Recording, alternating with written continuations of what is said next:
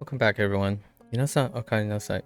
今日は255日目です。It's day 255. It is level up day. We're getting to level 25 today. Probably a lot of... So, let me think about this. The most level up days are probably a lot of burn as well. We're just gonna have a bunch of burn items. Not sure what those 13 are. It kind of looks like, what is that? 76. So we have 71 items, maybe 2 clusters. We're finally getting into the point where it's hitting the new routine as opposed to the old. I'm sure there are maybe 7 or so leeches somewhere, right? All right. There are a couple things from yesterday because yesterday was burnout day, right? We do our 5-day cycle burnout. Starting with the most disappointing, which was Haidu. To enter. Couldn't for the life of me. Kai is a given.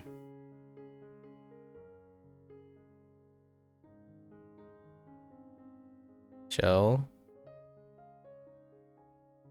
Jubun. Jubun.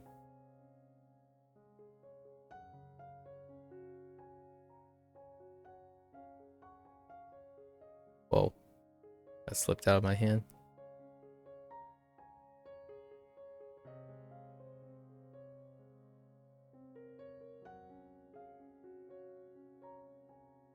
Jubun wa sufficient, right? Sufficient.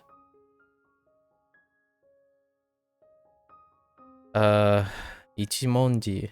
There's Ichimonji.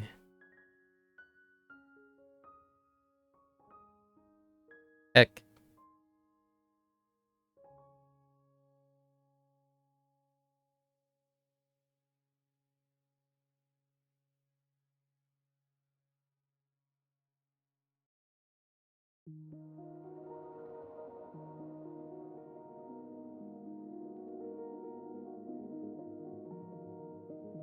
Straight line.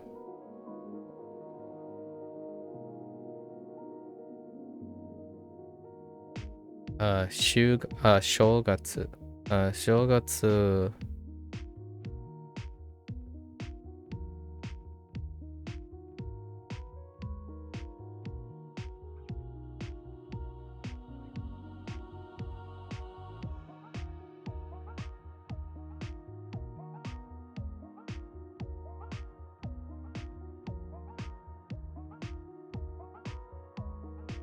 New Year. Those are the 5. Right. Those are 5. Not too bad. Most of them expected except for Haidu. Haidu was a slight disappointment. Actually, Shogatsu was a little bit on the weaker side too. Unexpected. Let's get into our review today.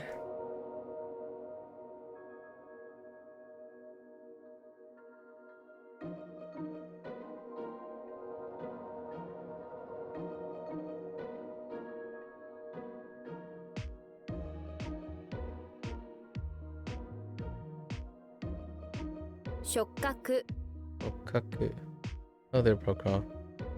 Just popping in for a little. Fair enough, fair enough. Hello, hello. What's on your mind today?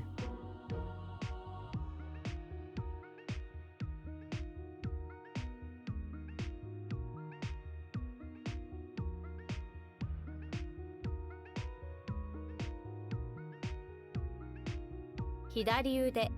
Hariude.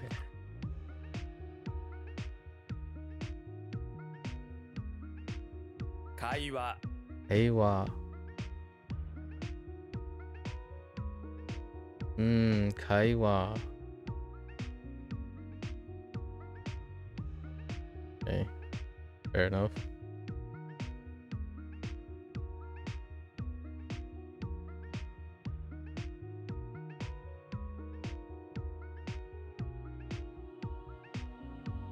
Mm,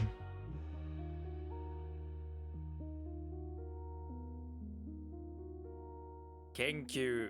NQ. Decent burn. Sasu. Not much, just preparing to go back to uni. Oh, it's today. Packing, or like, you're soon, right? Yeah, I remember this. You were a week or 2 weeks out, right? You're going to the snooker club. What is a snooker club? And then pub on Friday with your dad and sisters to see them before you go. That's lovely. What's a snooker club? You're gonna have to describe that to me. Denwa. And it's a club where you play snooker. What's snooker? You have to explain snooker to me then.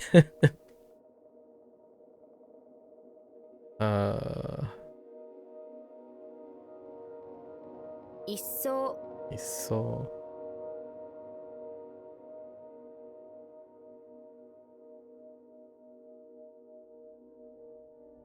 pretty good burn. Yeah. It's similar to pool, but with 12-foot long tables and different rules. Interesting. You know what this kind of reminds me of? When I came across candlelight bowling, because I understand bowling, and I used to play billiards as well, like pool, but that's kind of an interesting thing because candlelight is bowling but with candlelights. I don't know if you ever. I think that's what they're called. Hold up. Don't quote me on this though. Hold up. No, candle pin. Sorry, not light. Candle pin. Candle pin bowling. I actually don't know what the origin, like, I don't know where candle. I heard it from Canadian. It's a Canadian thing. Okay, Canadian and the New England region. United States. Interesting. Yeah, the first time I came across candle pin bowling was Canadian. It's the one where you have to alternate potting a red then a color until all the oh, that's what it's called, snooker. Oh, okay. I didn't realize that's called snooker. Interesting. Okay, I have seen it.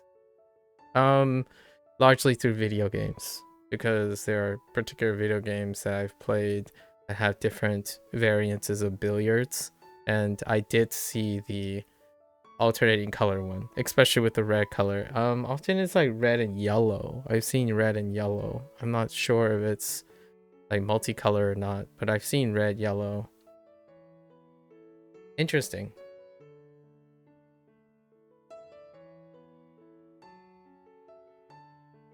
So you play that, huh? Listen, you're gonna have to talk yourself up. How's your snooker game, Rokal? How's your snooker game? Oops.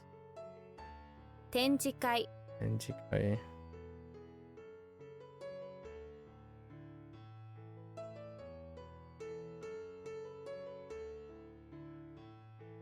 What in the world?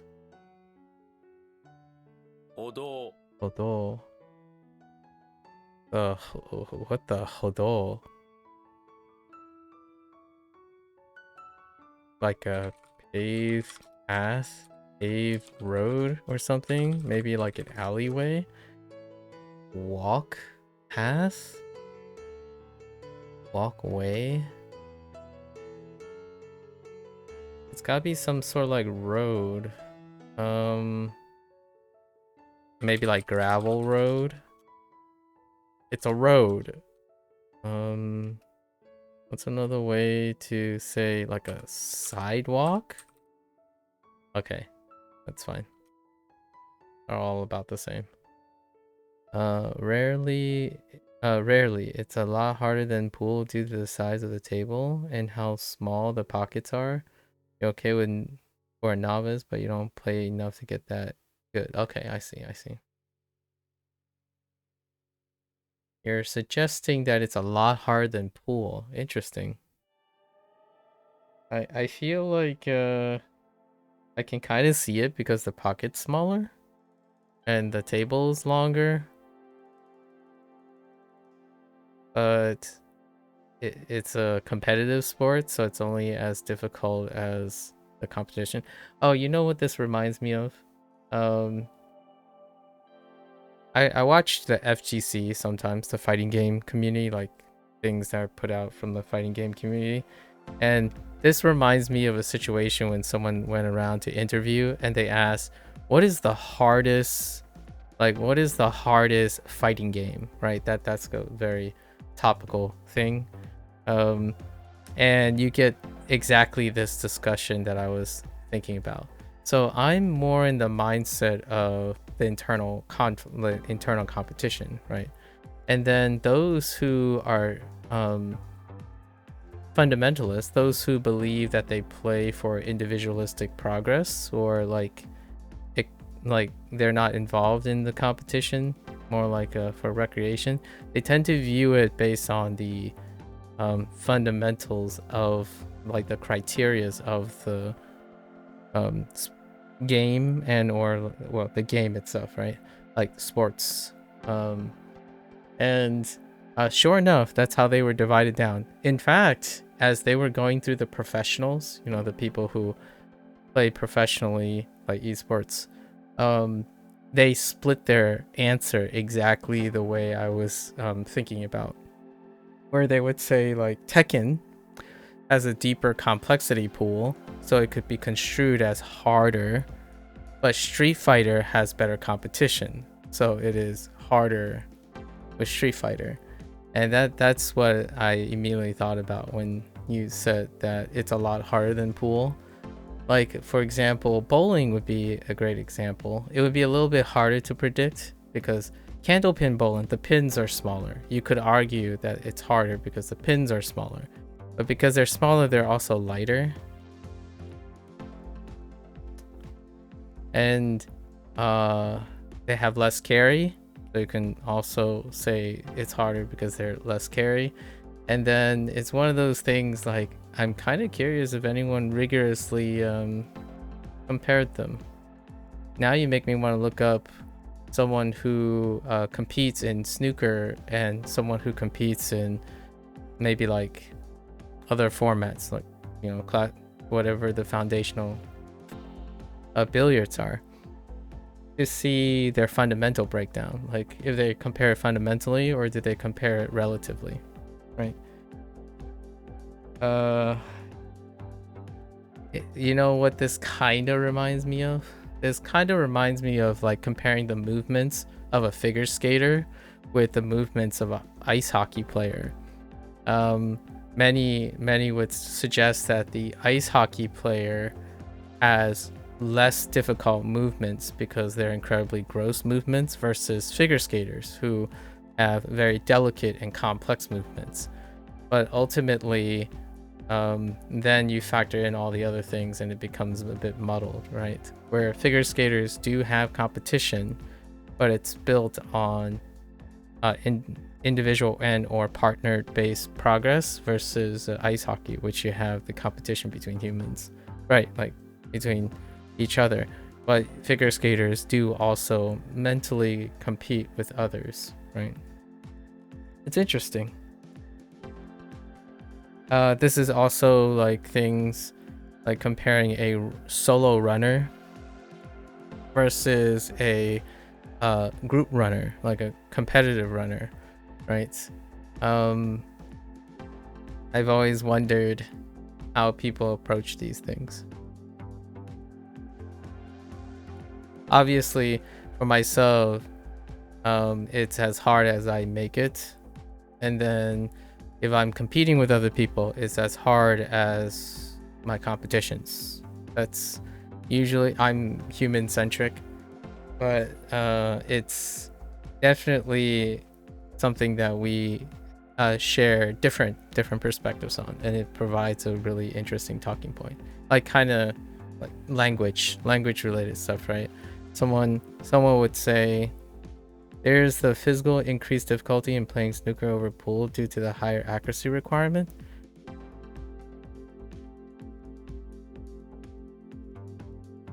But comparing things like considering the position of the ball is hard to see which is hard in that sense.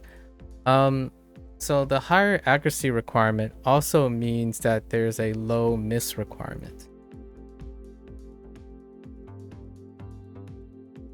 So like if the pockets are smaller, certainly it's harder to pocket them, but it's also harder to scratch. And the bigger table can create less crowdedness. So you may make an argument that a smaller surface area makes it more difficult than a larger surface area. I'm imagining the balls are the same, so the balls are the same size. Yeah, in my opinion, there's no physical increase in difficulty if what you're doing to execute that physical requirement is not something that is linear, right? So like you have to hit a ball into a smaller target. But that's like saying golf is harder than, like, golf has a smaller ball hitting into a small target than a disc being thrown into a basket. I'm comparing disc golf and ball golf. So I'm not entirely sure if there is a physical increase in difficulty when you have to be higher in accuracy if we were taking the consideration of the entire game.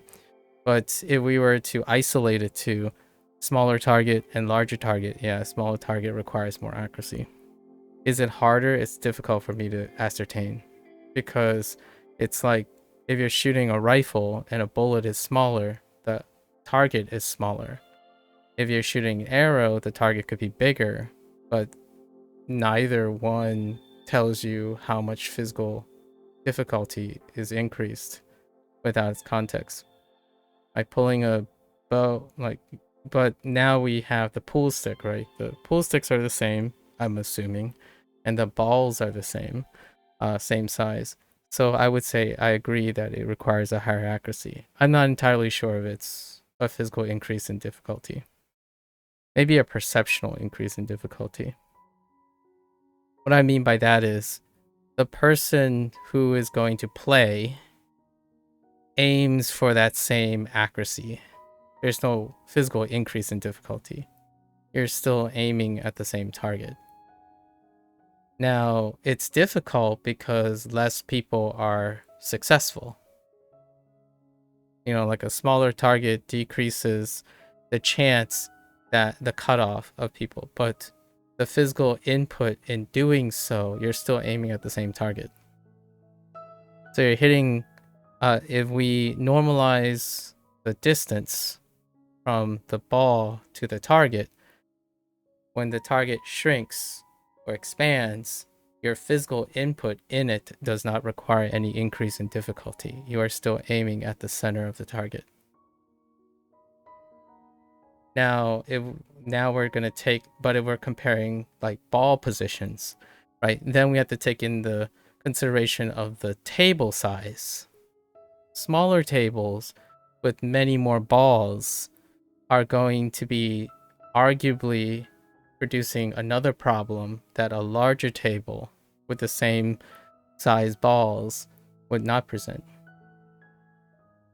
You personally think you find snooker hard to play than pool, but even if I compare your performance in both, it's tricky because in pool, if you lose, you can see how many balls you had left, but in snooker, if you lose, you can see how many points you got compared to your opponent. Yeah, but those aren't physical difficulties that I'm hearing, at least in my opinion. Those are mental difficulties. So, like, now you're comparing performances because it's tricky because the perception of score is different.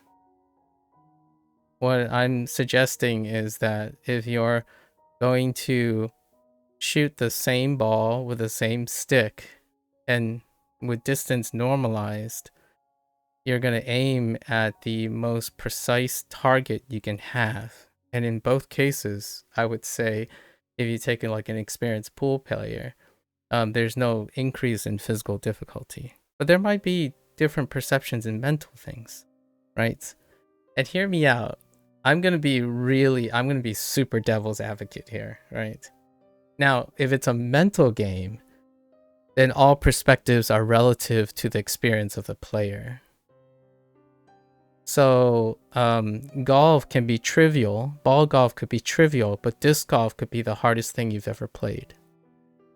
And we're talking about the mental game, because physically, say you can play disc golf and you can play ball golf, or you can play candle pin or regular bowling, whatever regular bowling is called, to differentiate from candle pin. The mental game is subjective. So now the question is, what you're telling me is it's often less difficult for you when you know what your score potential is, but it's more perceived as more difficult when you lose track, when you're unable to track what your probabilistic nature of winning is, which does come into play a lot. I think in my life, I've played mostly sports where you have the score potential, and your score potential tells you about individual performance, and it allows you to like be a little bit more mentally settled. Like for example, in bowling, you know you can only score 300. So every error you make lowers that projected score potential. And that, in a way, you can illustrate a competition with yourself as opposed to a competition with another person, right? And then when you do one-on-one, you can see their score potential versus your score potential. So you can like have a good gauge. But when it's convoluted, like there's no maximum ceiling or cap, it can be difficult because you don't know how you're performing in the moment, I suppose. You could be performing terrible, you can be performing well, which I think is kind of interesting to look at because it often deals with a binary state of mind.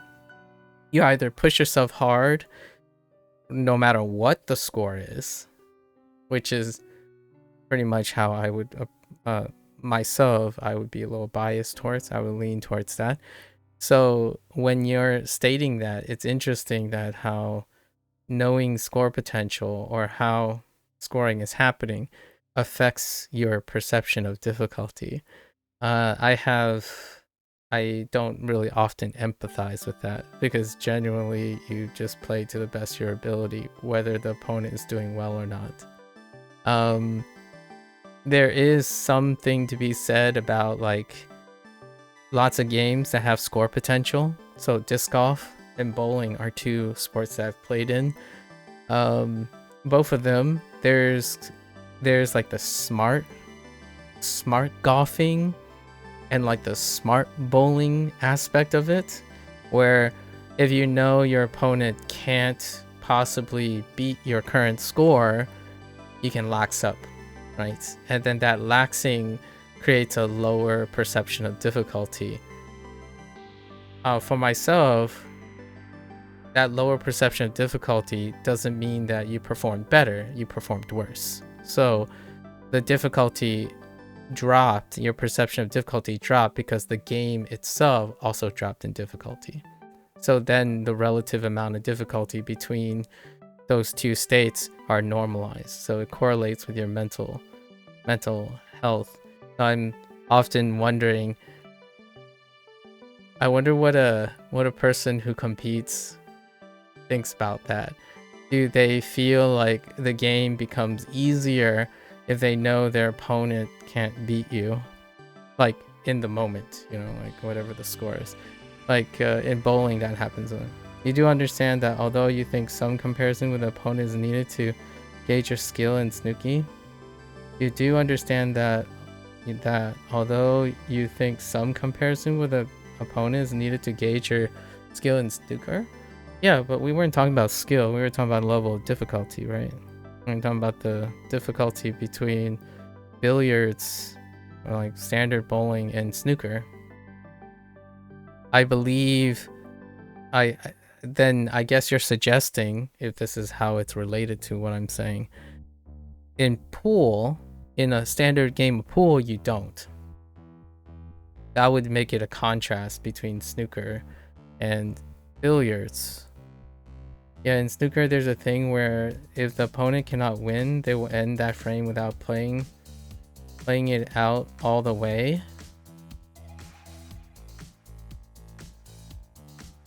The mental difficulty is the game's not over until it's over.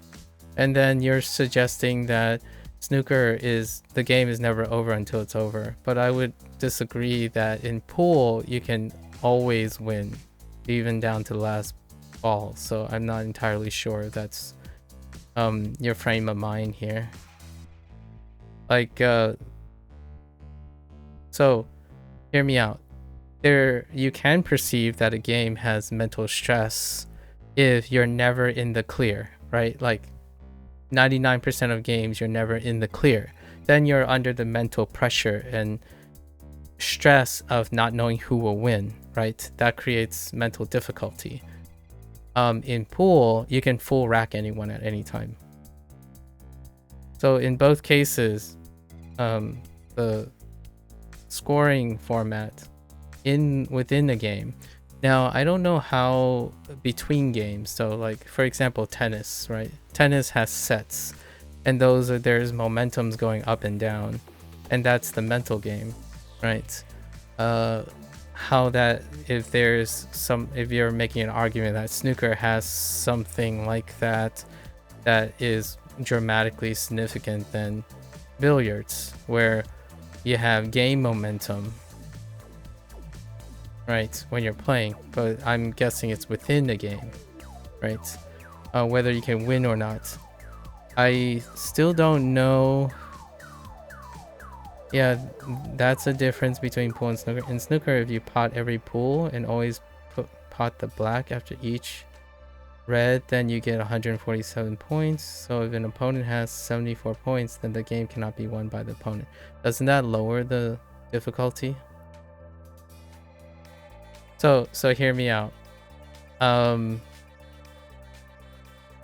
That is describing what I was thinking about when it came to bowling and disc golf. Score potentiality.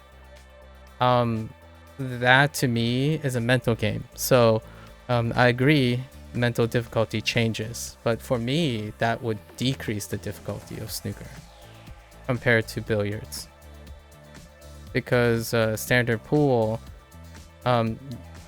outside of the game, within the game, like each round, the next ball is the reason you may lose.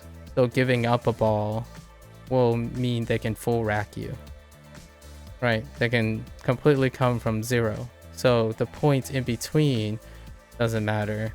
It's a streaking game, a combo game. So I could make an argument that it is more mentally stressful for a game that's based on combo gaming than snooker, which is a points game. For the record, I spent most of the sports that I played were points games, including video games, and like except certain competitive games weren't point games, and I didn't enjoy them as much because they didn't reward consistency in point gathering. So for example, like League of Legends is a great example. You can have all the KDA ratios you have, but if your team loses. Right? Overwatch is very similar. That's why I kind of use different mindsets for non-point games, or what I call objective games. So like, be it sports or video games, right? Some argue esports, right? Esports and sports. When it's a point game, I kind of enjoy it a lot more because it gives you an internal metric system upon which you can evaluate your own performance versus your opponent, right? However, when you get into a solid objective game, the pressure tends to be leaned on the objective. So if you're not winning the objective, the points become a little less meaningless. So when the objective is already swing into your favor, then ultimately it lowers the mental game, right? However, most objective games allow swings. So those swings is what creates the mental burden the whole time. Like, oh yeah, that's why, in my opinion, League of Legends is kind of notorious, because swings don't actually happen very often in League of Legends.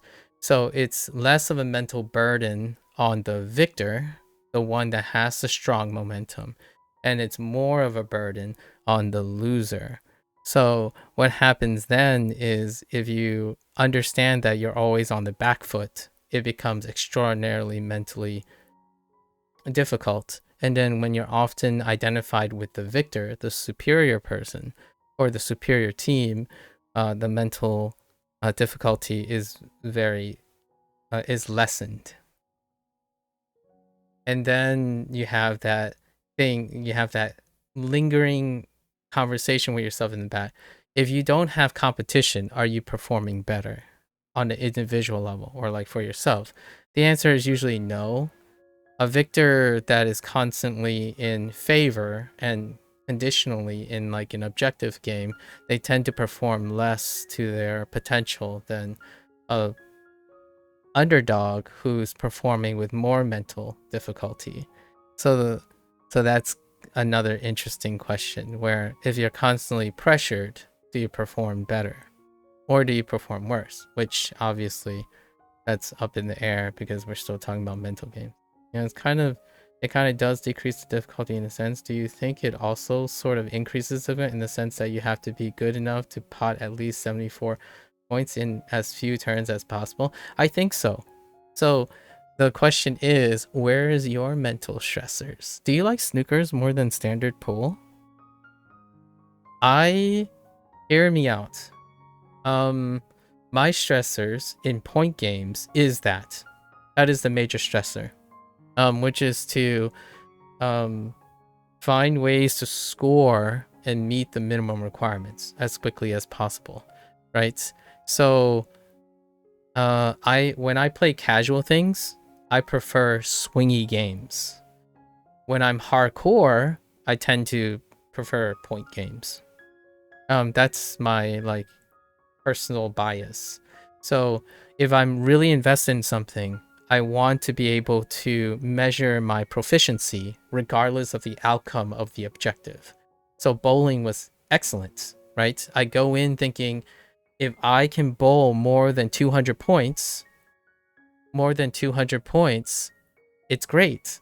That means I've performed in my average, right? Like there's a point system. So I've done more than average. Like for example, disc golf, if you're aiming for a specific score, if you score better than that, you have assurance, win or lose, right?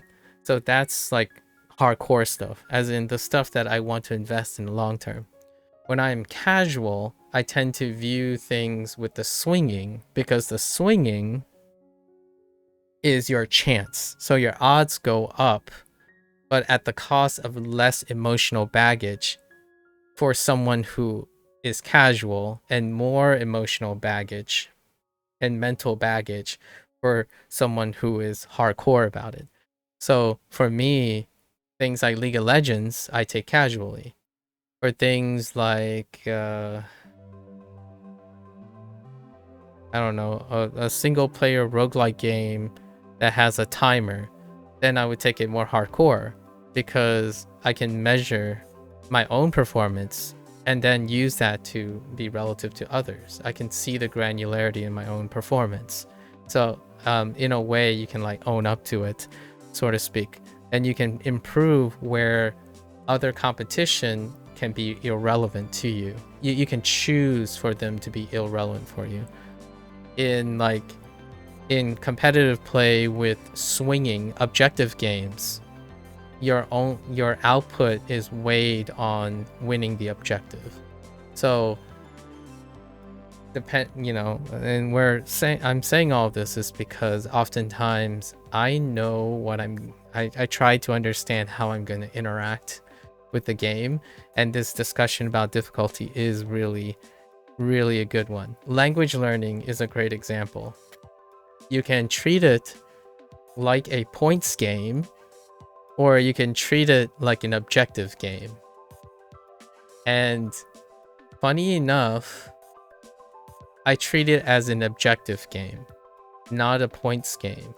But the thing is, I treat it, so I'm a casual language learner. Like, I wouldn't say I'm a hardcore language learner, or I take language learning seriously. Because when you start taking things seriously, typically humans gather towards a metric system or a points system. So did you pass a JLPT 1 through 5? How many hours did you talk with a native speaker? How often do you divide? Those are the points game. That's when you're fully, and I'm not saying every human interacts like this. I would say there's a lean towards the more you are invested into something, the perceived difficulty goes up because of the granularity of the point system. When you are still casual, the perceived difficulty is going down, and you weigh more heavily on the objective. So that's kind of like specificity versus generalization. And for myself, I understand that about myself. So right now, I am not a serious language learner because I do not measure myself in a way that defines it based on performance. I usually define myself based on objectives, and those objectives make it so that the outcome can be in anyone's favor on any particular day, as opposed to across a long haul of days. Yeah, that's a weird thing to think about. Also, you mentioning underdogs reminded you of telling me about how underdogs aren't as prevalent in Asian media compared to Western media. Yeah, underdogs just do. If you're in a consistency, pragmatic. So point systems, right? Point systems depict consistency, and consistency is the hallmark, is one of the gold standards of commitment, right? And oftentimes commitment, things that require commitment, metrics and resolution, is often disproportionately represented as higher in difficulty, as in higher worthy of merit. So in Asian media, that's, yeah, underdogs, even overachievers sometimes. So because ultimately what's reported is the most consistent things. So overachieving is a lot better than being an underdog. Like are somewhat celebrated, but even then it's inundated by the consistency of everything else. And in Western media, it does the other thing. They do the underdog swings for the upset, and then the high things, and then the middle is lost. The middle is like mundane. Like rarely the middle. So what happens is whatever is standardized is considered less difficult, and whatever is a variant of the standardization is more difficult because it is exotic by relevance. So some may, and despite the fundamentals, like, is English harder than Japanese? From the mindset of someone who's going to like break down the perception, the mental hurdles of the language, the hardest thing is whatever the person doesn't know, right? That is from a casual perspective. So I'm a casual person. I don't know linguistics. I don't know the breakdowns of stuff.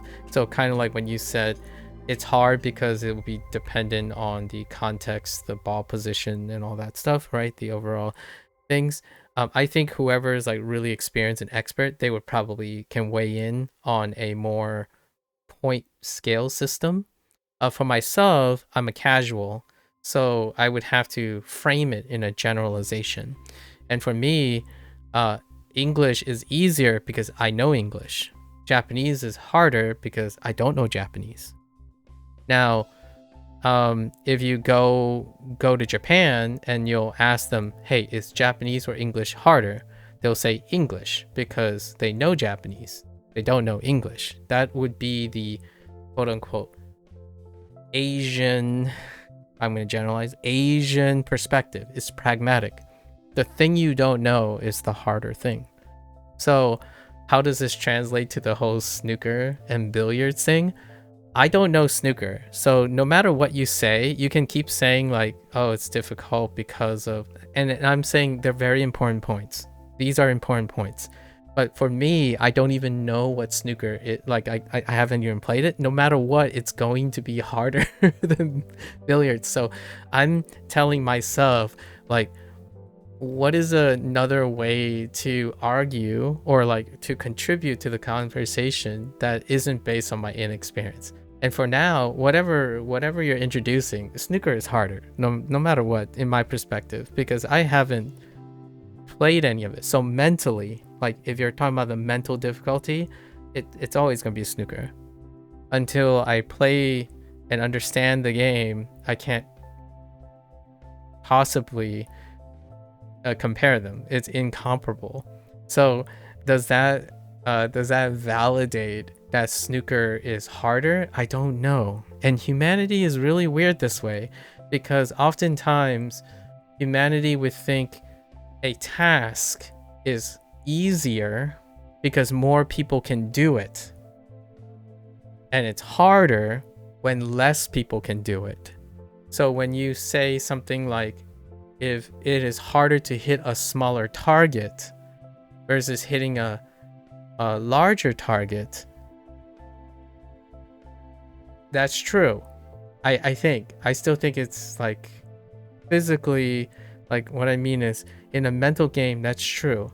Now, if the goal is to always hit a specific surface area and that surface area is retained within the larger area, the mental game is real, but the physical game is not, right? And I always think that's really fascinating about humans. Language, how to relate to language learning is kanji is hard. Roman characters is easy, right? There are 25 letters in the alphabet. There are over thousands of kanji, right? And then you make an argument, well, it's definitely easy, so there are hundreds of thousands of Japanese people born each day, and they choose to learn Japanese instead of English. If English is fundamentally easier than Japanese, and possibly arguably super easier, why didn't they? Based on that one aspect. So then we start thinking, all right, well, now expand it. Let's talk about the size of the table, the pool sticks, your opponents, your point scores, and then it's like humans are extraordinary when it comes to these things. I still can't tell you now how amazing it is to watch a musician perform on a on a string, like on an instrument, and I'm absolutely baffled by how they could come up and they could say something like, I don't know, it just happens, you just feel it. I'm like, I have no idea what you mean by just feel it. If you give me an instrument that I can't play, it feels like I need to spend a lifetime in order to even reproduce a feeling that someone else has. And I wouldn't say it's necessarily talent. I would say that, man, boy, does mental game, like the mental component of human aptitude, is so strikingly scary and phenomenal and beautiful at the same time. You talk overall. Okay, so overall you prefer pool. You talked to yourself earlier today about which game you play competitively or casual. Oh, interesting. So by coincidence, so which one do you feel you play competitively or casually? It annoys me when people say that X language is objectively the hardest thing to learn, as it obviously depends on what your native language is. Yeah. So that's kind of how I feel about most things, I want to get to know the person, right? So I often like to ask the person why things feel difficult. So then I know where you're coming from. And I think a quite a bit of it is, hear me out here. I don't know if you ever thought of it this way. Not sure, right? Say your target. Oh, I need to break out. This is so much fun. I love talking about difficulty, because in my opinion, the more you explore about your way of perceiving difficult and the difficulty of task, helps enable oneself to do things, right? So imagine this. Say your target is this small, and it's a figurative target. It's a like a metaphorical target. And then your target is this big, right? Right? Now, imagine if this was a parameter. So let's just say a life decision. So when you compare these two, all of the stuff out here, if you land anywhere out here, it's a fail. But you land anywhere you land in here is a success. For this, you're gonna say, well, okay.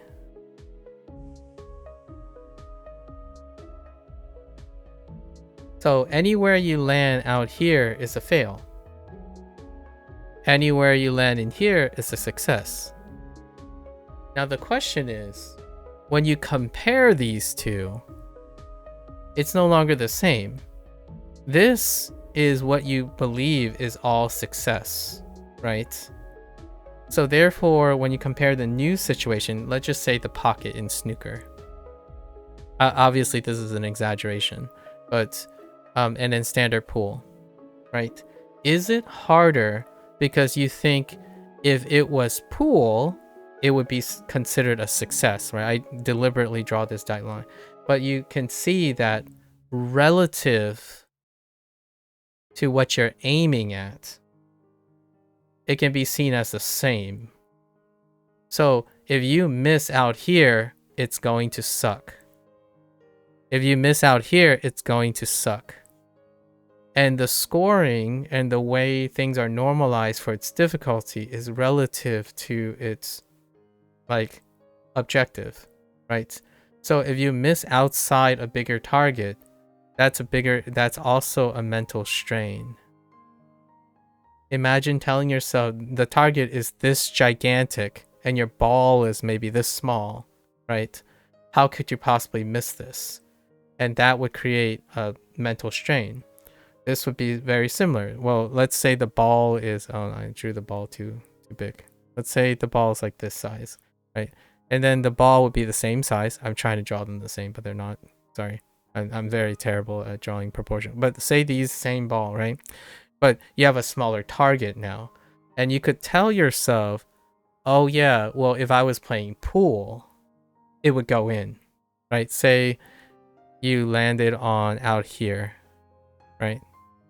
Or even better, you landed out here. So you would say if it's pool, it would count, right?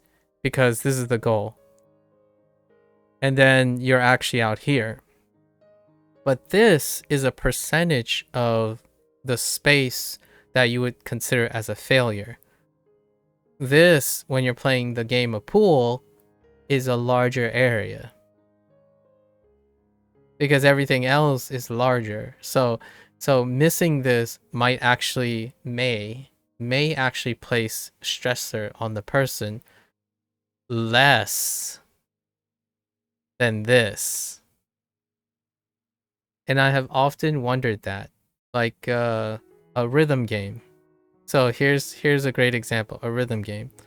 When circles are small, so, I played OS for a while. I don't know, have you ever seen me play OS, Okal? So in OS, you're supposed to tap. You're supposed to move your cursor, and you're supposed to hit a button and tap a circle in accuracy, right? That's kind of like shooting. You're like in a FPS, you're aiming your cursor, and then you're tapping, right? to a rhythm. Now, there are players who find this less difficult than having big circles. And there are maps. So Osu has bigger circles and smaller circles and tapping, right? And the idea is which one is perceived as more difficult? To a casual, the objective is to hit the circle. So that means regardless of where you hit in the circle, as long as the objective is achieved, it's a success. So ultimately, when to a casual, you would be able to say, well, these circles are bigger, so there are bigger odds of getting success, right? So therefore, this must be easier. Bigger circle is easier. Now, it gets very interesting in OS, the game of OS. Now, after a player becomes more experienced, what they typically do is circles get smaller. And what happens is if you reintroduce them back into trying to hit larger circles, it's perceived as harder. And this perceived as easier. Funny. Humans are funny, right? So what seems like an obvious target becomes distractingly excess, because now guess what? When they're used to hitting these circles, if they perceive their range of spuriousness is very constrained, so despite having larger circles, they could actually land outside clustering. Wait, so sorry, how does hitting the bigger target be considered harder? It's because they're used to seeing smaller circles. Because they're always aiming at a specific distance from the visual. When they are hit with bigger circles, there's a larger surface area, and there's more stimuli. So you can try this yourself. It's happened. It's very consistent. So when you're used to seeing, say in the beginning, you're used to seeing this, right? So you hit 1, 2, 3, 4. For crazy reasons, if you're always training to hit exactly the center of these circles, over time is easier if the circles are smaller. Because you're still hitting the same target, but now there's more focus. And this is when it becomes hardcore. It's easier to be precise. It feels easier, the mental game. It's easier to feel more precise with less noise. And it's more difficult when more noise is introduced. That's what happens with, like, I'm gonna say pragmatism, hyperfocus. And it's a super reproducible thing in the OS community. I played OS maybe 4 years. And obviously I didn't play OS to compete. I played OS to observe players. So I'm always a casual, you know, like a teacher casual. A teacher being like a teacher casual or coaching perspective.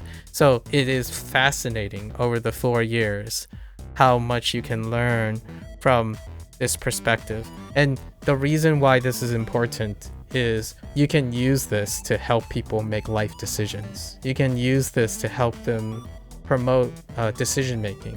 Because if you can explain why they can do this, even though I would say pragmatically it's harder, right? This has got to be harder. How they feel is that this is easier. And that is the basis of my generalization targeting generalized behavior versus specialized behavior. Because if you can understand this concept here, is what I feel Gen Z is struggling with. Like, for example, in communication,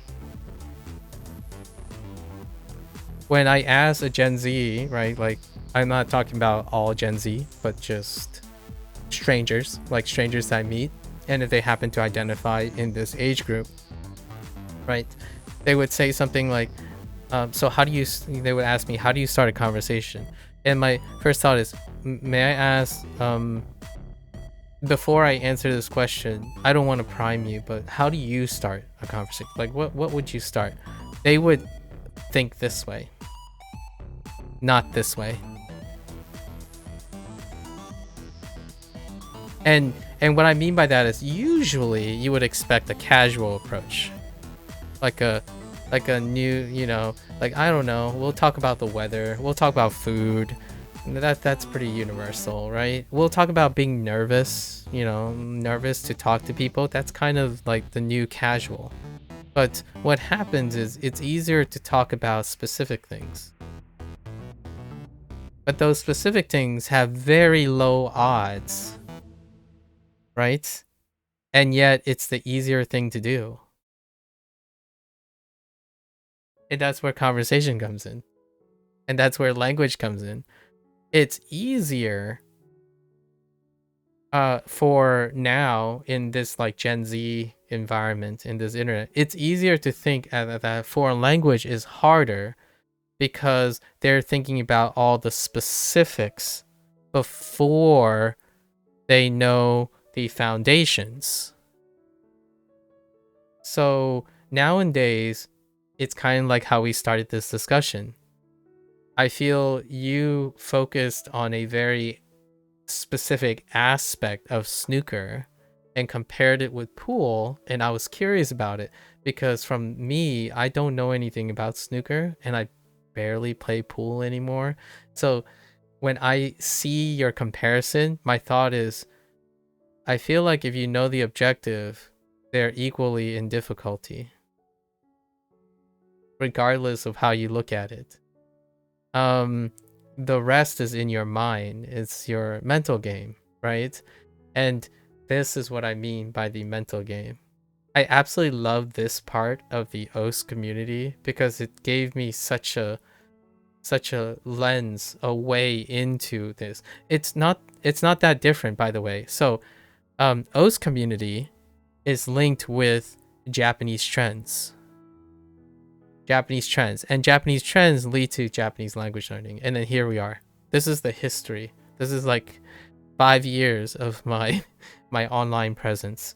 OS, Japan, language learning, right? And all of these run the same parallel of being specialized in, so they self-select. And then there's others. There's tangentials. Like going in, you have like furry. I know I'm saying these terms nonchalantly, but I actually truly believe these are important things to know, right? And then tangential, Chinese, right? These things, or like kanji, specifically like kanji, hanzi, right? So all these are tangential to how specialized knowledge is used for a casual approach. And oftentimes that can be a recipe for tough emotional balance, right? Right.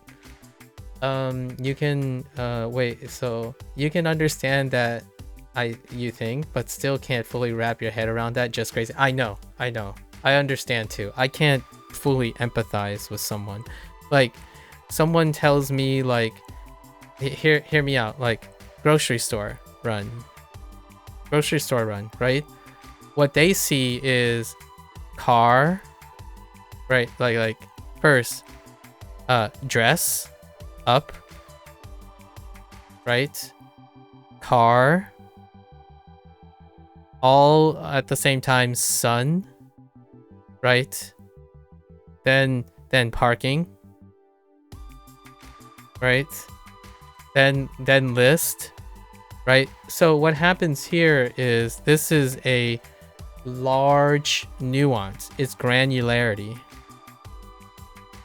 There's granules to this. There's lots of steps in this process, right? This is a high level of resolution. And some people might be thinking from an outside perspective, quote unquote, overthinking. This doesn't I'm not saying the people who do this isn't aware of it. They are very much aware that they could possibly be overthinking. In fact, it is them that would use the term overthinking. But this high level resolution is coming from somewhere else. It's coming from their other habits, right? However, sometimes if you take a casual approach to something that you know is casual, the idea is, what is your goal? Get food. How do you get there? Get there. Right? So now you have a goal, which is the objective.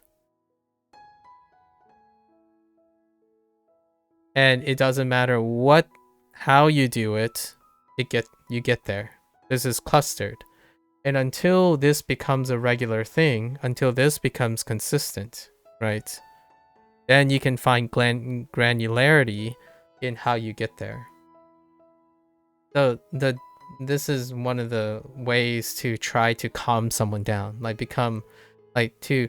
make things less overwhelming. So I kind of use this strategy from time to time where you're like, okay, but if you're going to dress up, that includes brushing your teeth, right? Not, oh, I got to brush my teeth and get dressed, right? Those are two separate things. So then you have two things instead of one thing. And if you can gauge where this person's coming from, like you ask them, okay, what do you think playing snooker involves? And then you get a level of where they are. And then if it's emotionally really stressful or difficult, and if it's a bad thing that is more difficult, you step down, make it less overwhelming. And then you can it legitimately affects this the perception of difficulty. And language learning apps do this all the time. In fact, language learning has gotten to the point where the point of entry for most people, or like a big people who are overthinkers, right? They are treating a casual approach super specialized. For example, a great example for this is OS players. OS players, whenever they're doing recreation, they spend 80% of their time in a specialized mindset. So naturally, whenever they go and decide, I like Japanese, I'm going to go and learn language, they're going to approach it this way, right? And what happens is, in order to counteract the specialized mindset, language learning, the most approachable way that language learning have done it is to simplify it down to input only. This is the compensation for this.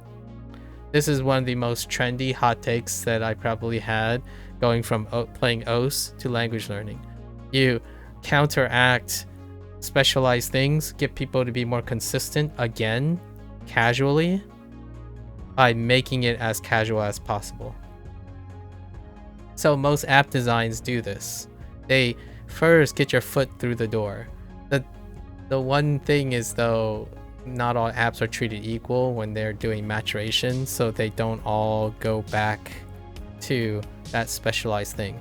So while the commitment's great up front, the simplification hurts with nuance. Right now there's no nuance.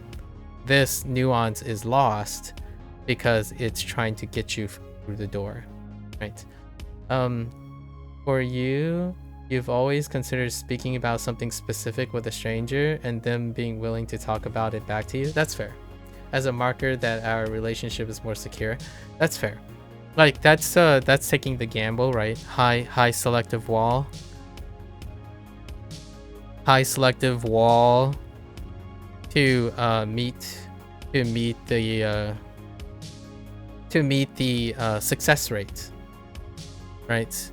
So you're talking about more about overall success rate versus, so you're talking about overall success rate, which is indicative of someone who is granular in the way you're very particular, right? Very particular. And then as opposed to what is it? Quantity of attempts, right? Quantity of attempts. Kind of like the put in the work on chance situation. So I choose to do this, like a great example that I resonate with this. I choose to do this with streaming, right?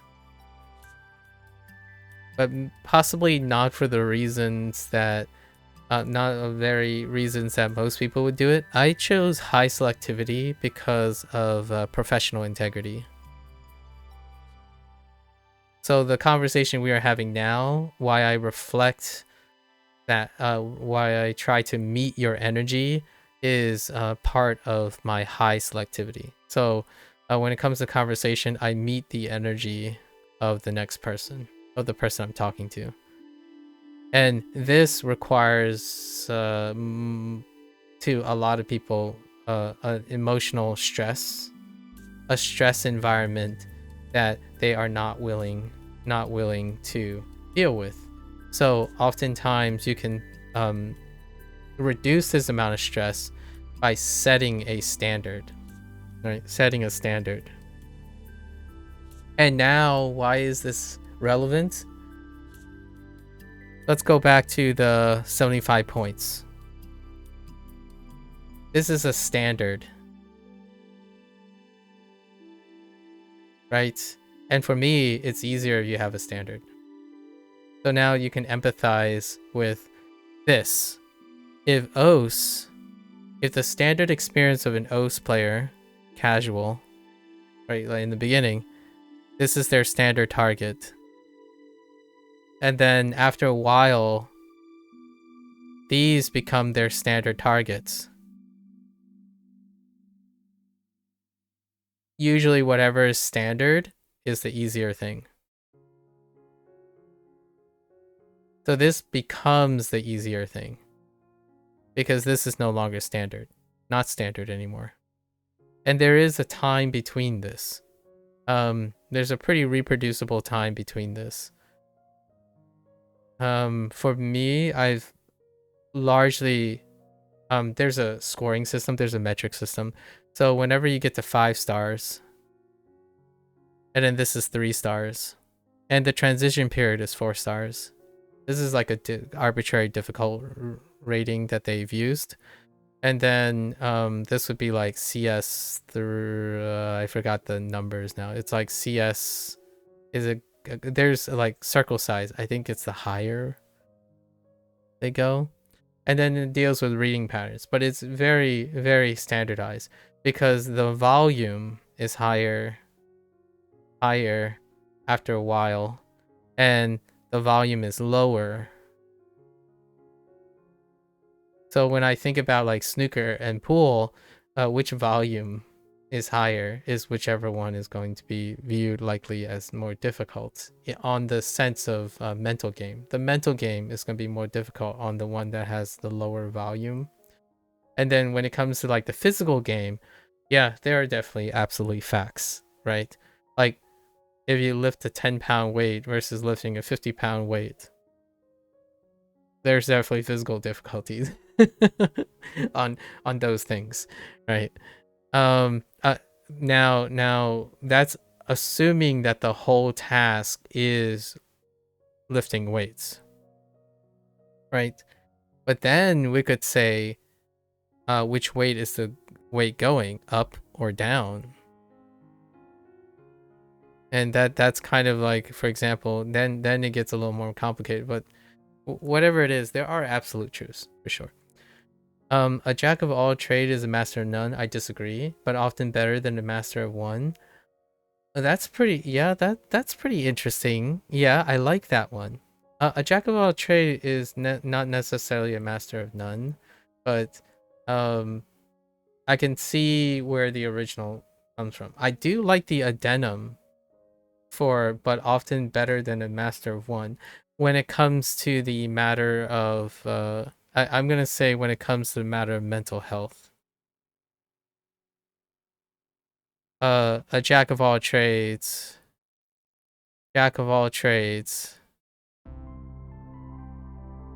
is often greater than the master of one when it comes to mental health.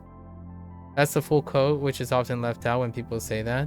Oh, I don't even say that, like, I don't even think that's enough, but high level OS players in general always amaze you from the clips you've seen. Yeah, me too. Me too. I was 80th percentile. That's my cutoff. So in OS I was 80th percentile. I could compete with the 80% of players. But obviously the granularity, the difference between like 98th percentile and 99th percentile is like most things. This is where most of the competition is, right? In its granularity. 80th percentile is what I always aim at. I don't think so. Hear me out. The full quote is jack of all trades, but is a master of none, right? Is a master of none,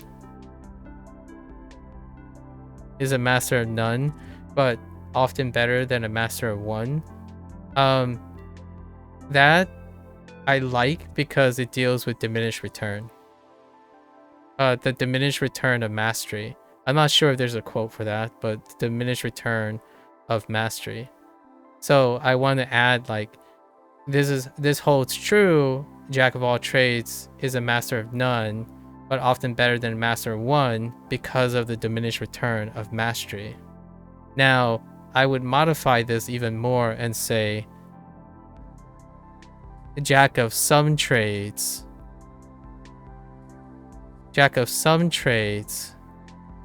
allow sufficient mastery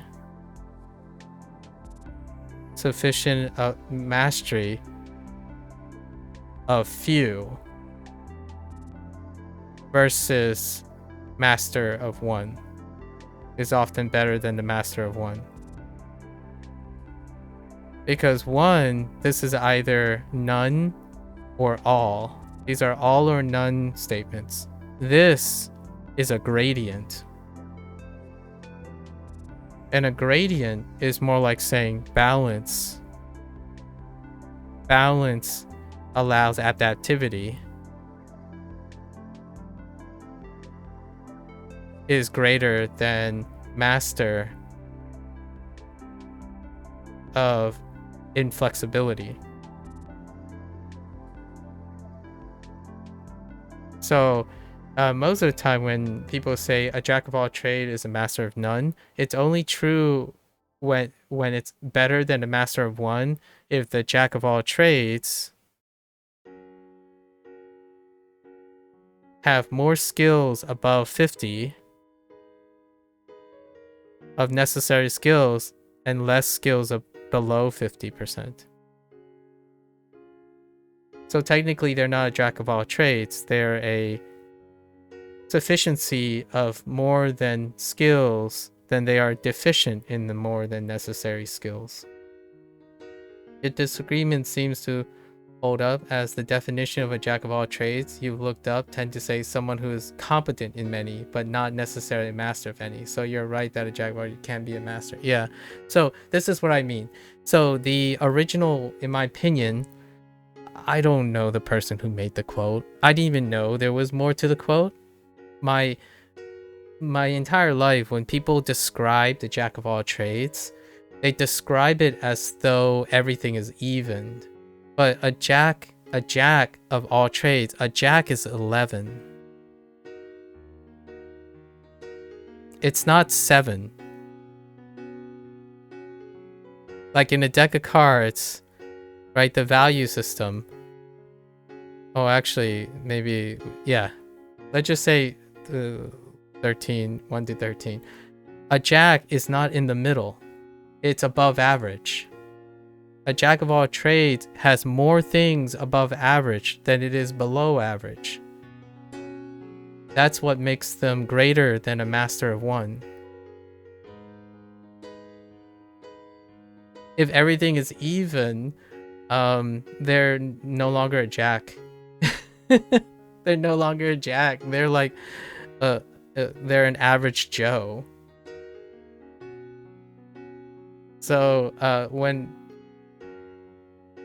like, they're like, at least in my opinion, the person who made the comment, the person who made the famous quote or something, I don't necessarily think they were referring to an average Joe, like someone who's average across the board. Because if you're average across the board, you're never a jack. And if you think about all the use of jack of all trades, like all like piracy, or what I mean is back in the old days, you know, like merchants, the go-to guy, fixers, right? Fixers and like businessmen, when they're jack of all trades, their skills are in demand. They're not average Joes. The skills that they are jacks of are all above average. That's what makes them a jack of all trades. So when people say, "Oh yeah, you know, I got this guy. He's a bit of a jack of all trades."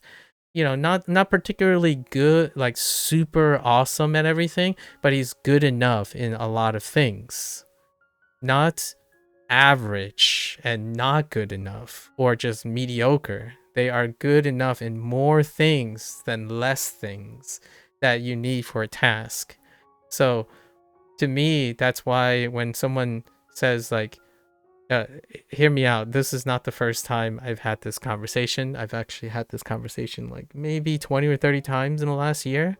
Whenever I describe how I learn language, like how I go about learning language, is most people say, well, then you'll never become fluent, right? You'll never become fluent. Or you'll never be good, right? Quote unquote good. And oftentimes it's, you're never going to be great. And I have no problems with that. When someone says, oh, well, then you won't ever be the best fluent non-native Japanese speaker, it's like, that's exactly correct. As long as you remember that, as long as you're telling me the truth. The truth is, I'll never be great. It's different from saying I'll never be good enough. And literally, whenever I describe my mindset about the 80-20 rule, this is jack of all trades.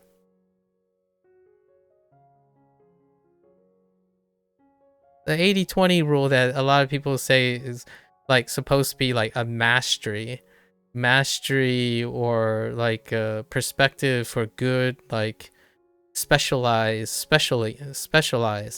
That's not this. 80-20 is to remove the diminished return. It's trying to minimize the diminished return of mastery. When you're in it too deep, you're going to get diminished return. So I stop at 80%. And funny enough, that's actually kind of how I feel about what you mentioned, the PhD thing. PhD is to gather an 80-20 of many disciplines. In my opinion, this is my personal opinion. Other people would say, oh no, you just go 99% into like one discipline. I often, when someone asks me what my PhD is in, I say molecular biology. And the reason why it's not even molecular biology, it's a PhD in biology. The idea is that I have to reveal my bias. I said molecular biology because that's the resolution of my jack of all trades. I am above average in molecular biology. I do specialize in certain things, which is like virology. So a jack of all trades is actually a jack of many trades with the choice of specializing in a few. Hence, they will be above average overall compared to a master of one, right? Because a master of one will spend a lot of time in diminished return. And if you have only one, or like less than a jack, right?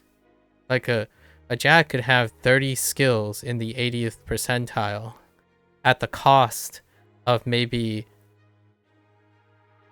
1 or 2 skills at the point of mastery. So regardless, what happens is diminished return is the thing. Now, I'm not saying this, if it's highly in demand and it's like, it can be everything. Like, this is no less impressive. In fact, most people find that this is the most impressive because it's very easy to see if you only have 1 or 2 skills. It's difficult to see like how all the skills interact with each other, right? And the thing about jacks, in my opinion, that are different from specialists, we'll just say aces, right? Jacks and aces, is that jack have to negotiate how the 30 skills interact with each other. That's where they get their value. Aces have clarity. It's 1 to 3. So if you're talking to a stranger, hear me out. We're going to take it all the way back to snooker, all right? We're going to take it all the way back to snooker and pool. Which one's easy to see? The ace or the jack? The one that has a bigger target or the one that has a smaller target? And I can tell you now, online, it is way easier to see the ace than it is to see the jack. So is snooker harder than pool? It would be fun to ask the person and see how they approach difficulty, because to most people online, like kids, it's easier to become an ace than it is to become a jack. And I can tell you in reverse that it is, to me, much harder to become an ace than it becomes a jack. So I'm much more of a jack of all trades in most of my discussions, and I've been called a jack of all trades. And most people would say, well, that sounds hard. I'd rather be an ace. Let's work on being an ace than a jack, because there's too many things. You're just involved in too many things and you can't make them work. It's easier to just focus on 1 or 2 things, right? Easier with a smaller target because it's more focused. Because the people who are thinking about the mental game is that it's focus. Focus makes it easier. This is undesirable, is stigmatized. In fact, it's also not even being encouraged because most people think that they have ADHD. Right? What does ADHD look like? Well, sometimes it kind of looks like a jack working on 30 things, but somehow they all work together, as opposed to working on 30 separate things. I can't say that what makes me a great language learner is because I specialize in one language.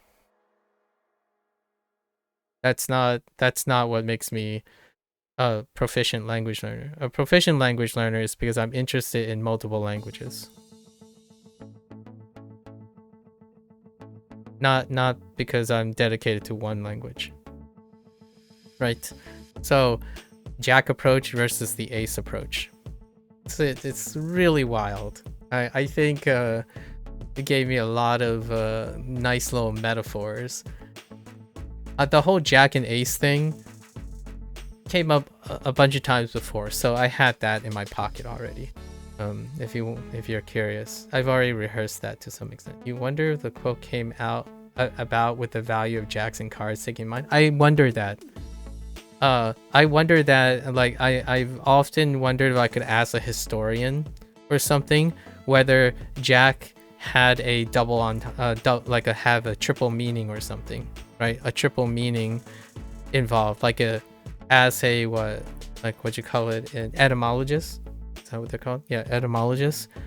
Like a etymologist nerd trying to track down these things, because I have often wondered. The reason why I view it this way is because, without saying too much, I think I am a jack. Right? Because I am a jack. And when I look at a jack, I don't see a 7. I see an 11. Right? And then when I see an ace, I see a 14. But listen, a jack is closer to a 14 than it is like a jack is closer. Even then, a jack is closer to a 14 than it is to a 7. And even then, we're comparing it to 1, the value of 1. Or maybe even the value of 2, because ace could be 1 as well. Like, this distance is gigantic. This distance is huge, but this distance is less than this distance.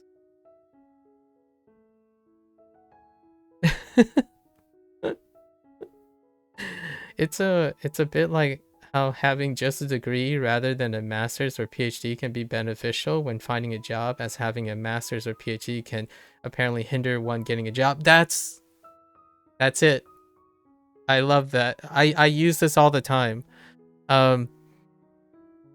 Since acquiring this, I've often loved I wanted to get certain jobs, right?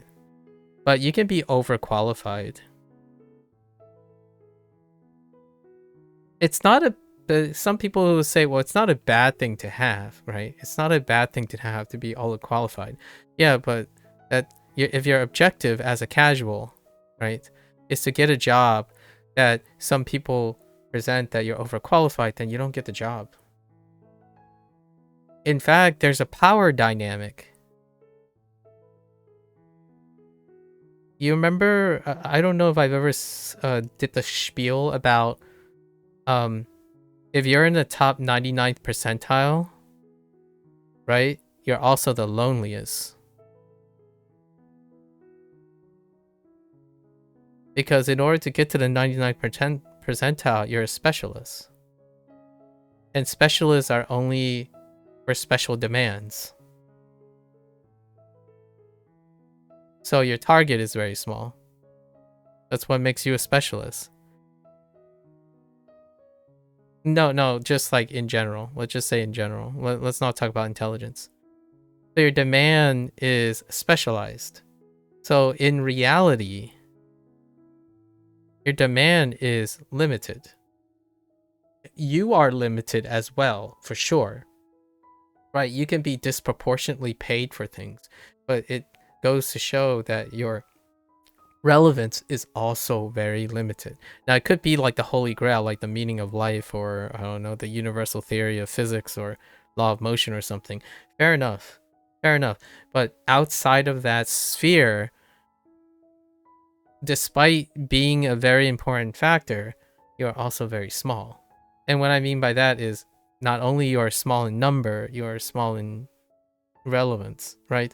It could be like, despite having the life and whatnot, we're talking about, it's beautiful that someone can come up with a universal theory and become incredibly influential, but you are also alone in that nature, and everyone else is of a different mind, right? So when it comes to jacks and aces hit like gangbusters when it's appropriate.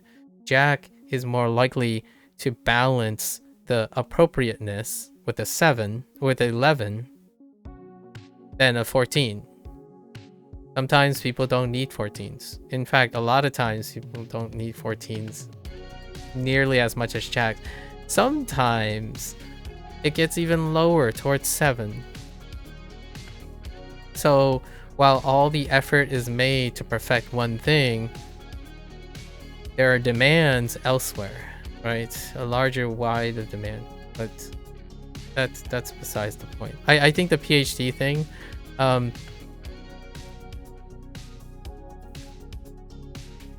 the whole like master's or getting a degree can be beneficial, is often dealing with like appropriateness is probably what I would say about that. Appropriateness is what makes difficulty hard to gauge. Let's see. You're gonna put this in chat so you hopefully can commit to it instead of just keep saying it in your head. But you will have to go soon. Oh yeah. No worries. Do you think you're a jack but also a master in anything? My mastery, I think this is the really big cop-out, but I believe my mastery involves being a jack. So like, how do you manage this? That's where, in my opinion, if I had to be humble, like as humble as I can say it, my mastery deals with getting people to recognize that all their other skills, the value of all their other skills, can be connected. So the reason why I think this is important is because there are many aces and wannabe aces now. And the whole nature of being a jack is to realize that there's too many aces. Let's go fill up the rest of the deck.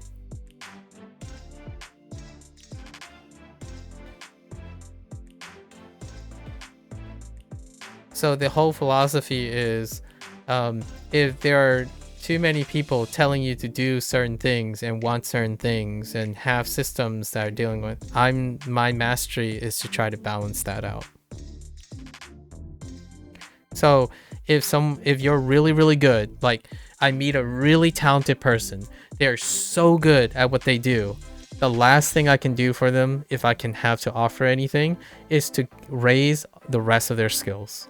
Encourage them to take maybe even 1% of their time away from their mastery skills and throw it into the jack. I've had this conversation with someone and they vehemently disagreed with me. They cited all the students, they cherry-picked all their classmates that said, you see, because they chose jack of all trades, they all sucked. They weren't all, none of them were good enough. And I totally get it. I hope that person is really healthy and manage their things. But what they said was they wanted to focus on 2 or 3 skills. But those 2 or 3 skills do not have application anywhere else. It was like something like music production with a specific focus on a specific language. And I'm like, and then what are your applications for that? I'm like, well, it doesn't matter. As long as I'm very good at this, there will be a demand for it. I'll create the demand for it. It's like, okay, well, I hope that works out for you. Like most masters, the demand is small. And you hope that that demand that you create is large enough, either by coincidence or somehow you started on top of the world being influential. Otherwise, the only way you develop more influence from your mastery is to become a jack in the others.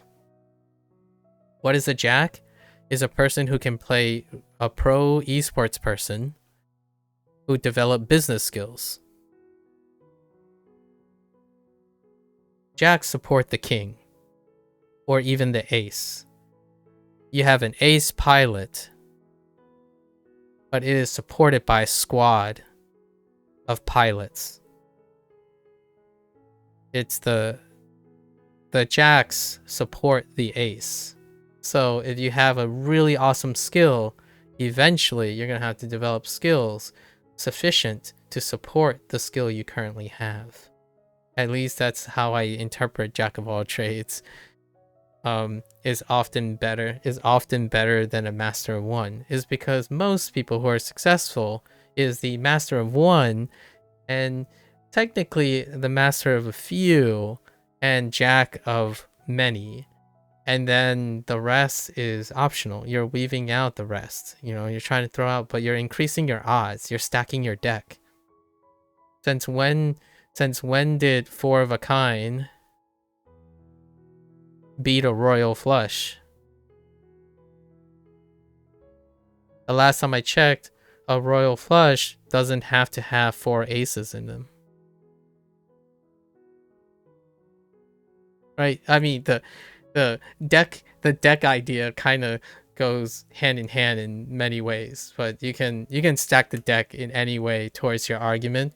But this is what I mean by having a single focused mind versus a collective generalized mind. So whatever the person is deficient in, I like to think that I can interpret that. So let's say the world is all about jacks of all trades. Like everyone's a jack.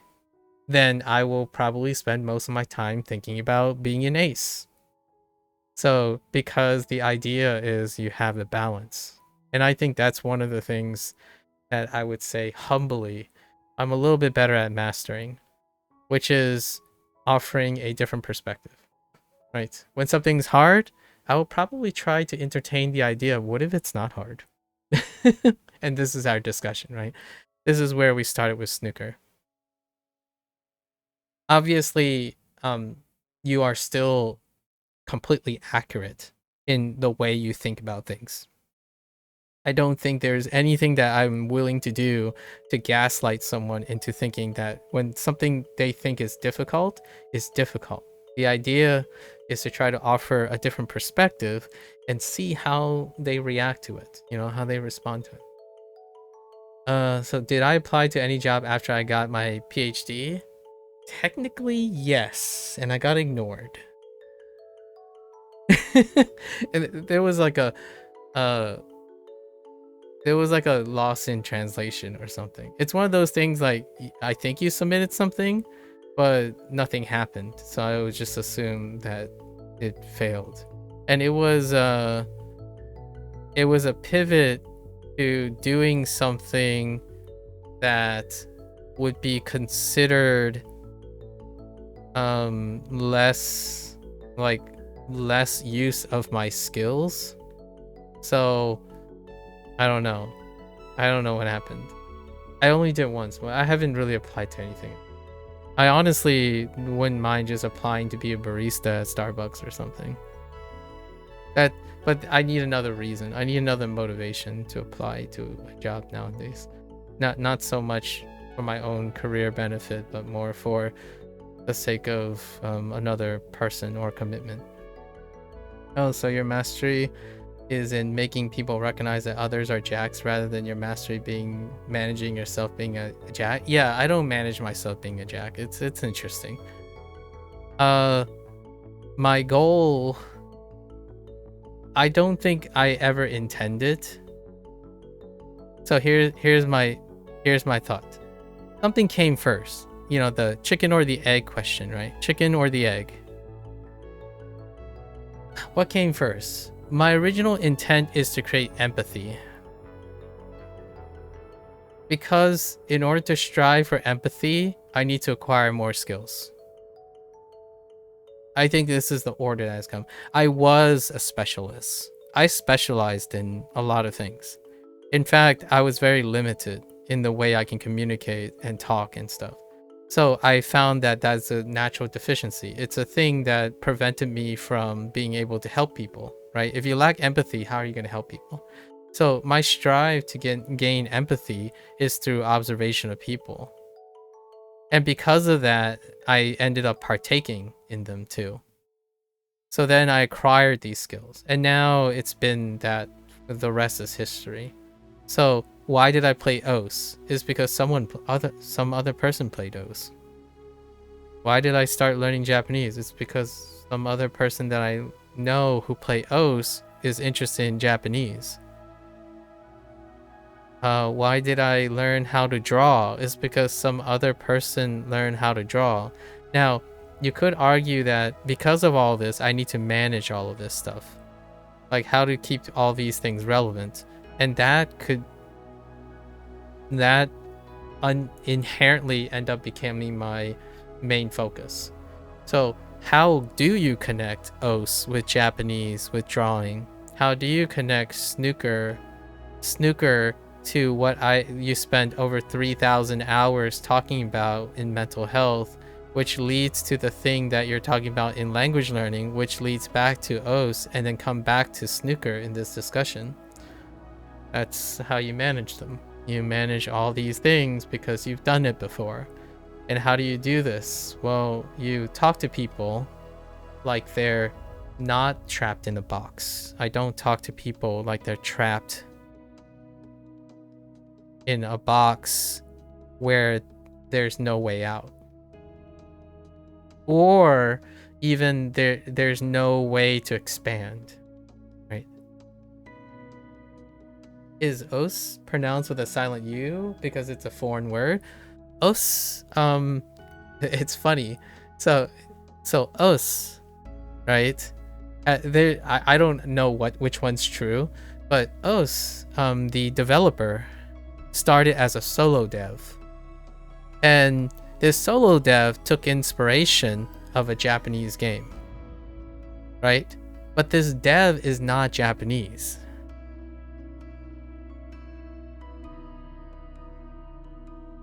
And the region this person's from, a lot of people who like os, this would pronounce us, like Western us. And then here's another thing. Then Japanese, but in Japanese we have anime, which are foreigners most of the time. Anime fans, which are foreigners. And they tend to pronounce the u in osu. So then it's more commonly called osu.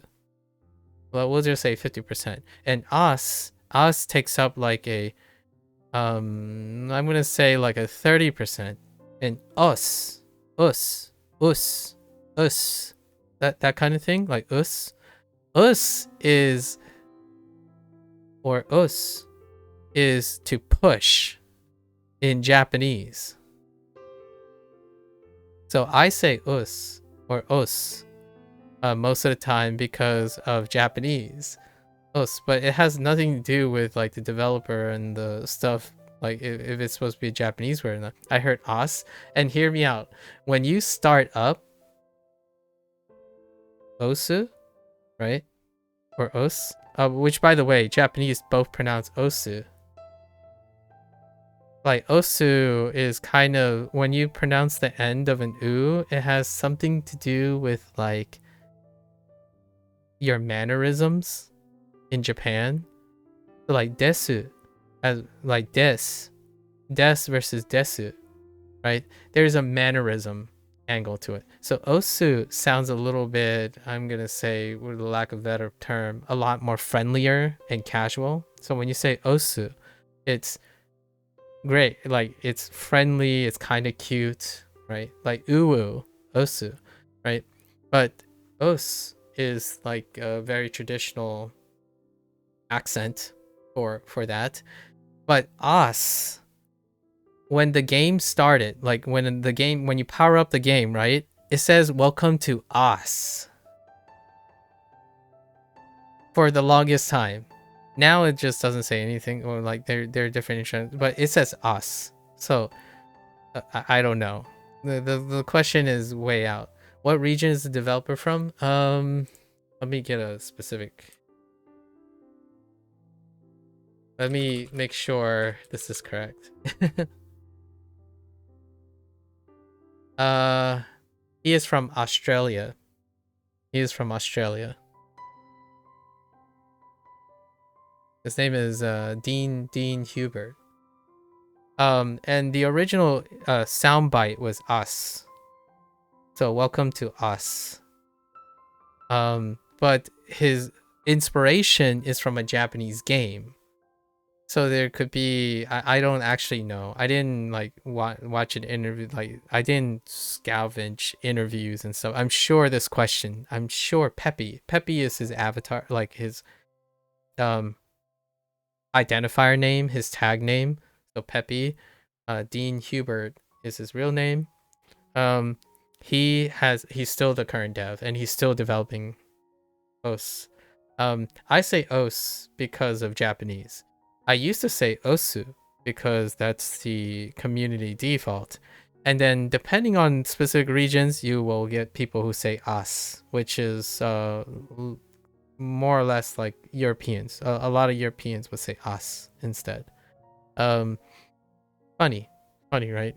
And the reason why I like os because it's to push, and to push on a circle. Usually we use the word tap, right? To tap or to click, because it's really the act of clicking. Tapping comes from those game cabinets, right? Game cabinets where you like literally tap on the screen where the stuff is, right? But we are tapping a circle. It's kind of like tapping a drum, right? You're tapping it. But instead, you're pushing a circle because it's kind of like pushing a button. So I imagine for me, saying os is really natural because os is to push in Japanese. And I have always used that before. Now here's another one. Os is also like let's go. You can hear this sometimes in anime. It's very close. It's not like exactly like us, like when you're saying like yes, or like you're fist pumping, right? Like yes, you can also hear us, like but it's a different way. It to me, I think it's like to push harder. This is not like, I don't actually know if any of this is true. And yes, the basic meme is OSU, Ohio State University. For the longest time, Ohio State University would be your first hit, your search result. That's the meme. Every time you type OS into the Google search, you'll get Ohio State University as opposed to OSU, the game. Yeah.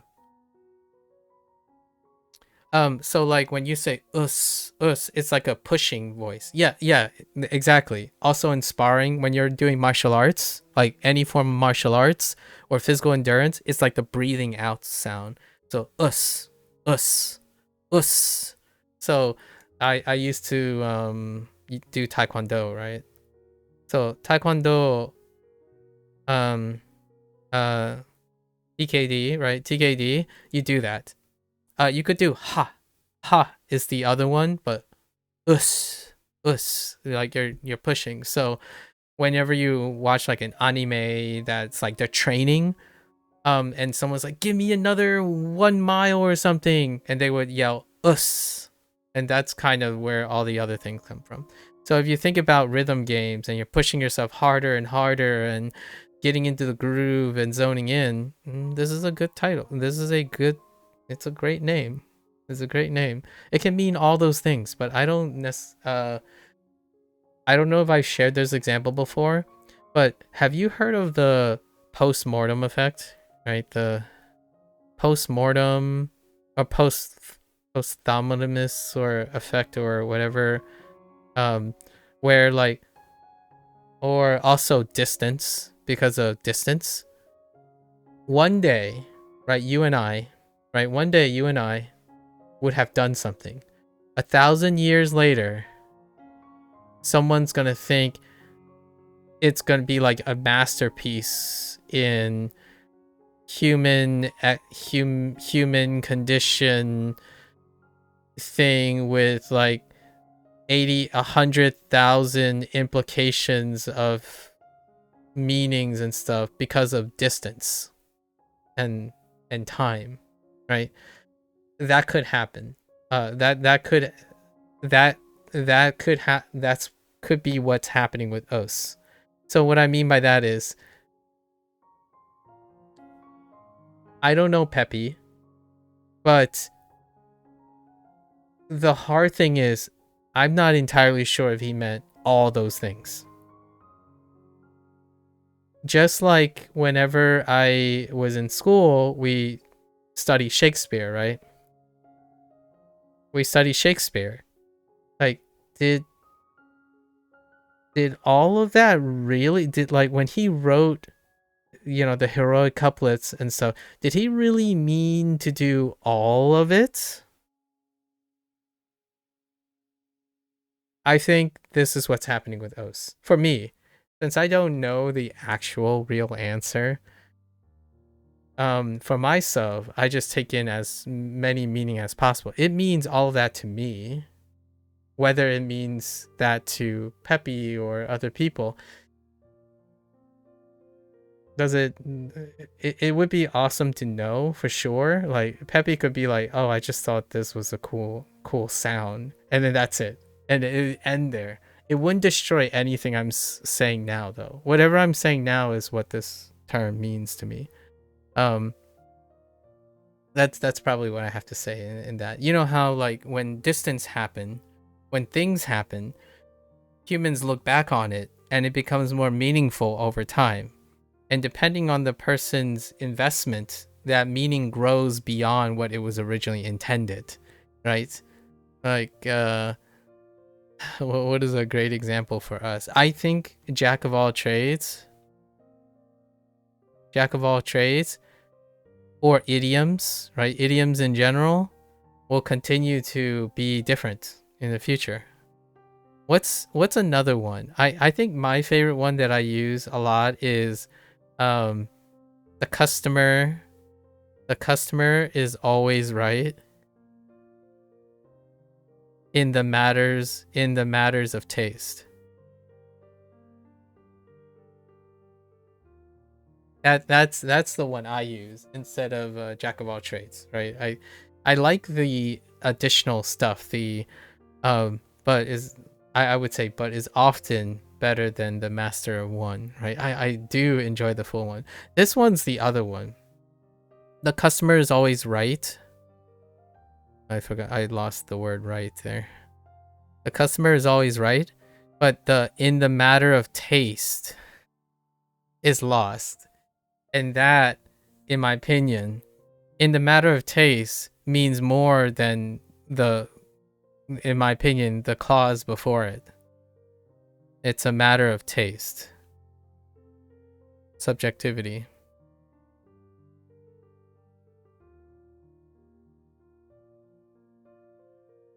Right. So what this is saying is, like headcanons, the customer is always right when they like it or not. If they don't like the product, they are always right because they don't like the product. That doesn't mean they're always right about objective things because they don't have that knowledge. They don't have knowledge of it. So the customer can't possibly be wrong about knowledge they don't have. And what I mean by that is they're not making commentary. They're not able by default to make commentary about things they don't have any knowledge about. They are simply making adjustments and feedback based on the matters that matter to them, which is often taste, right? So like, for example, when customer says it's easy to optimize games.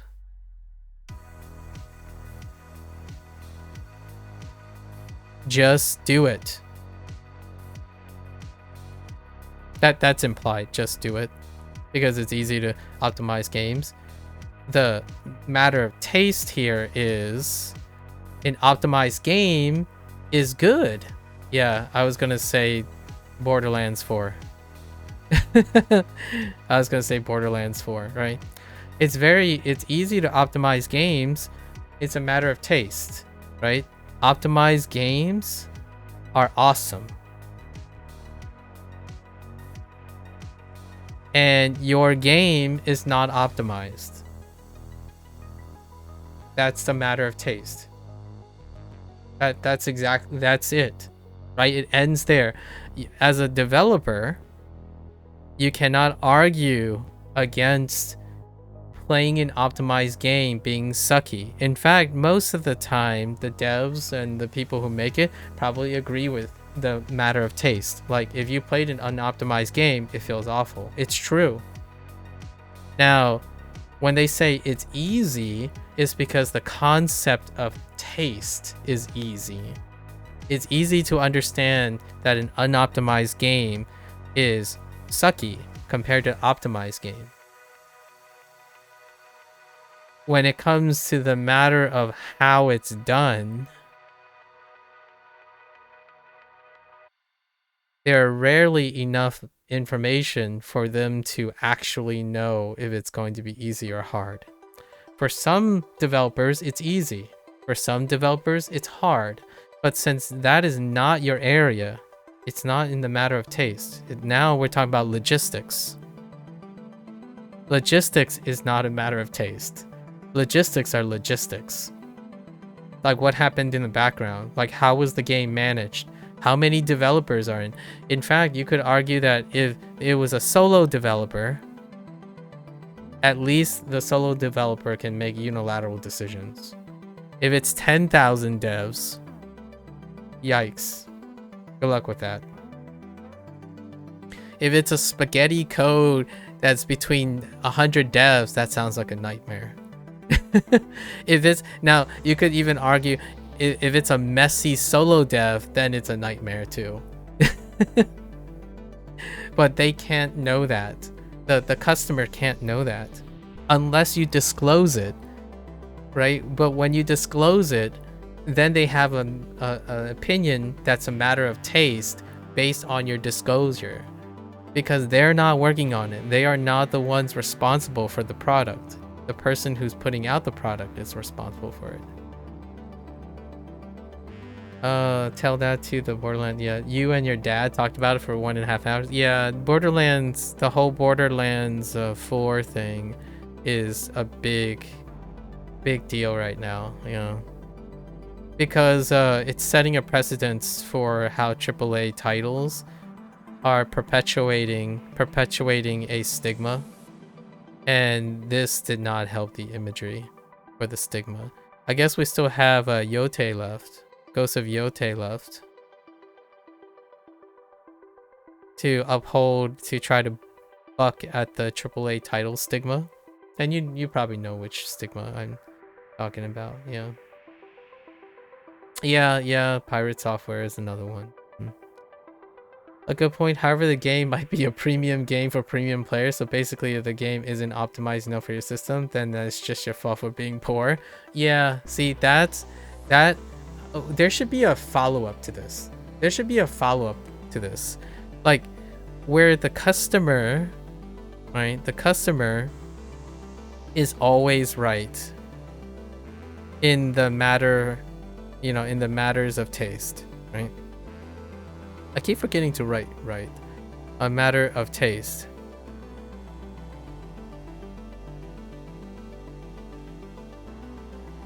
You could say the seller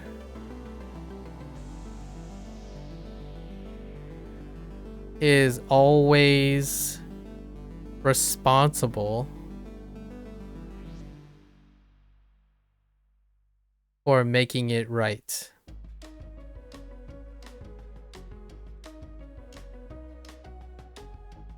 Why do I say that? It's because the seller can choose how to make it right.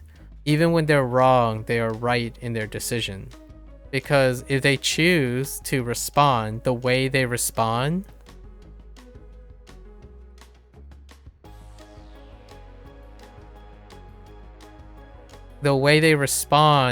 is what they believe is right. So they are always responsible to making it right.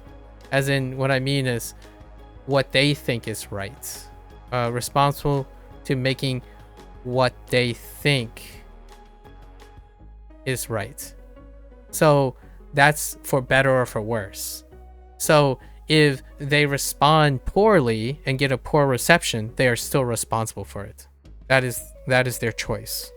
Their choice, they are always responsible in carrying out what they think is right.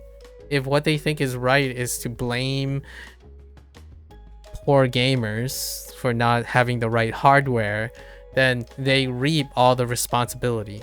They will always be responsible for their choices in how they respond to the matter of taste. If the game is too hard, you can choose to not change the game at all and say, well, it's a hard game. They are always responsible for making it right, or how they go about presenting how they're right, because the onus is on them for the response, at least in my opinion. And that's kind of, to be fair, both ways, right? Not only is the customer given the benefit of doubt, the developer is also given the benefit of doubt. In both sides, they are right in their own subjective manner. How they interact with each other, they are always responsible for that as well.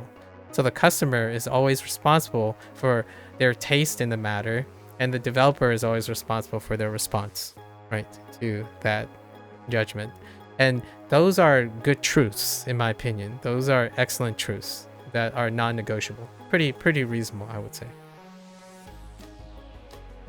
The one unchangeable rule with you're currently doing a playthrough of 3 with your mates, but you're thinking about getting 2 instead of 4 given the recent reception to the game. Oh, I see.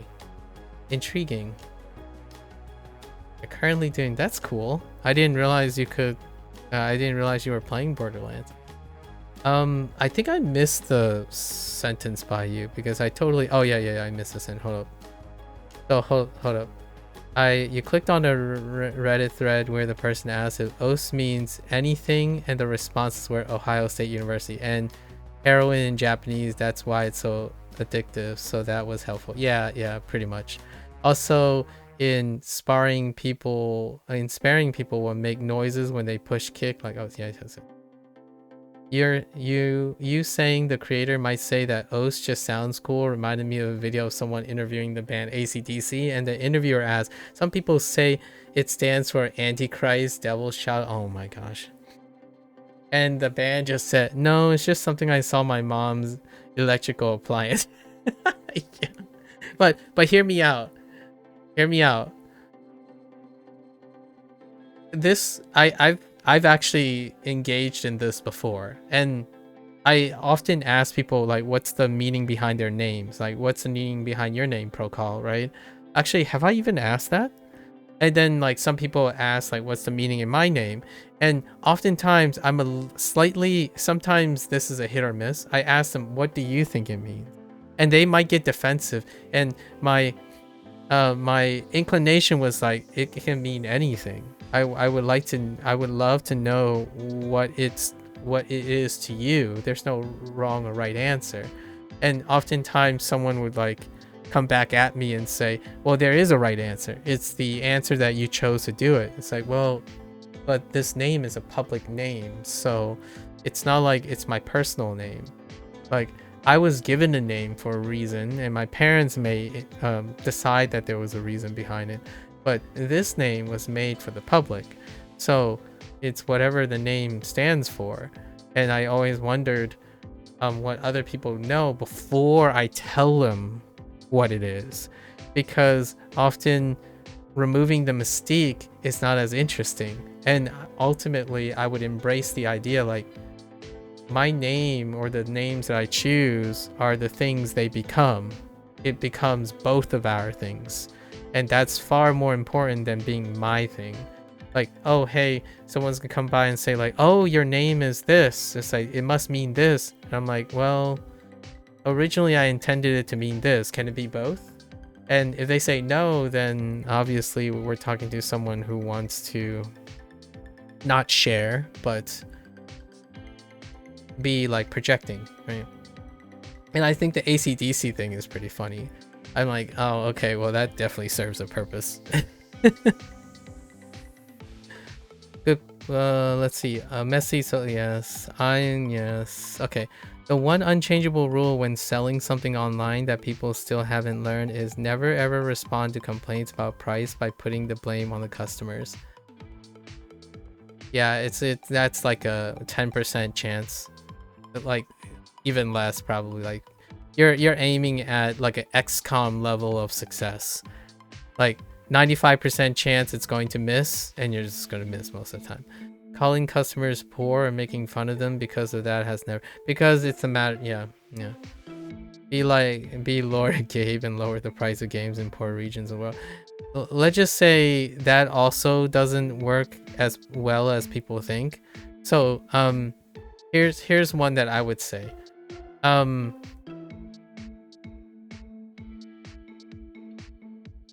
Here I want to add to the never ever thing, possibly. You do and not draw attention is, in my opinion, a bigger golden rule now.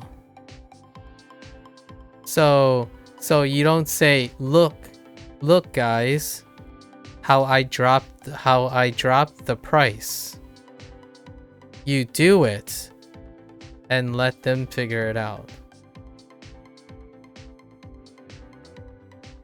Because ultimately, agency is priceless. In fact, I would even go further when someone says, they listened to us. This is the herd mentality. They listened to us. I would say a large majority of people that work in professional would say it's unlikely that it's because of a singular action. Like, for example, someone that's a really high influencer, even though they have the influential power, like some prominent tech YouTuber or something, they would say it's probably not just because of me, but I would like to think, let's just entertain the idea. But nevertheless, others will think that they've heard, but it's nice to see that it has changed. So the idea is that you do the thing, but you don't draw attention to it. That's what, in my opinion, that's what Lord Gabe has been doing. Because when you draw attention to it, which is what other people do, when other people draw attention to Lord Gabe, they're gonna make an argument, but there's GOG. What about GOG? I'll let you figure that out. You know, what about Humble Bundle?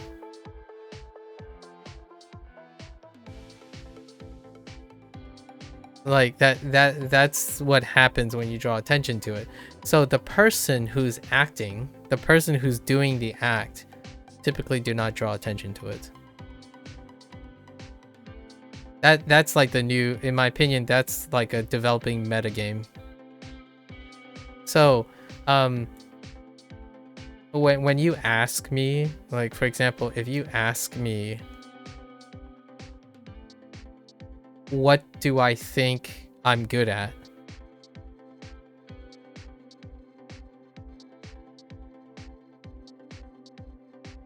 Right? I hope that I can show it, not say it.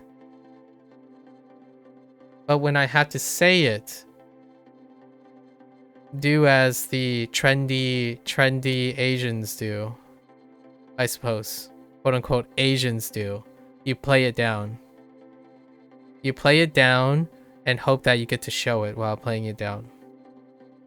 Because most of the time, giving the agency to someone else to determine if it's true is something that is lacking online. So, like the human condition, in my opinion, when something is lacking, the balancing point is attractive. So I'm not here to tell you to like me. I hope that I can do something to want you to like me. That's all I care for. Like, I'm not telling you I'm going to be useful. I hope that I'm useful one day. Like, I'm not telling you that the things that I'm doing now will be important in the future because I think it's important in the future. I hope it becomes important in the future because I was trying today. That's in my opinion what is attractive about people now. It's less about, since we only have words, right? Words, recordings.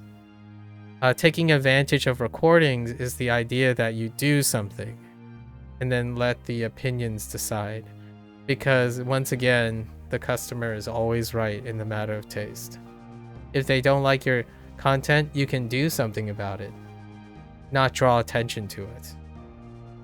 So, in my opinion, now hear me out, there is a whole like sub genre of responding to mean tweets, you know, responding for engagement.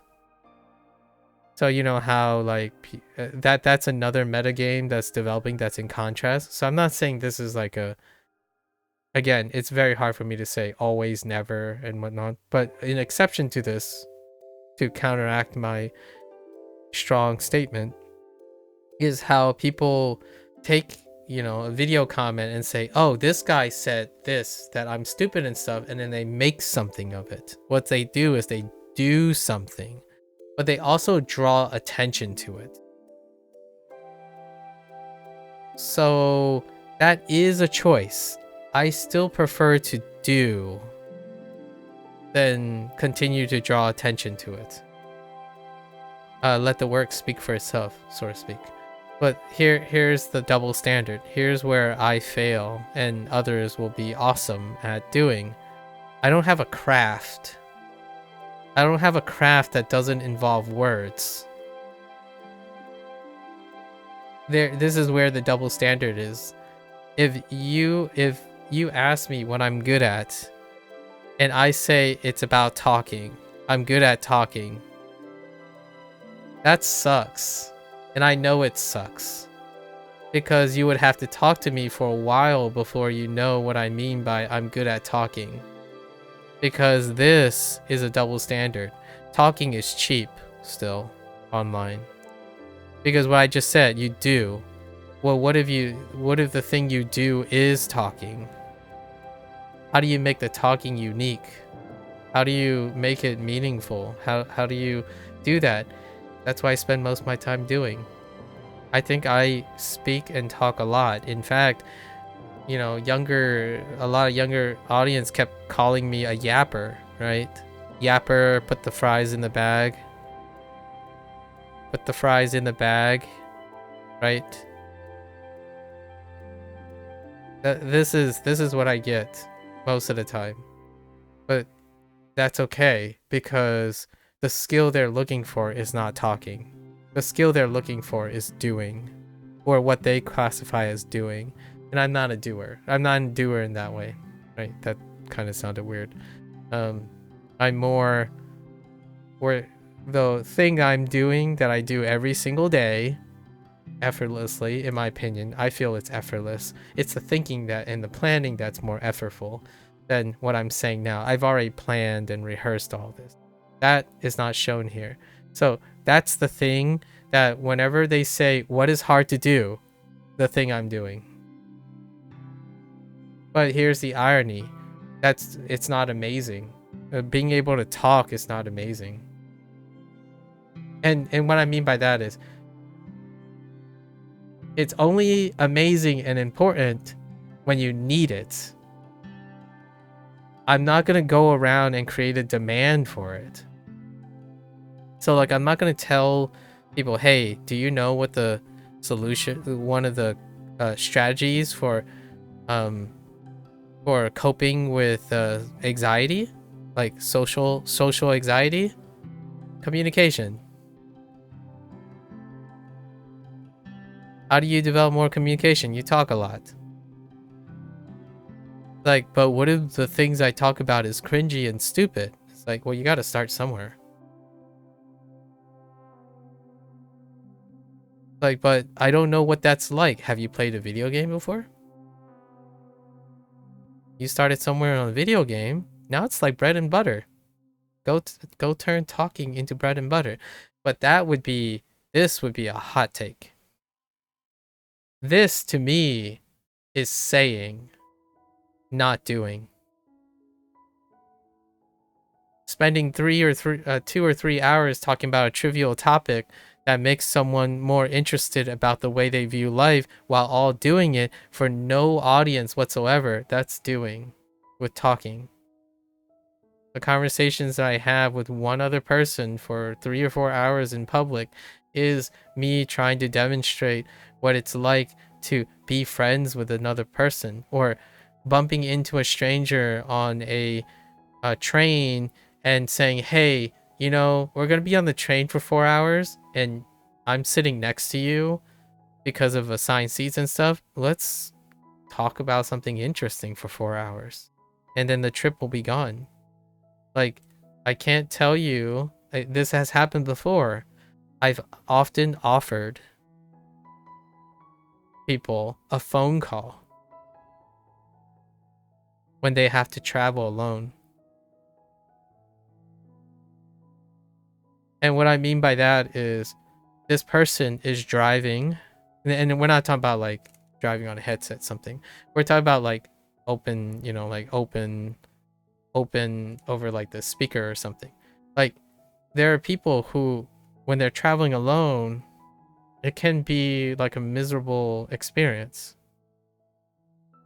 And you can have a miserable time talking to someone as well, right? If they're unskilled at talking, or like they're just not comfortable with talking. But a lot of times, even like loved ones, you know, they can put them over the speaker, right? The car speaker or something. They can't be there. So what happens is you talk.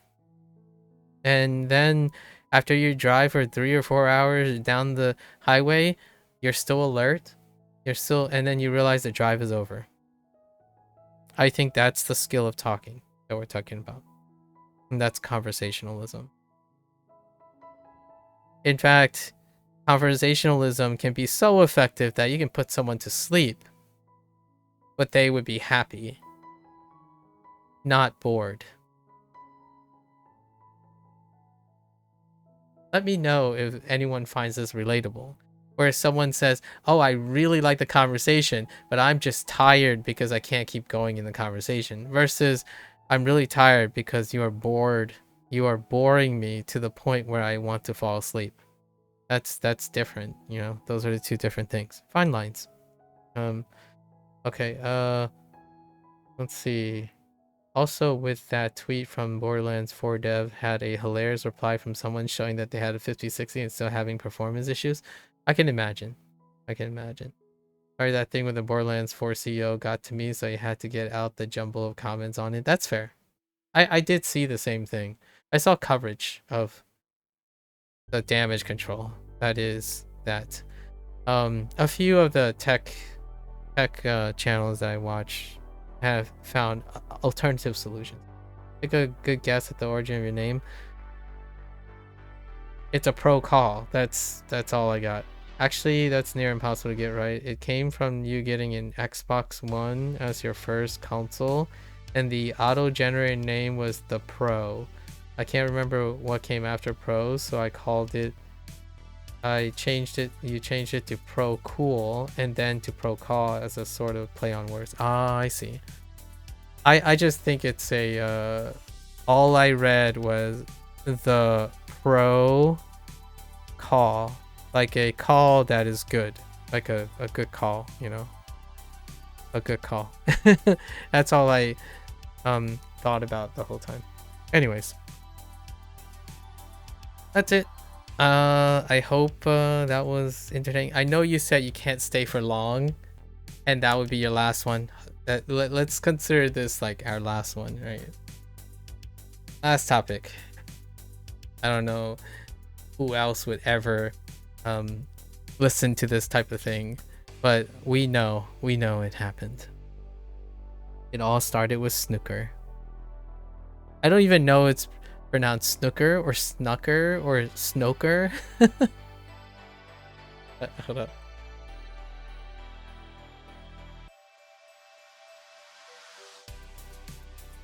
Oh, snooker. Okay.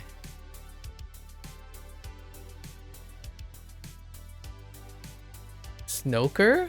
No, food. Snooker? Yeah. Yeah, snooker. Or at least according to the American pronunciation. I don't know what the British is. I'll let you decide. Oh, it's snooker? Okay. What if I just wanted to trigger you and just call it a snooker? That's how it's pronounced in England as well. Okay, snooker. Okay. Like rook, nook. Or is it snoop or like ood in food? Oh yeah, that's still the same. Yeah, no, yeah, it's still nook and cook, snooker. Cook, yeah, took, book, cook. Oh man, English. Oh man, don't even get me on English.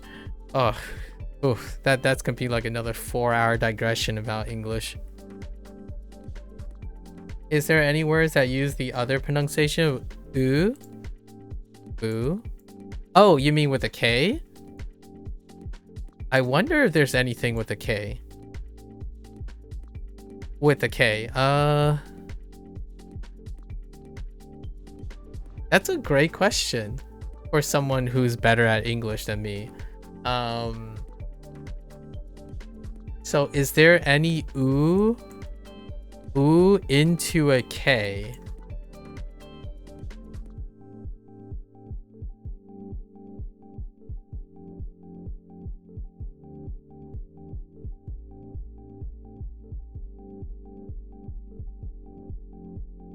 There's a street term, bookie, that is pronounced like a, oh yeah, that's true, but that's not a proper word. Yeah. Oh, I guess if it ends in a Y. Spooky.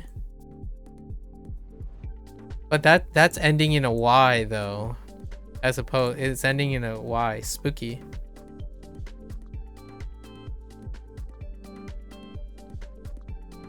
I think the Y changes the thing, right? Because Y is like an unofficial vowel. So spooky and like maybe even spoofy. This opens the world to ooze, the Y. Yeah, you're right. I don't know. I don't think there's a word. I can't think of a word where it ends without being ook. Right off the top of my head, anyways. Maybe a longer word, like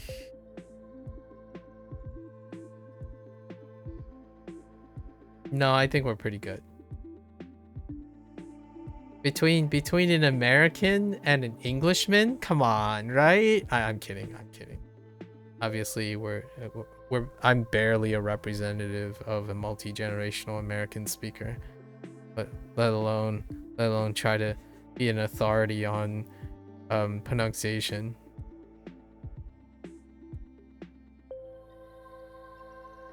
Sorry, I thought, wouldn't it be funny to just go up to someone and say spoon?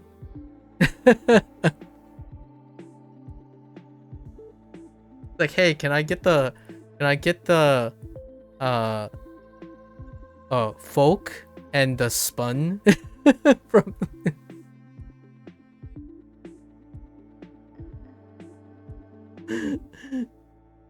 you know, because fork is like cook as well, so fork, right? But you could say o instead, fork.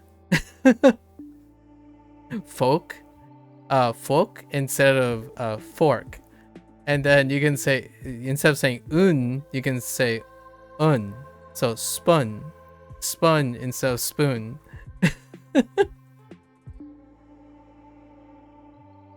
Language learning has warped my sense of humor by quite a lot.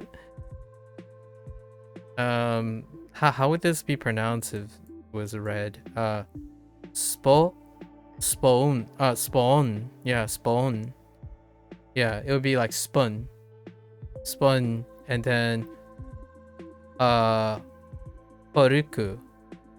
Foruku and toku. Toku. Or took. Toku, Foruku, and spoon. Or spoon. There, spoon is actually a thing. And foku. Foku is one. And then I don't think took has. I guess you just go with toku. No, those are actual words like foku and spoon. Spoon is a thing. It's a thing. But the letters themselves, if I were to read it out, would be different. It would be spo. Spo on. Interesting.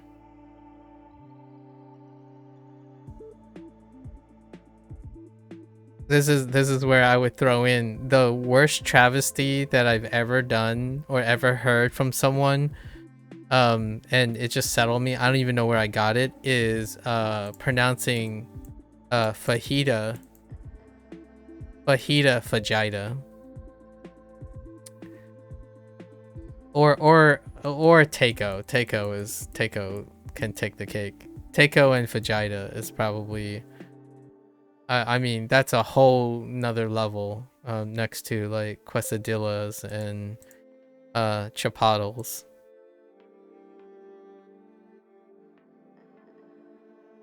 I can't, yeah, I don't have particularly any bigger ones than that in recent times. Oh, I know one. This one right here. Or oh, wait. I just kidding. There are two of them. These two. Yes. These two are good. These legitimately still come up. Like charade or charade. Charade versus chasm. Chasm and charade. You know, chasm and charade. That pronunciation for Jida might be mis. Yes, I know. That's why it's funny. Yeah, do you want to eat fajitas? Yes, exactly. That is why it's hilarious. It elicits the immaturity, the giggling, especially around like male, you know, like very male audience, male dominant audience. It gets, it's like, what did you say? Yep. It's like saying weenus, you know, like the weenus.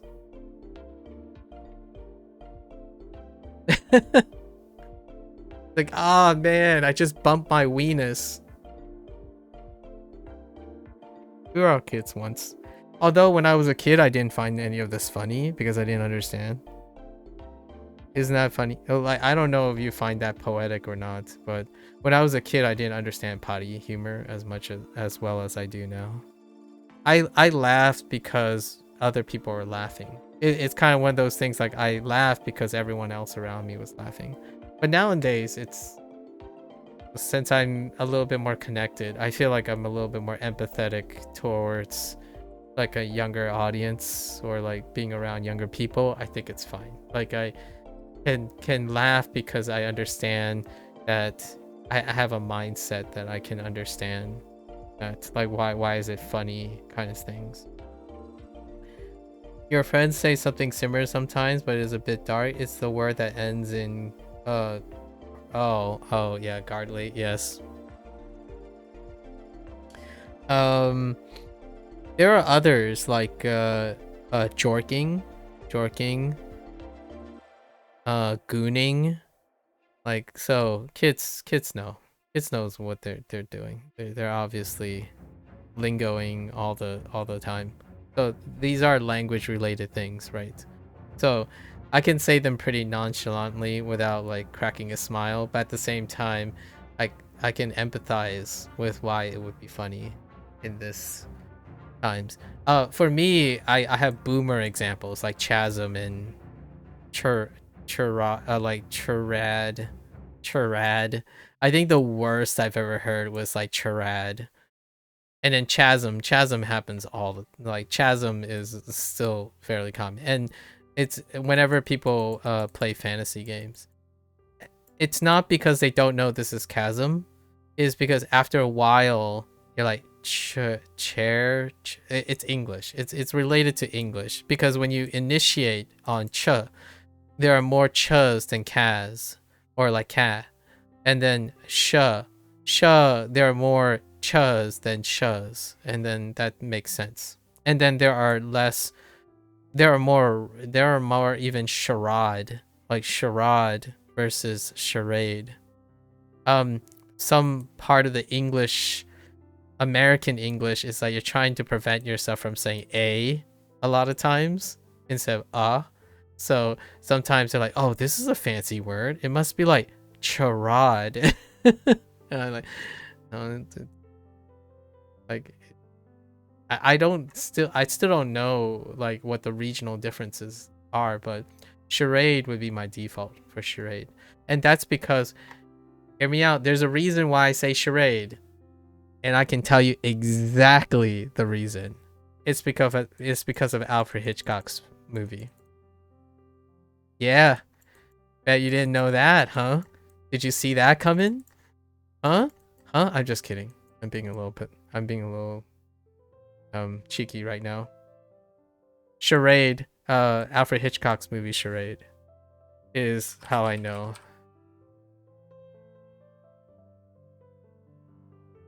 (1963) Charade, with Audrey Hepburn and Cary Grant. Audrey Hepburn and Cary Grant. It was high school film class. High school film class. I was 16. Charade. I didn't learn it from my Shakespeare. You would think I would pick it up during the Shakespeare unit when I was 14 or 13 to 14 when we were doing Shakespeare, but no, it was Alfred Hitchcock's Charade, the movie. Something weird is that Gooner is the name for Arsenal football team fan. Oh boy. And they were called that decades before it became something inappropriate. Oh boy. Gooner, like now it's kind of funny because Gooner is somewhat inappropriate, but it's now inappropriate in the way that nerd and weeb are inappropriate then. And actually, this term, I already knew a different term, like different meaning for this word before I just like came across this word recently in the internet thing. I'm not even sure if you can find. I'm not sure if you can even find the other one.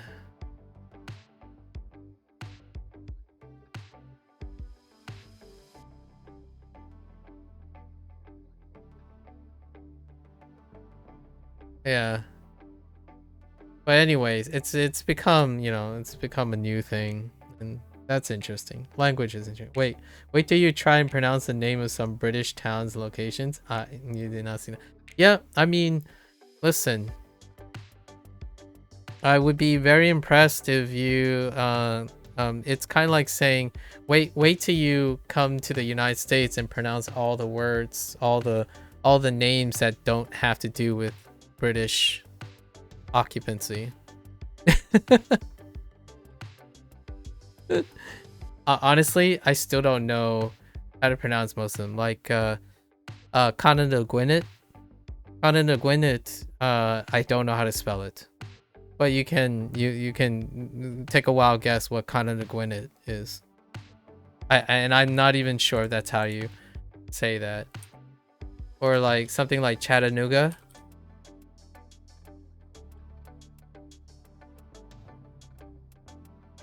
Is there an example you could type and you'll try to pronounce it? Yes.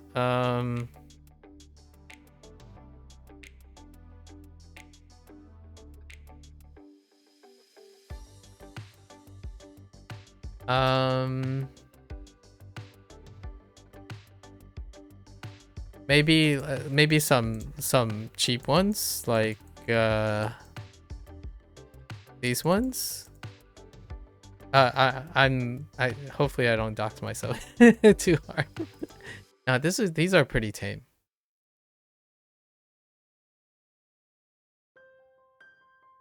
I think wait. I don't know how to spell.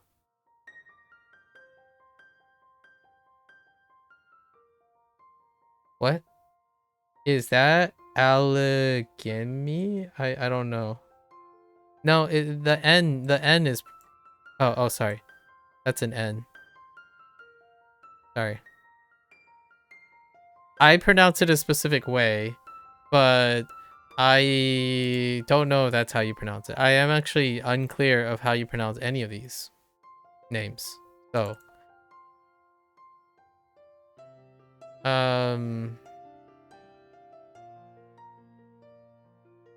this one is close by.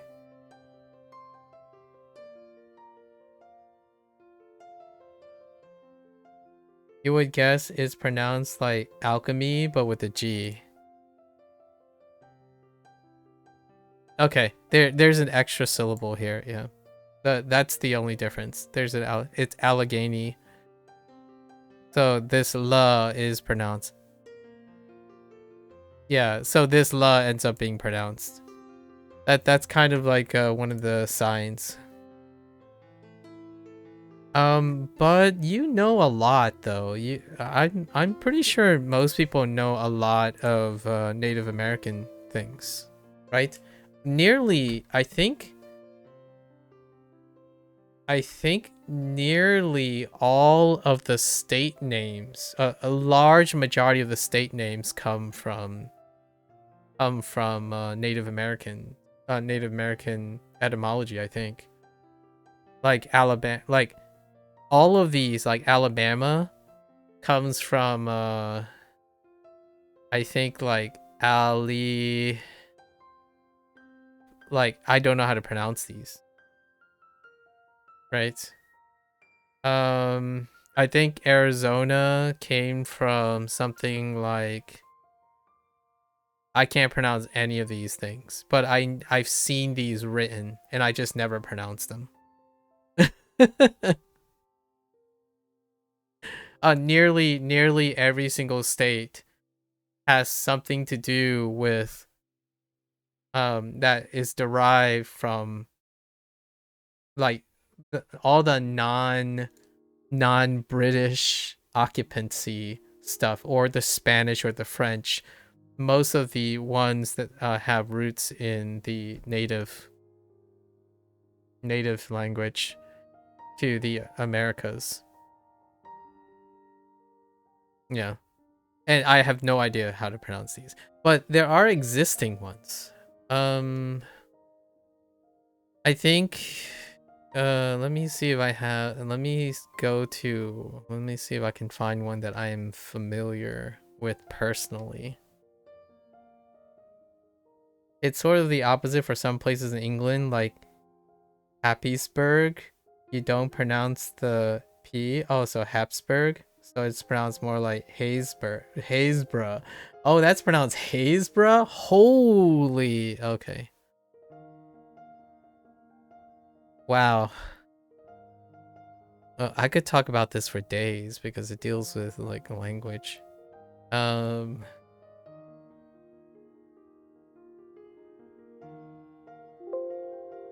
Yeah. I can't even spell any of these. The problem with this this thing that we're doing now is I don't know how to pronounce them. I can't even tell you what's the new I can't even tell you what's the accurate way to pronounce these. Any borough you pronounce as bruh, not borough, okay. Or berg. Or bura. Bruh, not bura. Bura. Bruh. Yeah. Well, there's two ways in it there's two ways in American English. You have berg, berg, burrow, bruh, and bruh. But bruh, I guess it's more like adopting from English. Like English, like Brit English. But there's also berg. Berg is where I'm from. So most of it is berg. With a G. Like Pittsburgh. So berg. And then no H. H is gone. So this is Pittsburgh. Or like kind of like Hamburg. A Hamburg is, I think, I'm pretty sure Hamburg. But there's also Burrow. I don't know how it's spelled, like how it's done, but it's kind of like burrow. It kind of looks like rough, but row. I'm telling you, every language has its quirks, you know. Like it's fun to talk. I like doing these things. What is a? I'm trying to think of like if I can make a embarrassing point about myself with English, like English names, England, like UK names. I like something very simple or common day.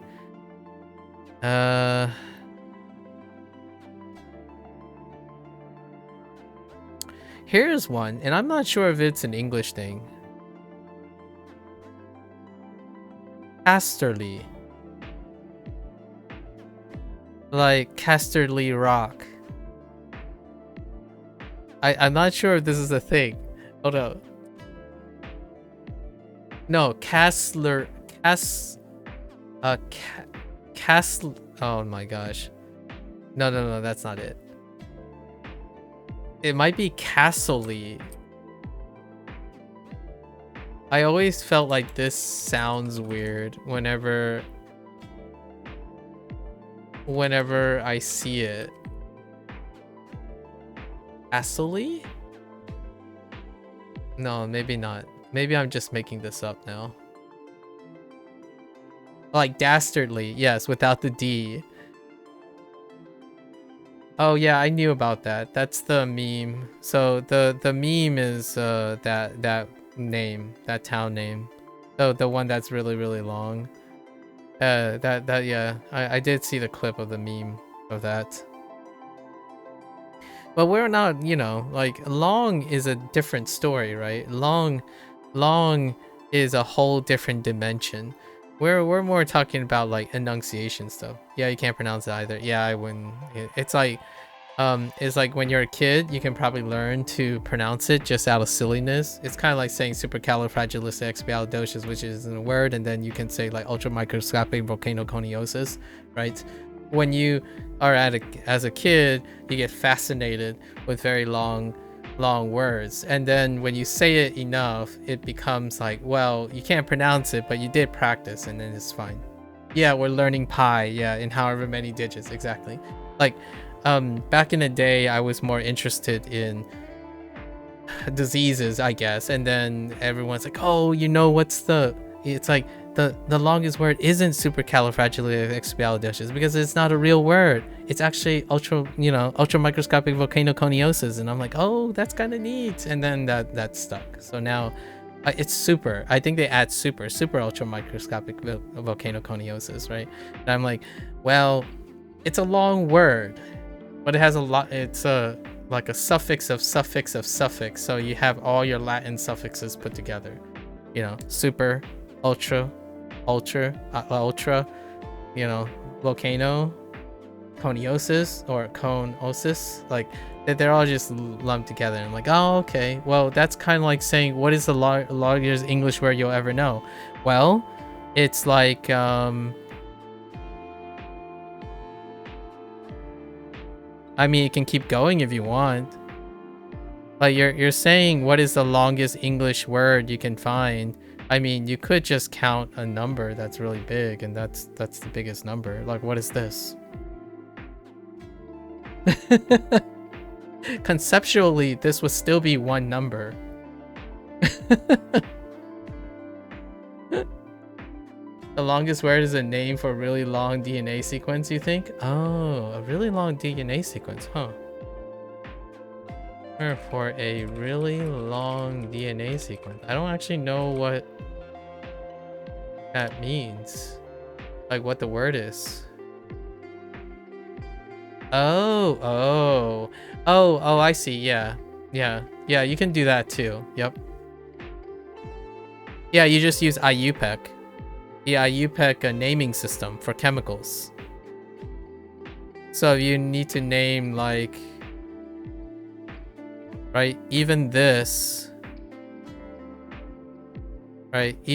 compound would have a really long name. Right, and super ultra microscopic volcanoconiosis is like this. It's a standardized IUPAC name, so it's kind of like using any metric system. When you try to name a metric thing, it gets longer and longer.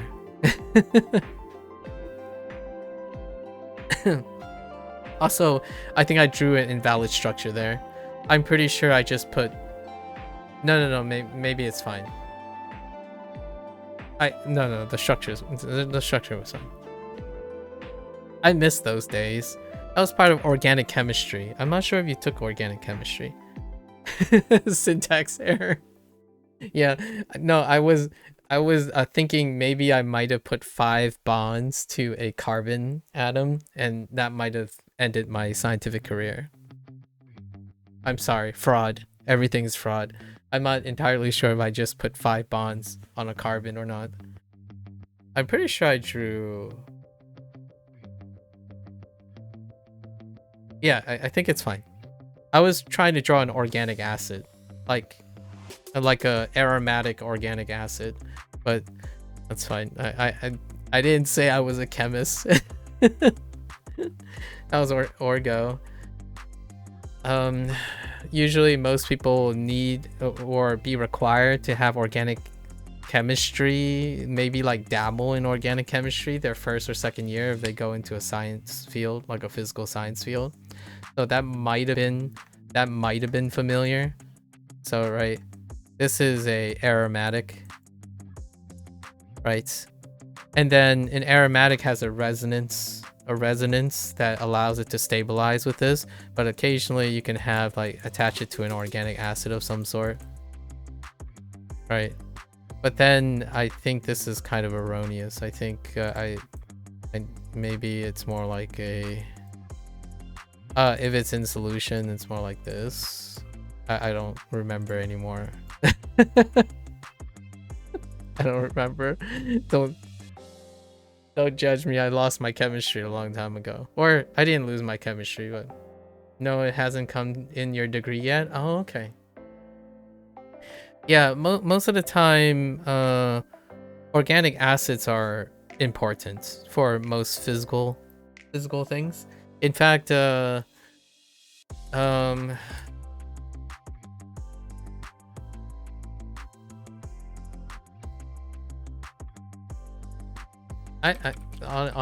I'm not entirely sure what's the most common organic acid people would know. It's probably acetic acid. Some people say they know lactic acid, but I really doubt they know what lactic acid is. And even less so formic acid. I think it would probably be acetic acid. Acetic acid. Oh, I missed the double bond. That's what I was missing. So I was yeah, that was a syntax error. I'm missing a bond here. It's like, what is it? Yeah, syntax error. That was a illegitimate bond structure. It would be something like this. But if you substitute this whole thing right here, right, If you substitute this whole thing. Am I going crazy? I thought this was lactic acid. No, it's not lactic acid. It's I mean, acetic acid. It's probably this. I better look this up before I commit before I fake news people. Yeah, this is acetic acid. Acetic acid is vinegar. It's one of the classic organic acids, right? Vinegar, acetic acid. I don't actually know what lactic acid looks like, actually. Huh. Anyways, too much chemistry. Oh. Oh. I see.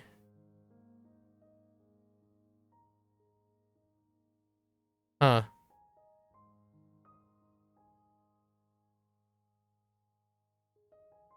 Intriguing. Oh wait, this isn't the correct.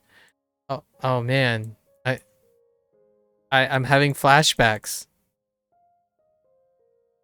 Oh no, but this is free rotating, so it doesn't matter. There's something about this nomenclature. So there's a difference between writing it this way. Like here's a funny thing about chemistry nomenclature, right? You see this and you're like, if to the uninitiated it's like, well, yeah, these two things are different. Right? These two things are different. But the reason behind their difference is very involved. Why like I would prefer to write it this way than I would write it this way is because they're actually the same. But we write it this way is because this is a bit more of a low energy. This is probably a lower energy confirmation. I'm sorry, this is turning into a chemistry thing. This is probably a lower energy state than this one. This is probably a higher energy state. But they are both the same thing. They're actually same but different situation. How should I portray this in a language? It's like procol and procol are two different things. So pro call and a pro call, same but different. That's what that was. When I was writing, I was like, wait a minute, shouldn't it be like this way? And then when you're writing those, they're technically the same things. They're just different energy states. Because, and you know about energy states because you like physics, right? Or I don't know if this goes into your physics thing. But whenever we write something, it's a snapshot in time. In physics, particles aren't static. They are constantly moving, right? So if you draw something like, I don't know, when someone draws like H2O, right? Some people draw H2O. It's like, well, H2O can look like this, right? It can, it can look like this. And to the untrained person, they'll be like, oh yeah, well, they're different. It's like, well, yes, but they're the same too. They're the same, but they're different. Because these how molecules work is they're constantly moving, so they have infinite states. All of their infinite states happen. They just happen to stay in certain states more often than not, right? And it's probability. The lowest energy state is the state that they stay in the longest, like the lowest state. So oftentimes when you see how they're written or like they're represented, typically it's the one that's witnessed the longest because the lowest state takes the longest time to move out of. High energy states are far more tenuous, and that's kind of like it kind of associates with most like fundamental physical theories. Like a high energy particle tends to get excited and decay or change into a different state because they try to seek their lowest energy state.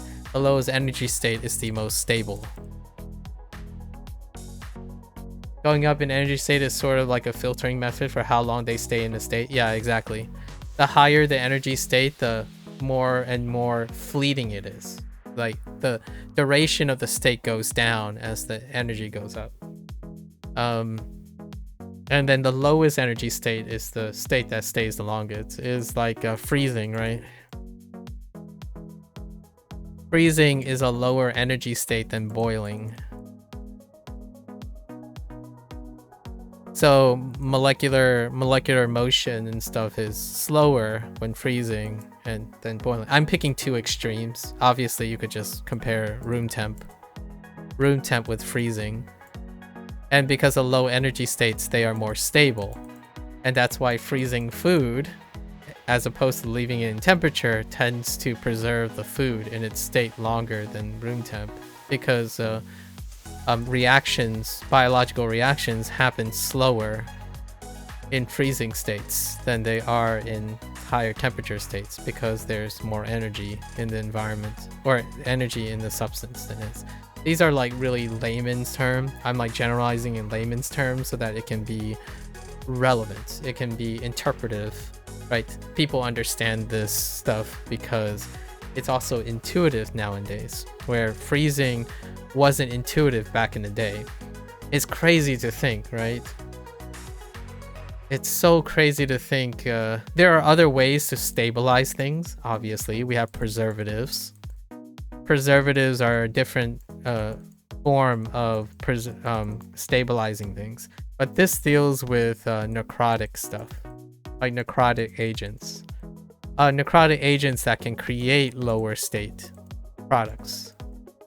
It's kind of like, it's weird to think of it this way, which I don't usually think of it this way, but when you're thinking about something like rotting, something like becoming more rotten and stuff, they're actually achieving a lower state of matter.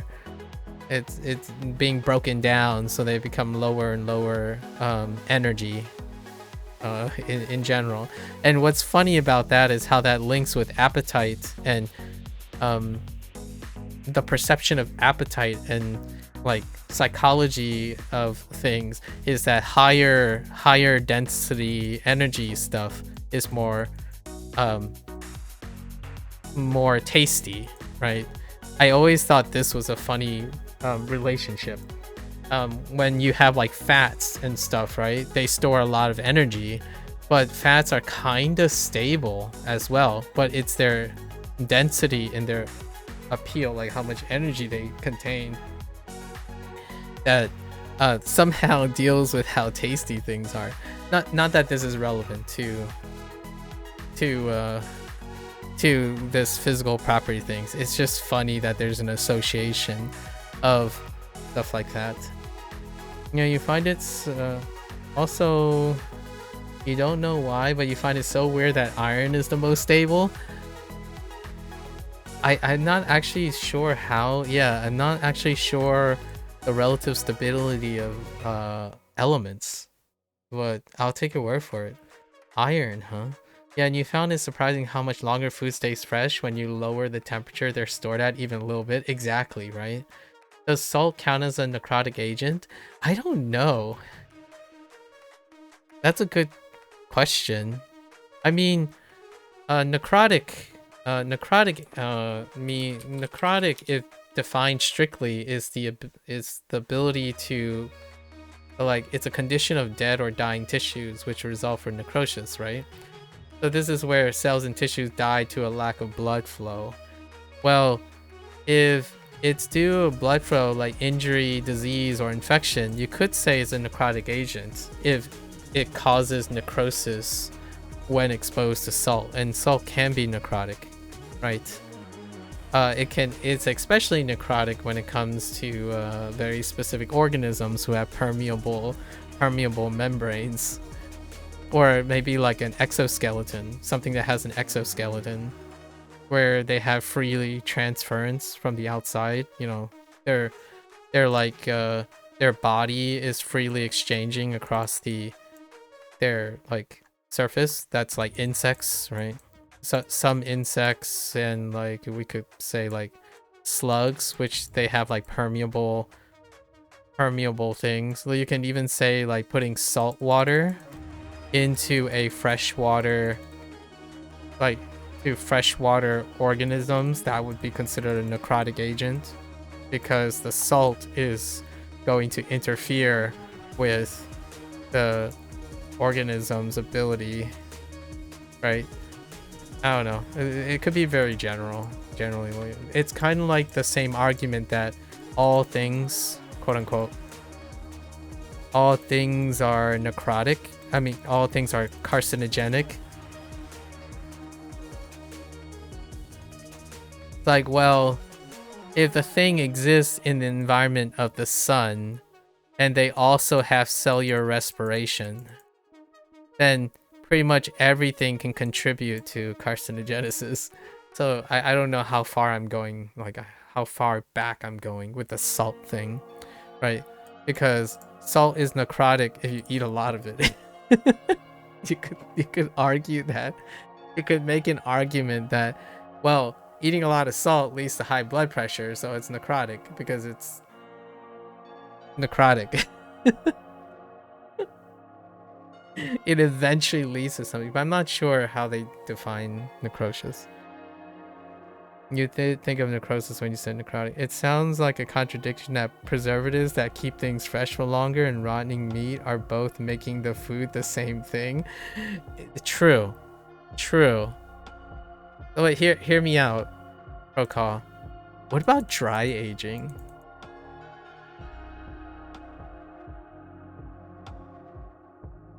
I'm not sure if you're into dry aging, but the thing that you're talking about, like the salt, preservatives, meat, and rotting, dry aging.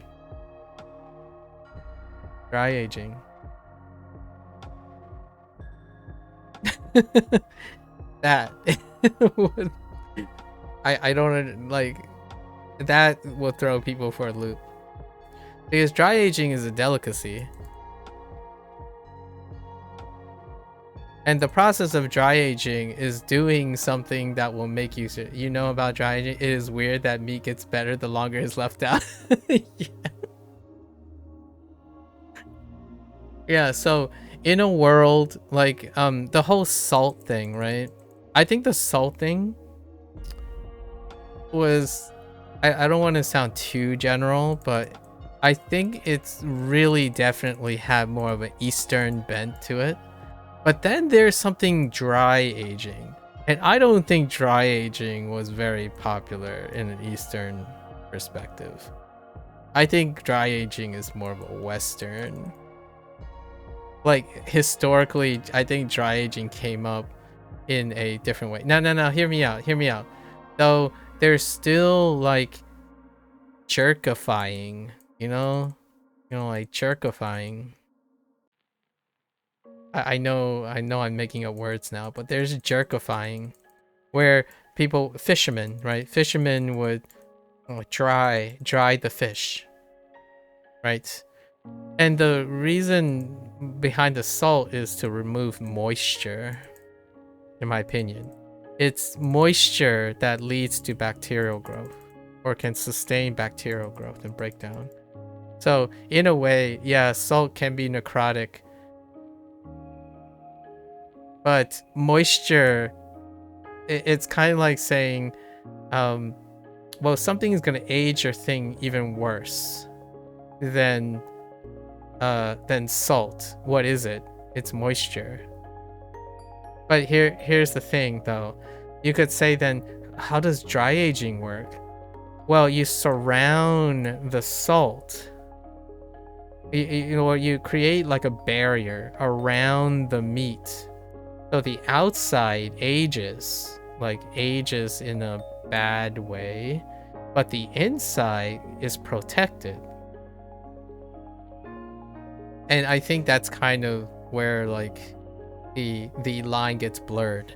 Like there's an idea of you know, you have meat, right? But if you can form a barrier around it, you know, kind of like the skin, then it takes a long time for necrotic agents to get in, right? So there's still barrier. And a lot of times when we think about, in my opinion, when I think about like dry aging process and stuff, it's more about strengthening the barrier. Like dealing with process that creates the barrier than what is permeating the thing versus this is probably not true at all. This is how I think about it. It takes longer for this. So like when you're thinking about things going rotten, I think, but that's kind of weird because because oftentimes when you think of rotting, you're thinking about reactions that happen throughout the thing, right? It doesn't have anything to do with agents coming in. So I have no idea. I legitimately have no. And then there's this other thing where dry aging deals with promoting specific fungal development in order to part a taste to it. And fungus, you know, fungi, is very misunderstood when it comes to people. Whenever people say fungi, they think rotten, but well, fungi is detritus, right? Or I forgot what the word is, but that's their process. That's how they feed, right? But there is beneficial fungi, or what I call it, conceptually consumable fungi, and then there is like parasitic or like necrotic fungi, I suppose. Like this is something that's detrimental, right?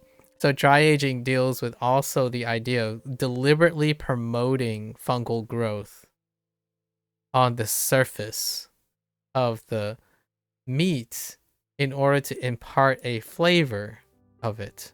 And I mean, I don't know, not everyone's a fan of mushrooms, but I like mushrooms. And mushrooms are not plants, folks. I feel like, am I crossing the line by saying that? I feel like to this day I think it's still something that escapes average knowledge, right? Fungus aren't plants. You know, they're protists, right? I would tell you, I would tell you what the difference are, but I'm not gonna I'm not gonna say it. I think the what is a good way to separate them?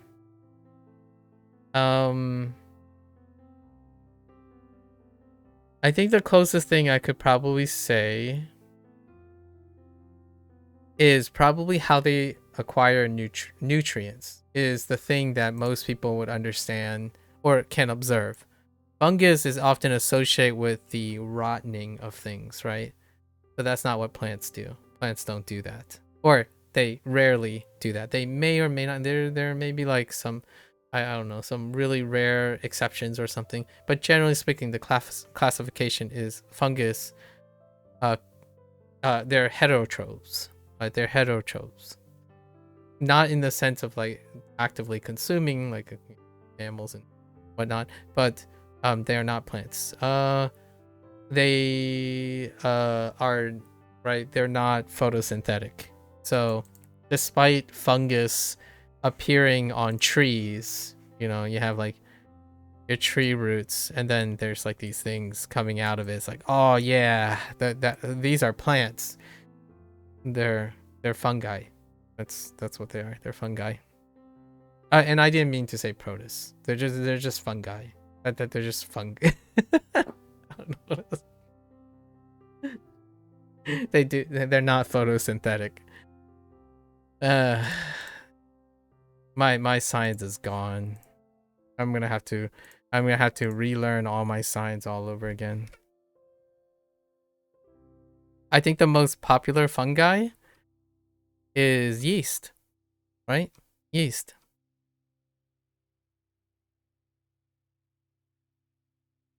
Right?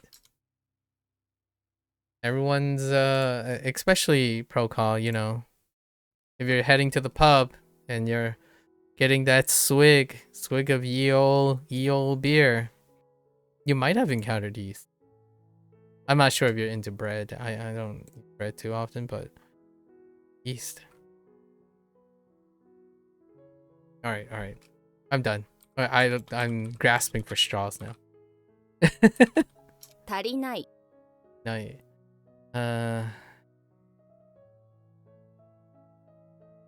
Wait, why is that not good? Oh, not enough? What did I misspell insufficient? Oh, I missed the I.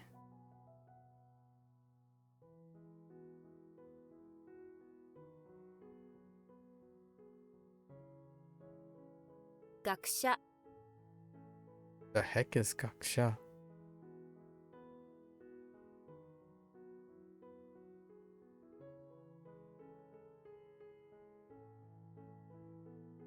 What the heck? Like schoolwork? Homework? Gaksha. Other study? Someone study? Scholar? Oh. Good.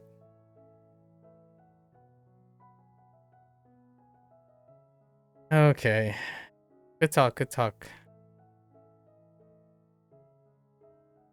I probably said like 50% inaccurate information in the last hour and a half. I was talking way out of my depth.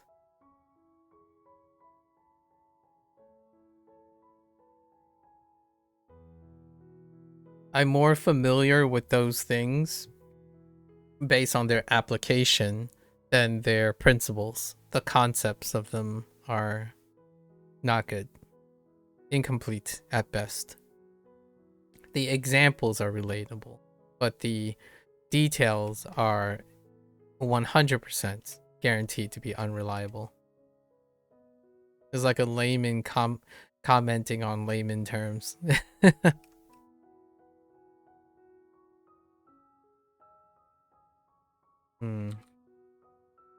What?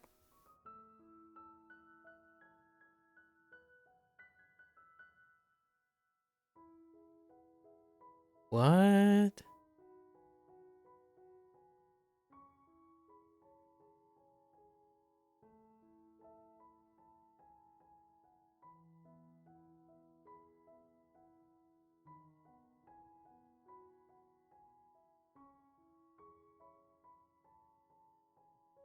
Oh, no, wait. Just kidding. This is not Judge. This is Carrie. Oh no, to put on. 乗る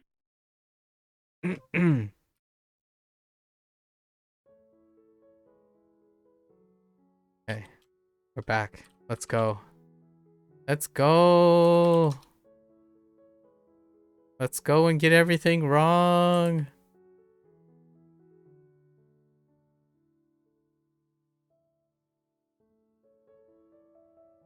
Kokkyo. Kokyo ne?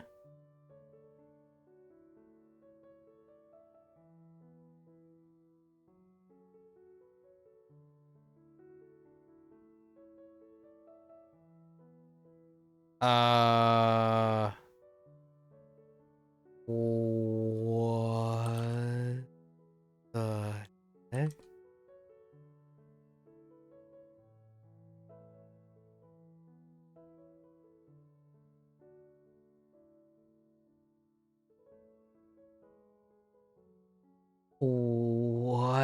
am I looking at? Maybe it's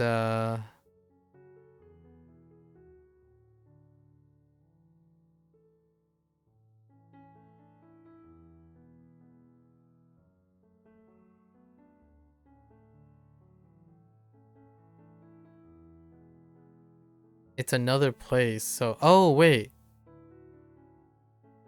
Oh, this is completely different. It's like something like you know. Oh wait. Ah, wait. Hold.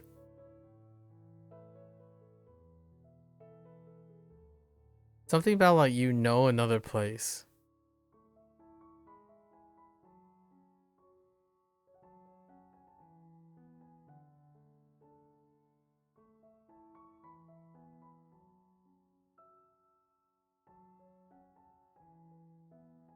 East. No.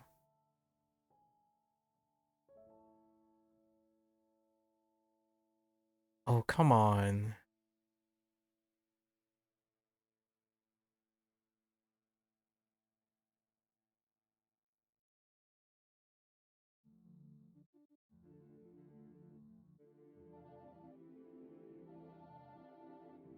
It's gone. It was there. Now it's gone.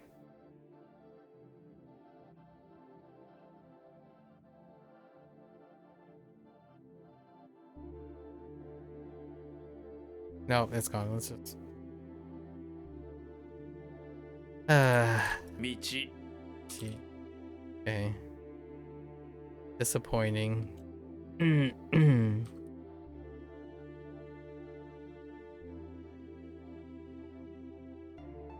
There's no way that's it. What's another way to do this?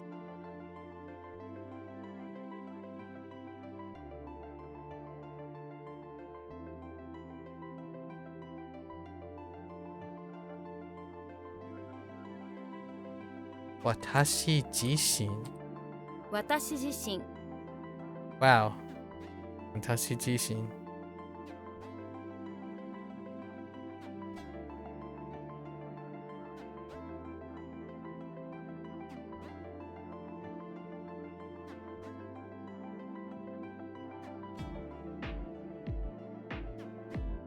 Personal? Personally? It's probably personally. Okay.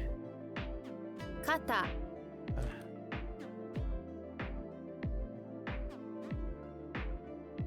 Kotoba? Son. Oh no, it's not Kotoba.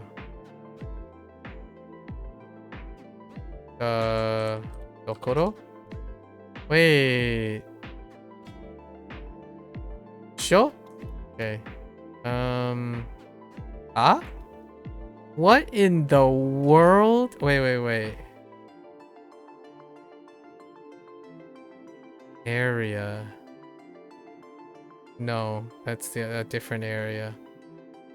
Place.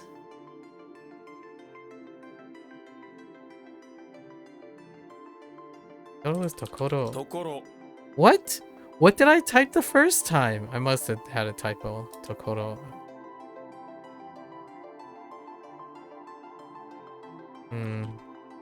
I wasn't paying 記 attention. 述 It's.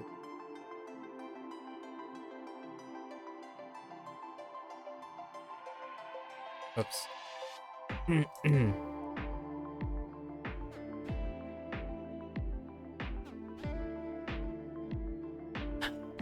Excuse me?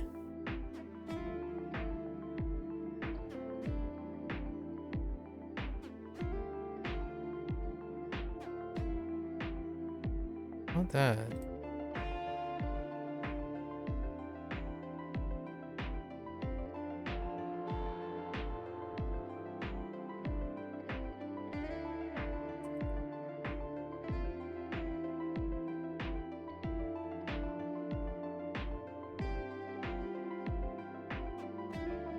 Oh wait.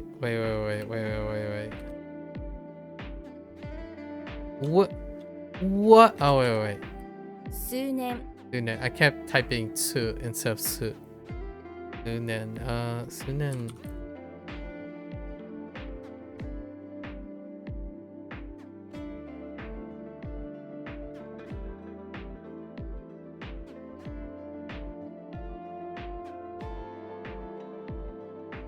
Number of years.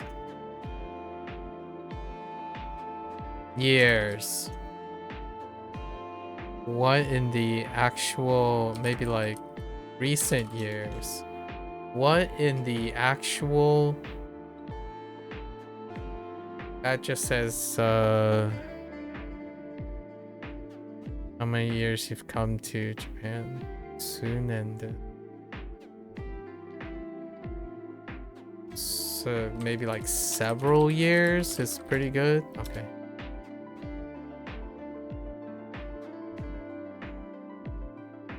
What the heck?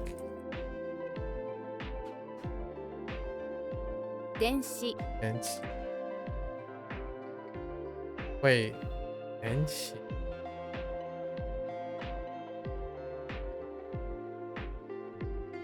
Batteries, denki. Benchi.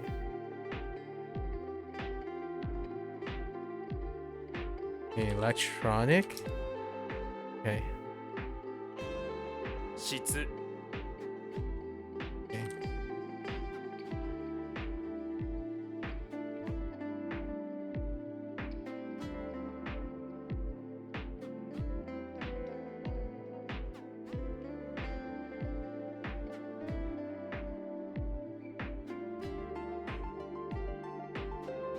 Sakai Bye.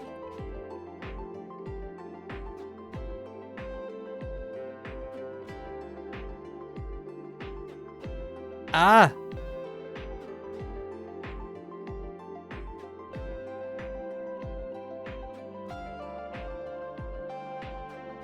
祝日 Fuji.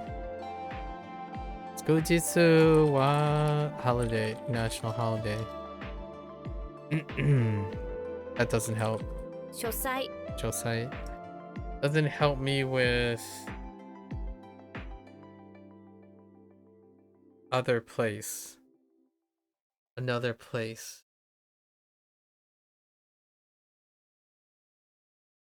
I don't think it's show. It's not show. Shosai wa what? What in the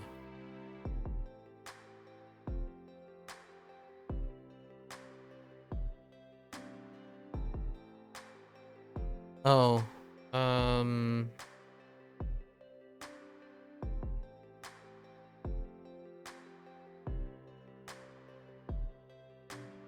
how do I like?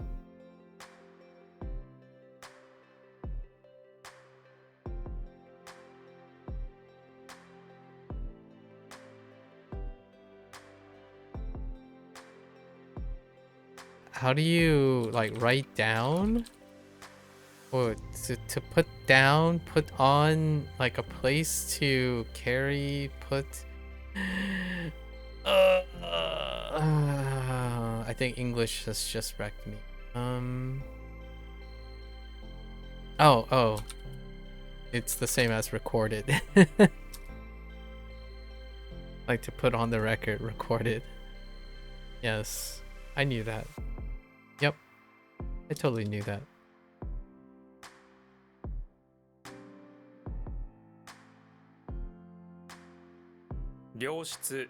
Focus. And focus. 順番 Junban. Uma? What the heck is the onyomi for horse? Ba. Of course it is. I knew that. 発展する Tensuru. What the kun? Oh, wait. Does this change? I don't think so. Oh, it does. I feel like it's...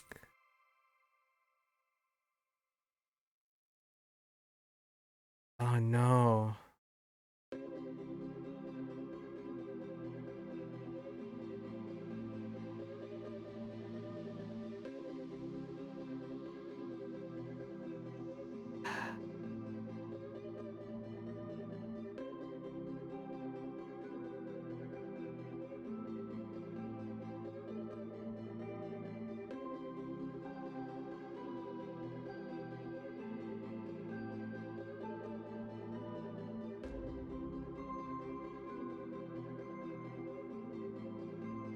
Hmm. Oh, no, wait. Oh, I screwed this up. What am I doing? That's not even the right thing.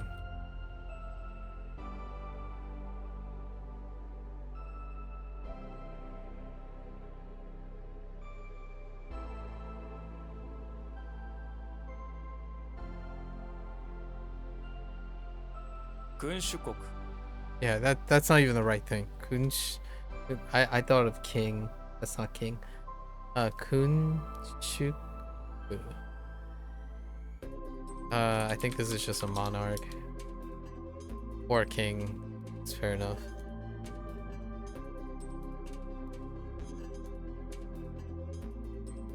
Budo.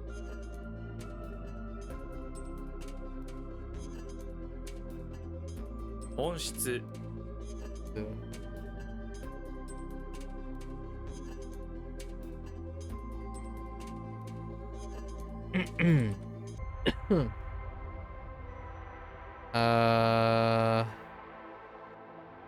How did this work?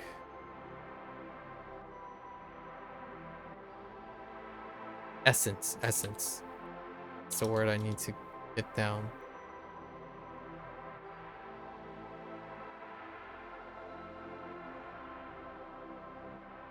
Sonaeru. 唱える。腕 腕。両腕。両腕。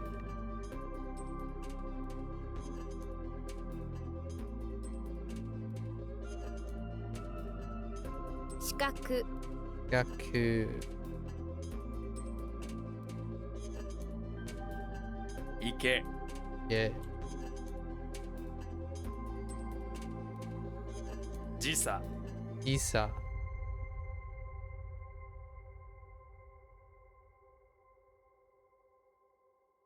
都庁。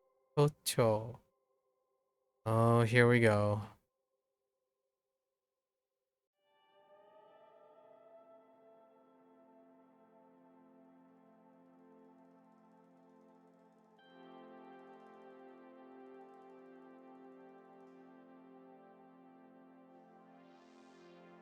Sumu 住む。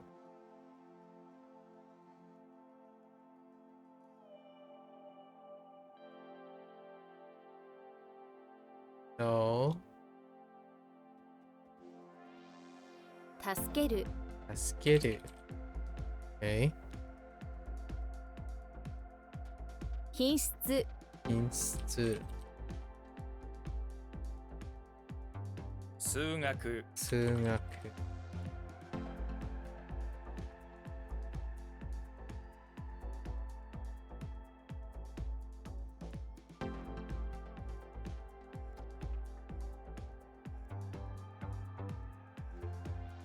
Heck. Heck. 腰。腰。あ株株。Okay. 自動販売機。自動販売機。Okay.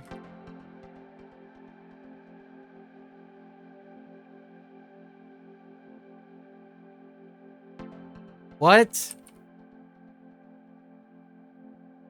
電池電池。Not 電気。電池。Ah, okay.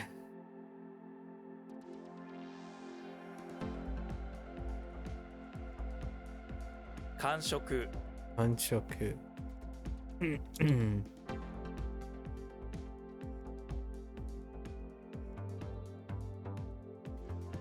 What? Oh, 株式 kabushiki. Kabushiki. Kabushiki wa.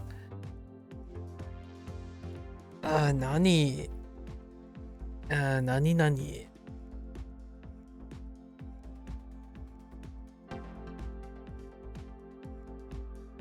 森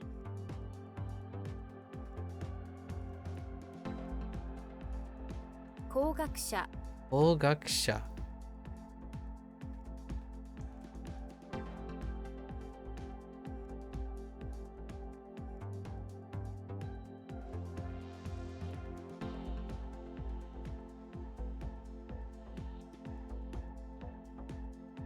That doesn't sound right.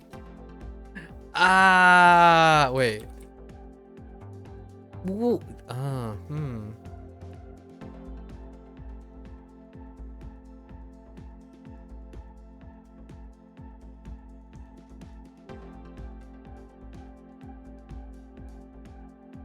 Pretty sure this is a dress.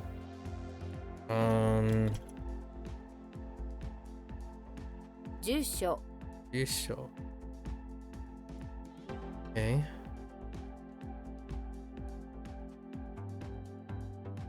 What the? 遠視 Enshi.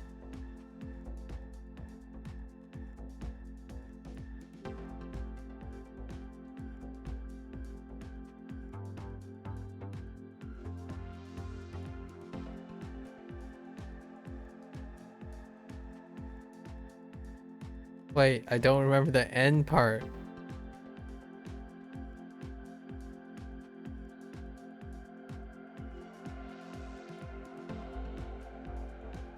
Enshi na no de. Megane. Megane ge ka.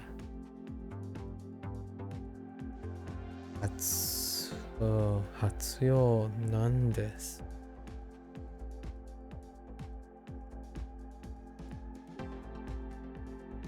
WT heck. I forgot Enshi. That's really disappointing. Oh.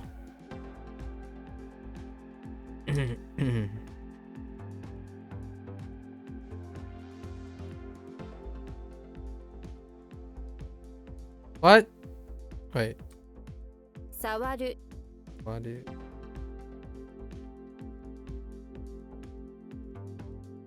音楽 Ongaku. 救命 Yume.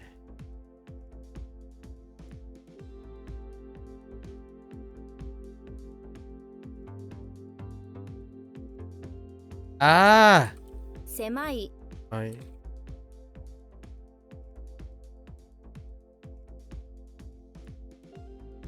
型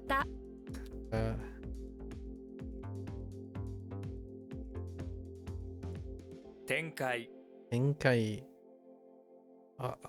Tenkai wa nani?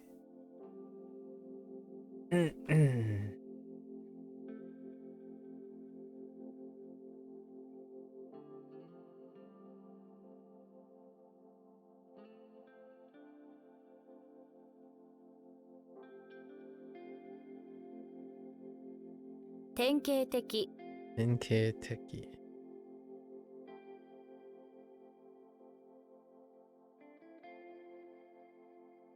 Typical, yes. That's exact. Oh my gosh, typical. Okay.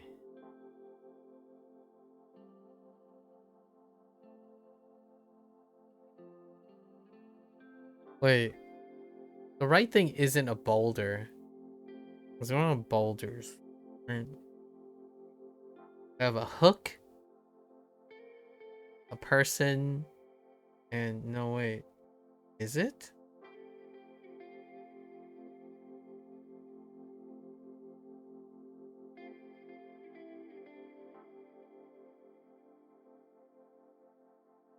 What are you? Some part of me wants to want to type nah. Okay. Okay.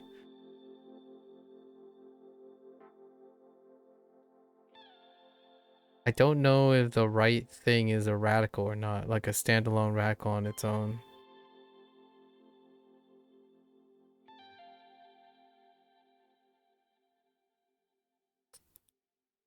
Hmm.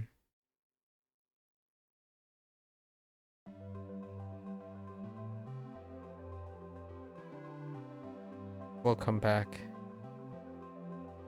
Yeah, I'm.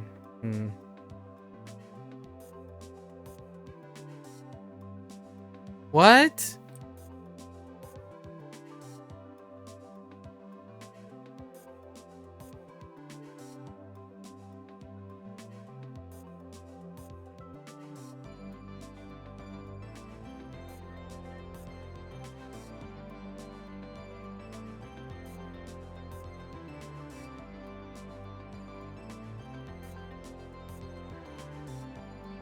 No.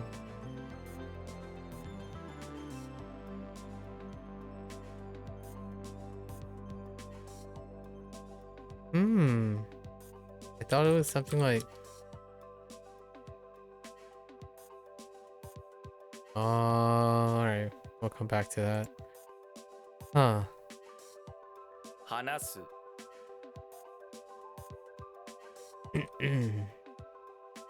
差別 Habit.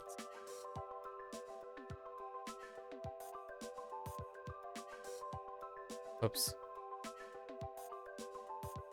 境界 Okay.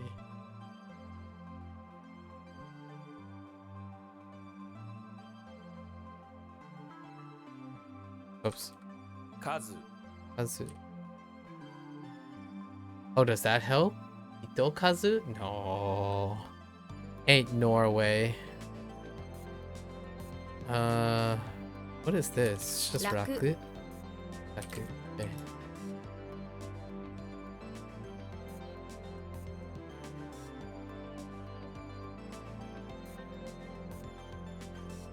血管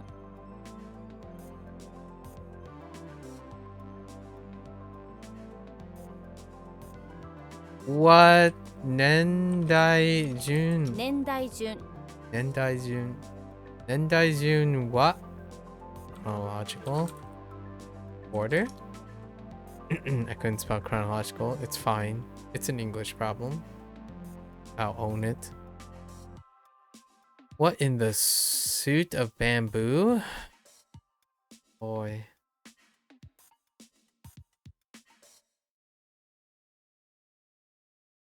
What is that? Oh, wait.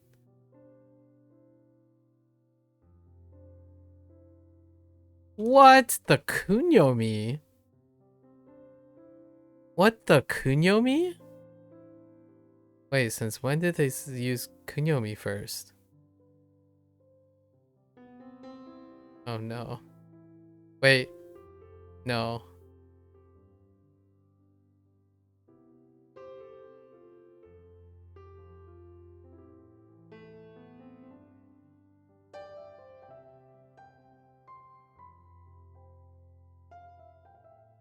Ay ay ay.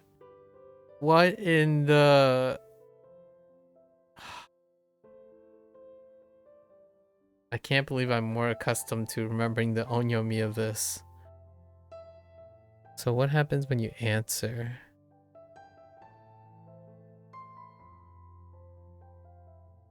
Oh, it's like...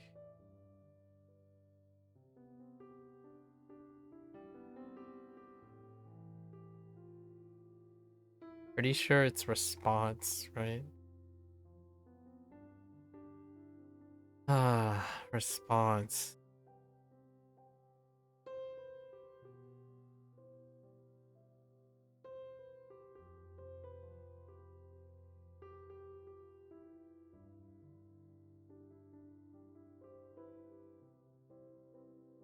Oh, ota.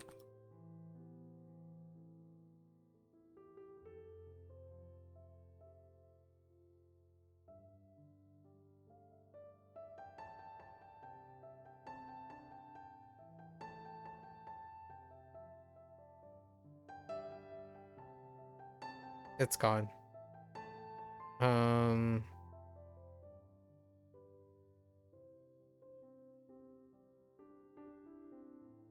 Oops. くん Un.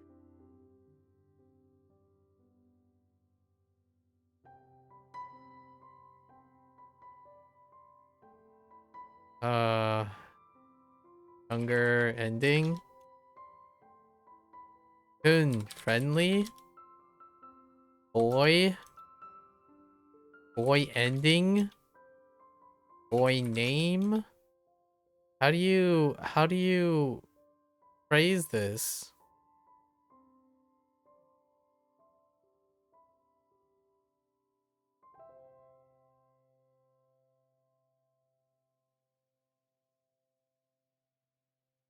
Okay, this needs a redefining. However, oh, can I just type kun? Okay. Male ending, but it's just boy. Oh my gosh, it's a combination boy. Okay, boy ender.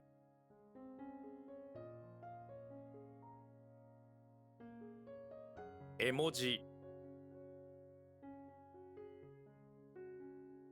交差点 Also,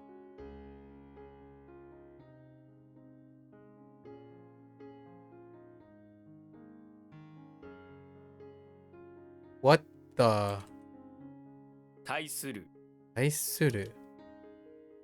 What the taisuru? Oh, okay.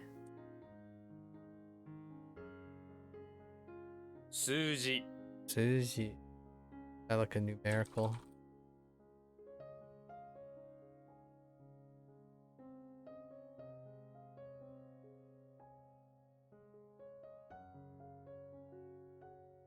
出社 Yeah.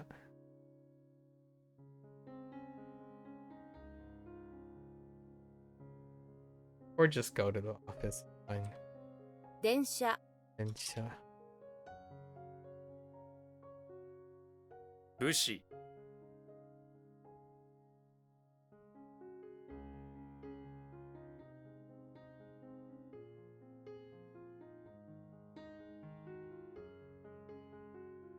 what? Goju Anjun. Ne? Oh, Goju Onjun. Goju Onjun. 50音順 Oh, it just stays up. Goju Onjun. Goju Onjun. What the? Oh, is this old?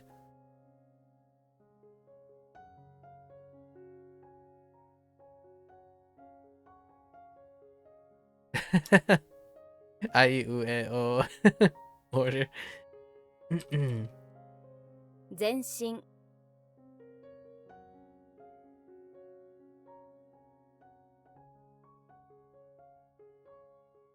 助言 Jogen. Jogen device.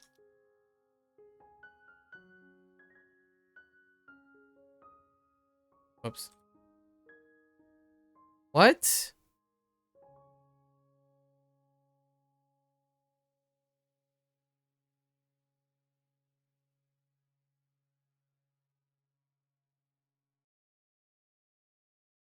Pretty sure it's Shujin.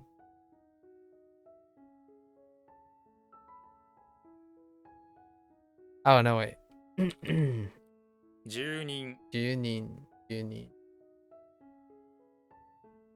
Shujin is something else, but it's sort of really.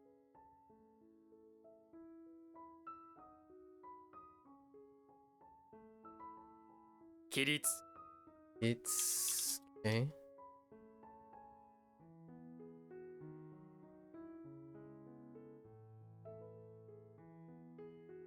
What the?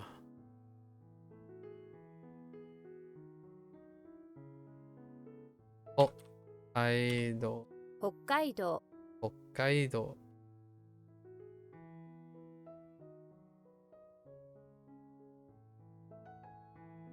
Ja? Wait. あ、onyomi yo.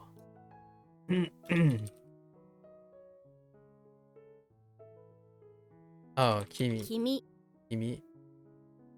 You familiar?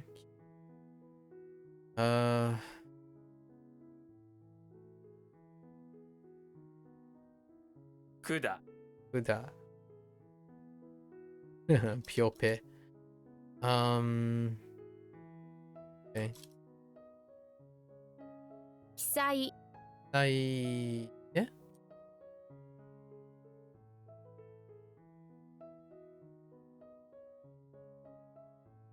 規則 Soku. Soku. Soku.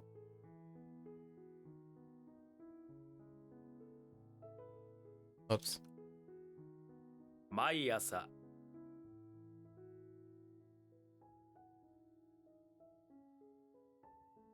原型 Genke.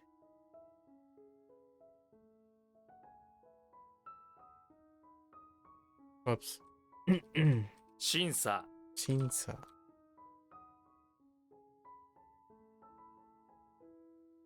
環境 Ankyo.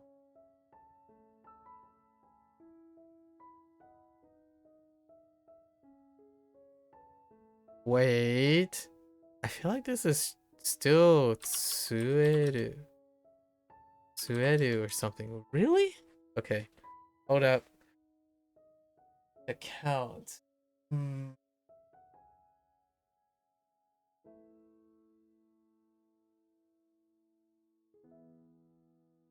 Is it to count though? Oh, I really thought it was like Sueru.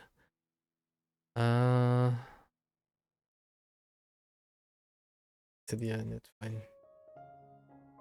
4 will be fine. What in the world?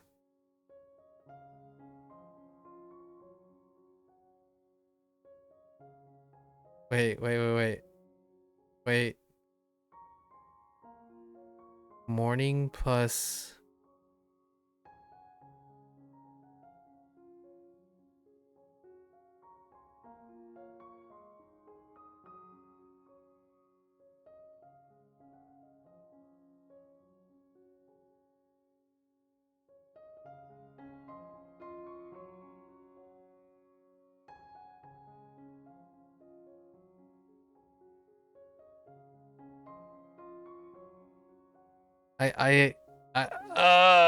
No, I don't, I'm confused.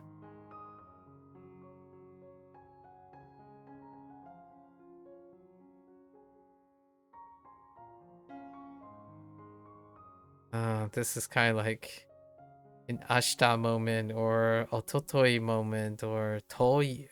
Man.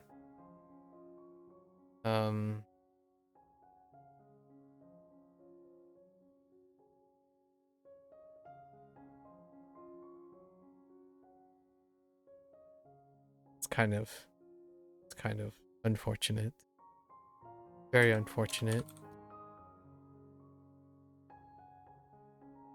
点数 Insu. What in the what in the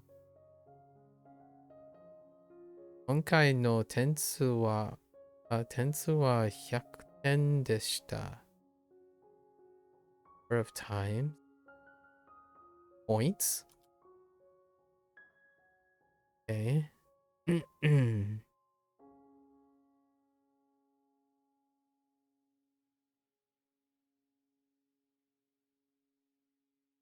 述べる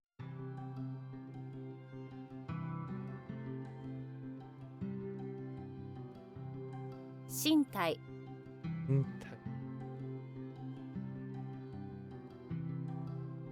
上述上述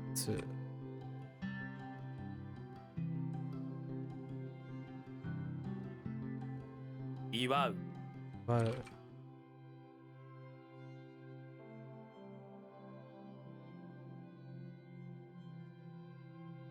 楽しい楽しい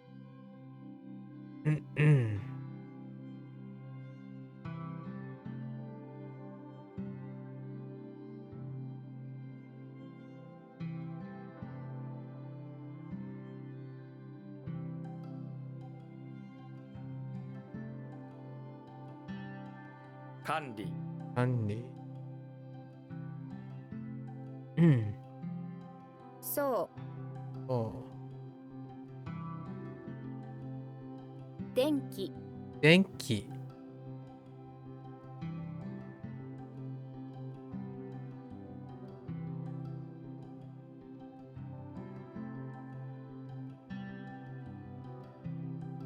I had so many random thoughts on that one. 届く届く。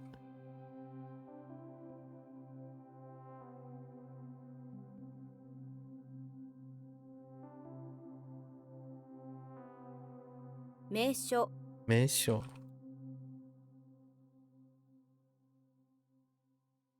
電力電力。うん禁止、禁止。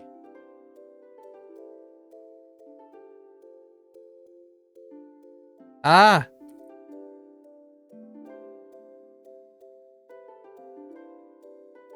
Oops. 審判審判。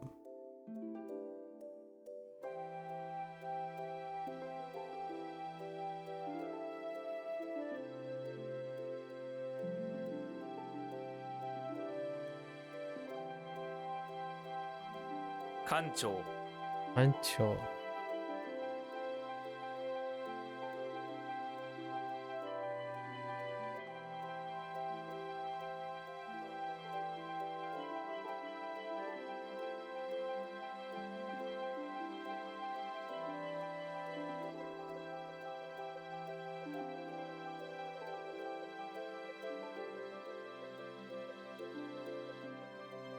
通販通販。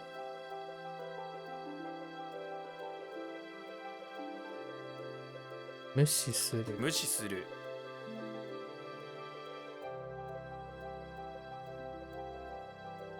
進展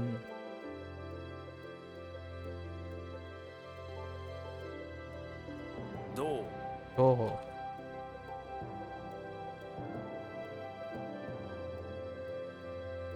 腕時計う腕時計。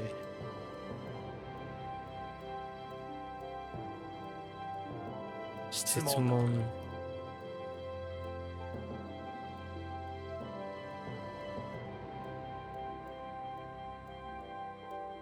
特質、特質。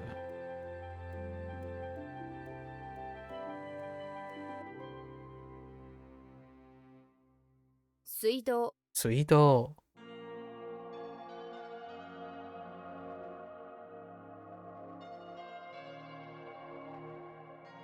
作者、作者。作者。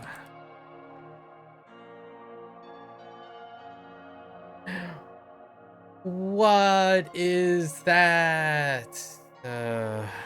Oh, author. um, 心身。心身、 What the 心身。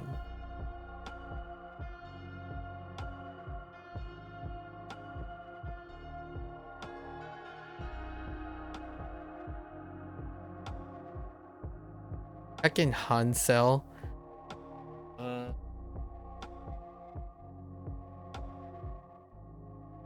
Dang it. Oh, wait. What?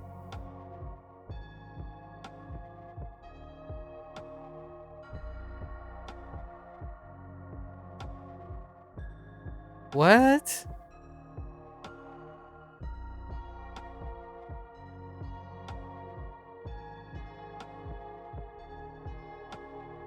Oh, 販売 by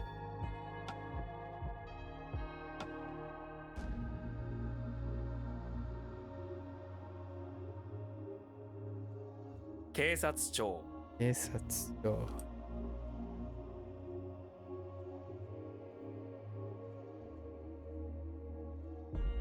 武器武器。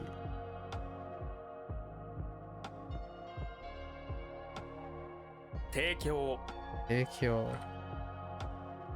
Golfer. offer. For whatever reason, I typed G. 指さす Recess.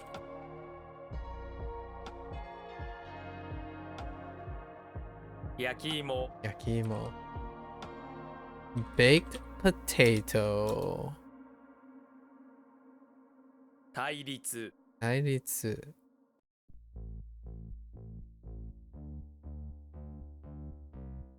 朝ごはん A birthday? Oh my gosh. I thought of breakfast and I typed birthday. 大きい順 Okijun. 朝 So. Oh, neko shita. Ne? Oops. What? Oh wait. Neko shita. 猫舌 What is that? Like aversion to hot foods? Okay. 警視庁 Kescho.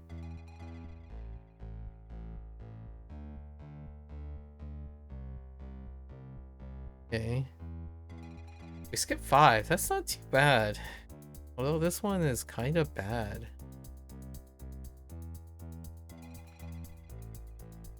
Yeah, we still got lessons today.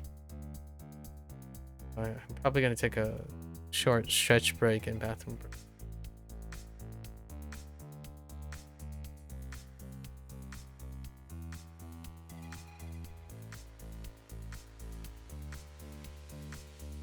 What in the actual tarnation? Well, we can go over. It's not ta. It's definitely not ta, right? Something like you know another place, right? And I feel like it's more like isoba or something like that. No.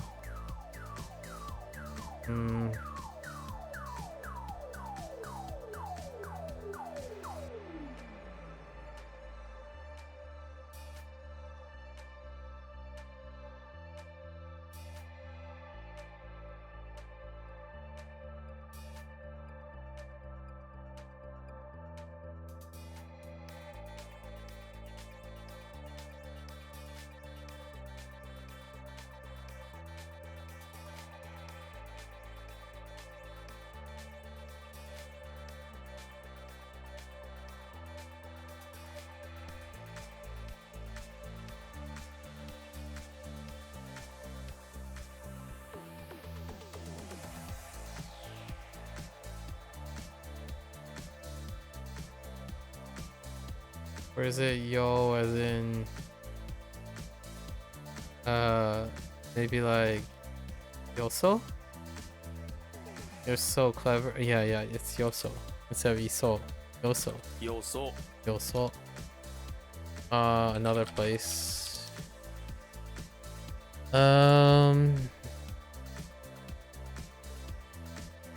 Yosa? Ugh. Okay.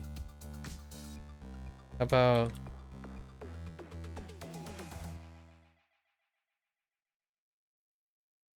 we are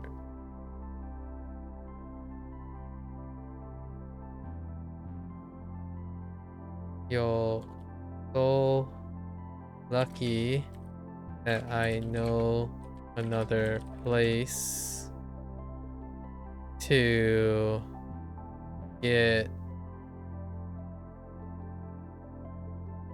tacos and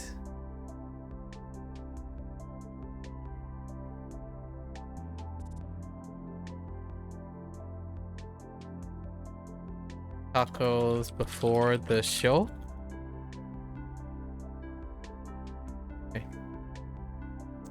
Okay. 结是什么？结 how do I get 结 cut off? That 结? You're 结?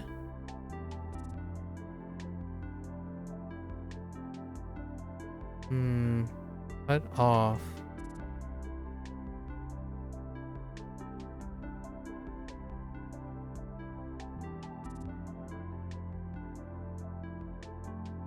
Huh? No, no, if it's cut off or not.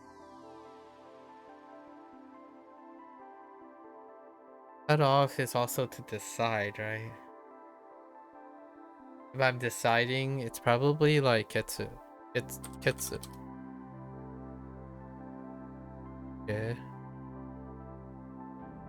That's okay. Wait. Oh no. I almost had it. Oh, that helped, and then it's gone.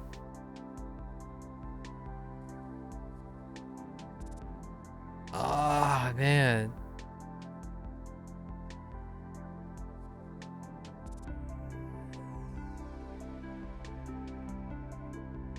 It's like, not,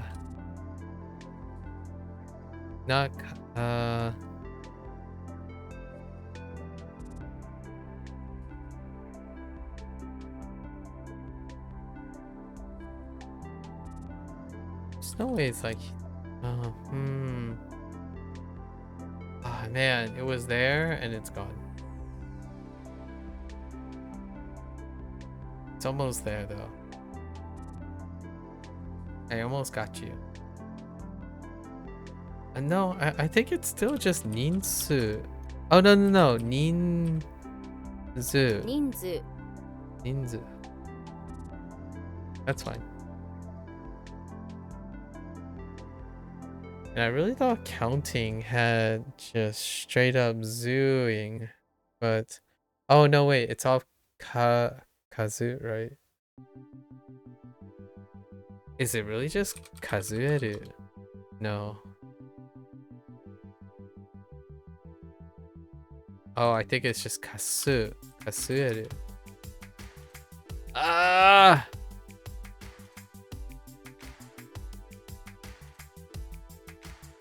No. There's zoo and no, kasoeru. Wait, what?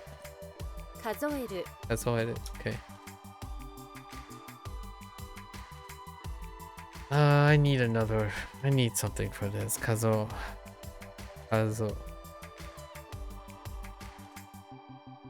Okay. We need Kazu and Su in this. How did Su work? Is it just Suda? Okay. If you don't count, he made sure to count properly. Puzzle.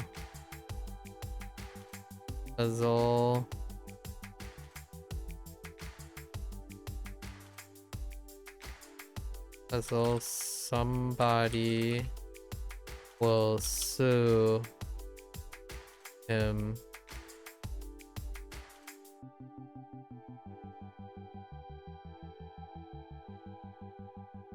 What was Kazu? What was the mnemonic for Kazu?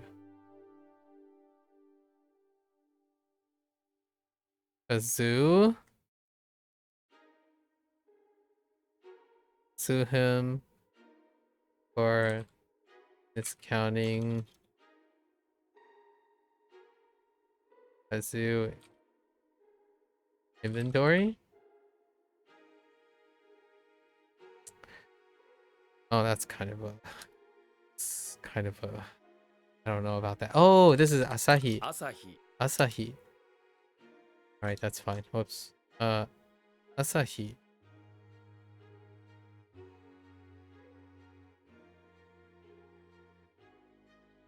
Like, morning, day, early day? What do you want from me?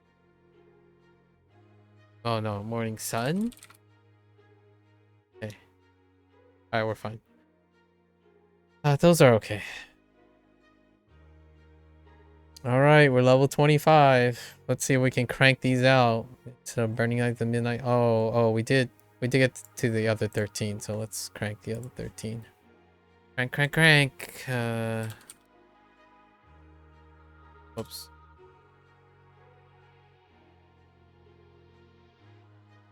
Oh. What is happening?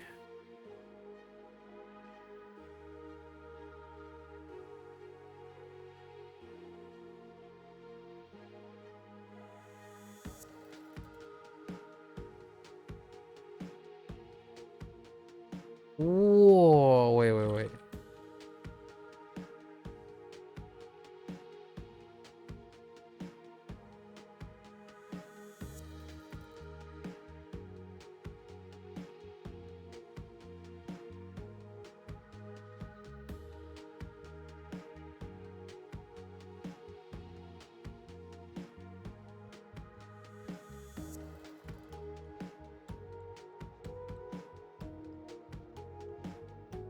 What is going? Wait.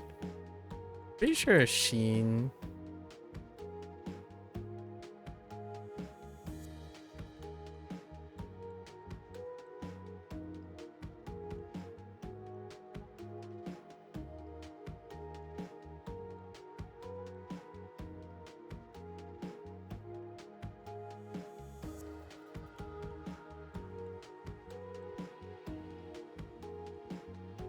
I don't know. I don't know. What is going on? I have no idea.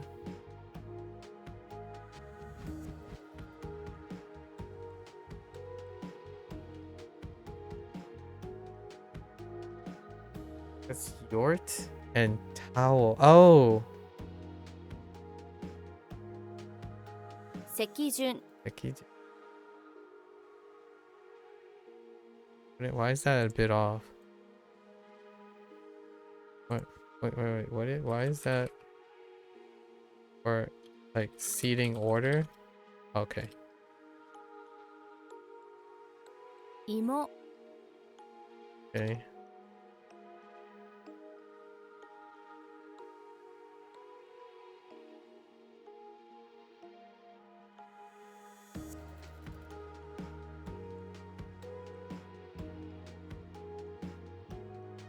Heck.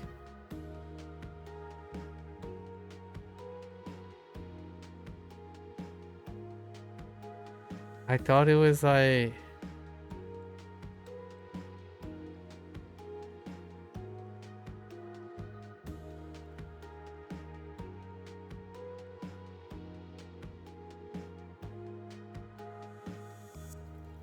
Didn't I take 2? What?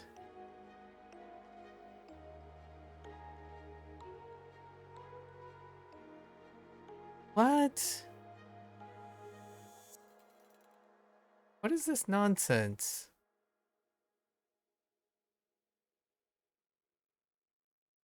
Add.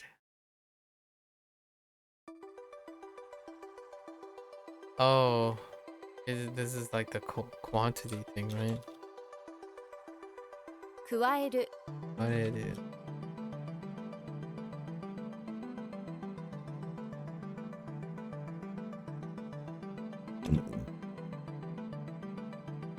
じゃがいも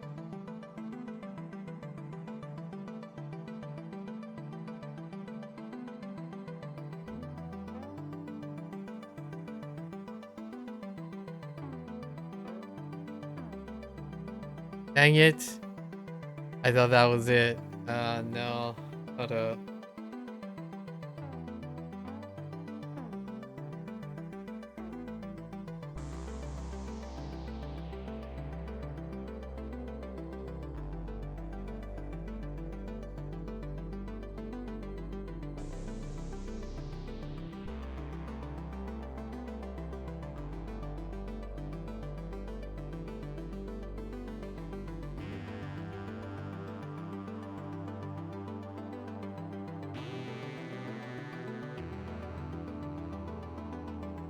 Karamu. Karamu. It's close enough. To be involved. Up in or to get to intertwine.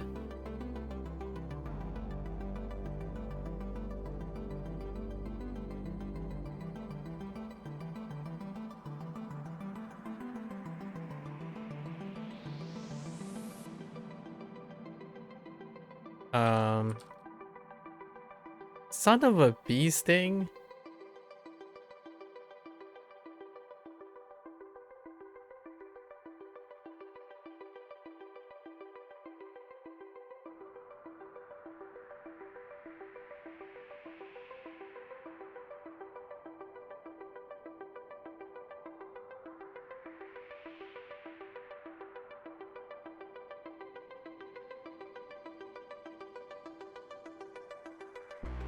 Renew.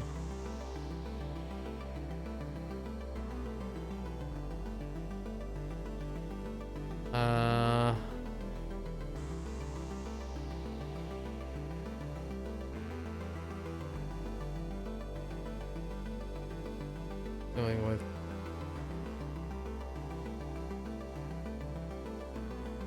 and then kayaking. It's new, so 改める。参加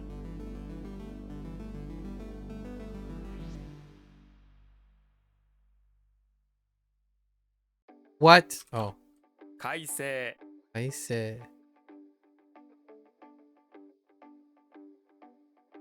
What is that? Okay.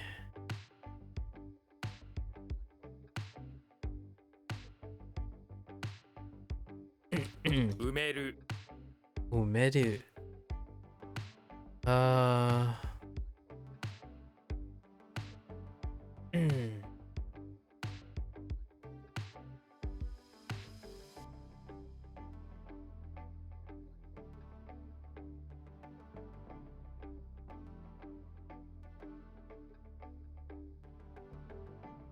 This is not what I think it is. It has born, but it's not. I don't think this is quite born, right? Oh no, not born. It's to bury. 下。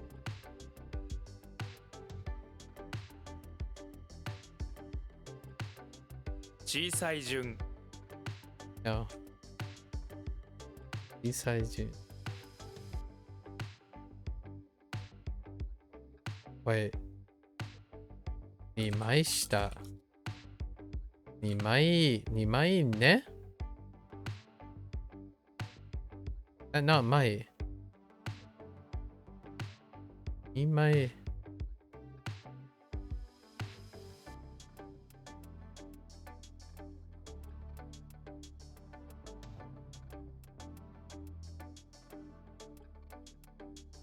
二枚舌2枚下。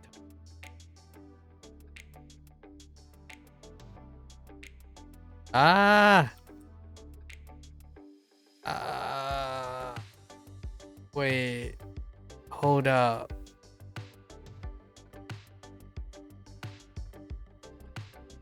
順位 Jungi.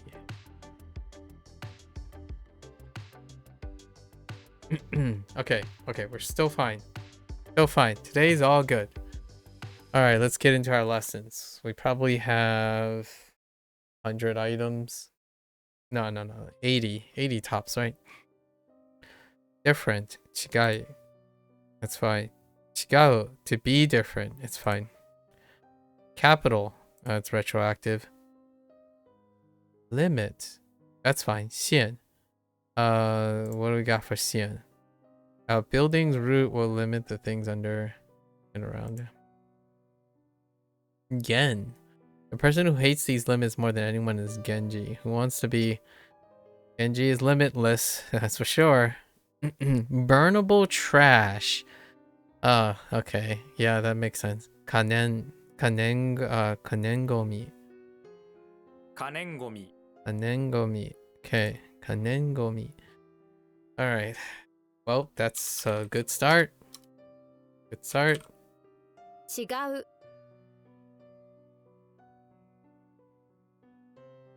違い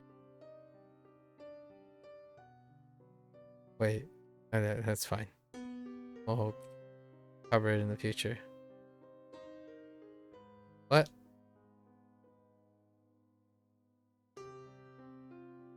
What? Oh, I keep typing K. Ah, I keep typing the wrong thing. 可燃ごみ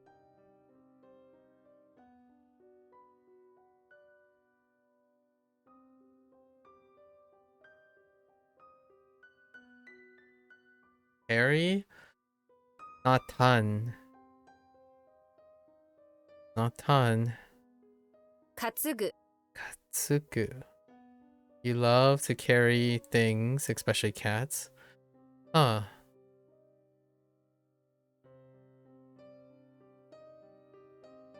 You often carry things.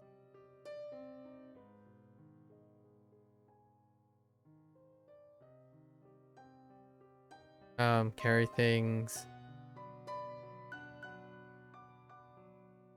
outdoors. Especially your katsu. Carry things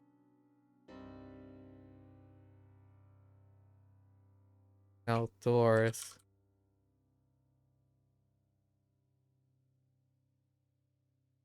Especially your katsu. Katsu. Trying to get a tan. Tan. Okay. 担ぐ Katsugu. Alright. 担 Anto. 当 Anto in charge. That needs to. You carry everyone else and you are always right. In charge. You carry everyone else right. Okay. Fine. Wedding. That is not retroactive. What is that? That looks like a trellis, right? A trellis. This rackle looks like someone wearing a giant dress who has a tear in their eye. This is a person at their wedding. Alright. Does this have anything to do with wedding? No, it doesn't.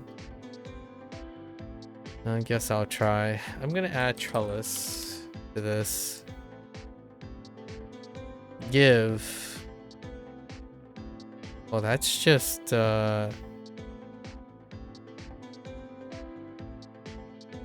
that's just Sha without the without the up. Give. A beggar lies sprawled on the ground, so you give him some money. All right. Yo. Onyomi. When you set the money down next to it, he shouts, "No, I want a yo-yo." Okay. All right. Does this stay yo? Yo seems no. Just kidding. Okay, yo. Burden. A loss you carry. Lose. You lose because now you have to carry this burden. Okay, responsibility. Burden. Done. Okay. Alright.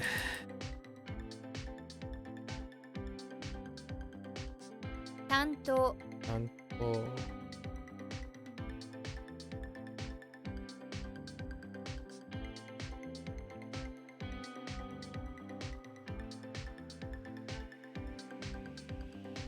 "担ぐ Mhm.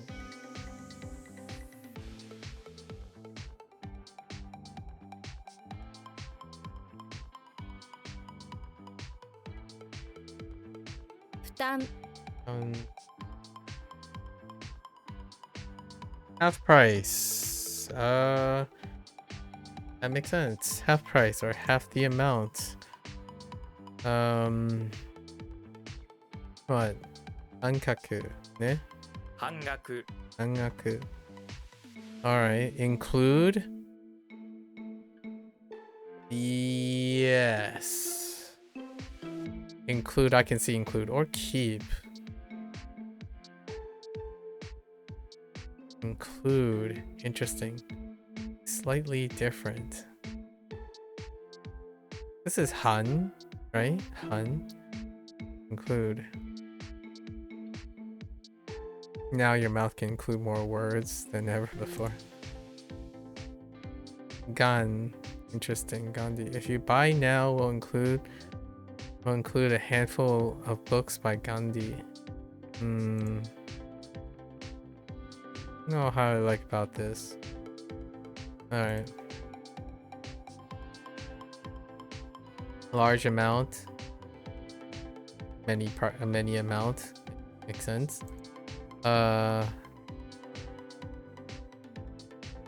Tagaku.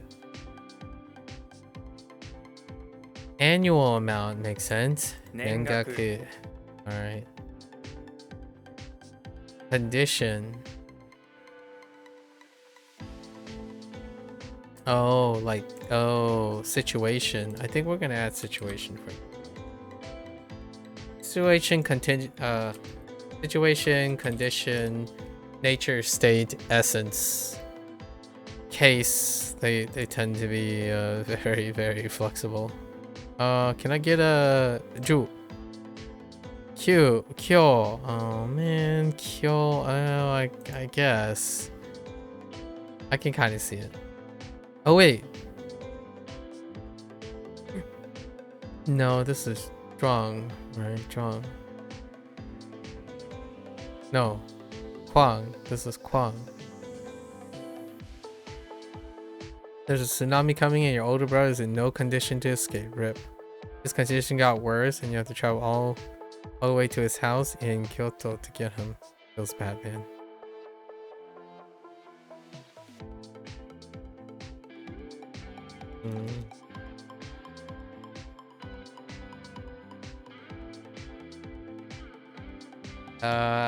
How do I many amount? Tagaku. Large amount? Hangaku. Okay.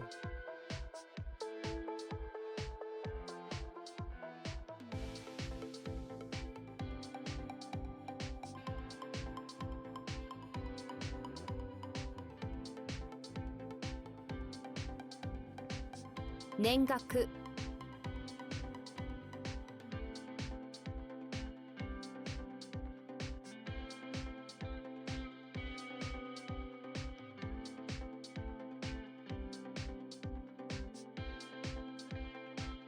All right, how many do we have? I have to book it. Book. 22. Oh, no. 88. Oh, we have over 100 this time around. Yikes. 100 items. I did see a lot of radicals though. Monthly amount. Okay, sure. That's fine. Actually, Getsu?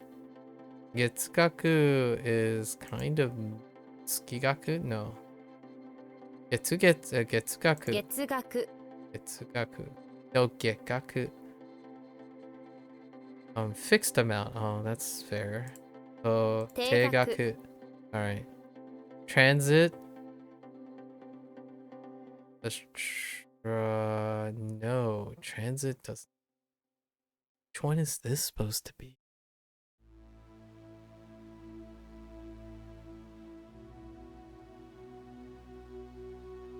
I actually don't think I have an equivalent yet. Transit.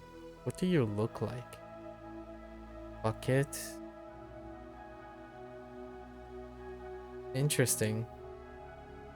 Wata for kun. Interesting. A tsunami carries your yacht and you on a stool under it away. You are now in transit.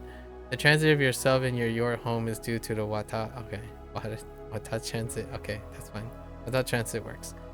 Remaining amount. Oh, we haven't used this in a while. Well, what is that? Zaigaku? Zanzabar, right? Zangaku, not Zai.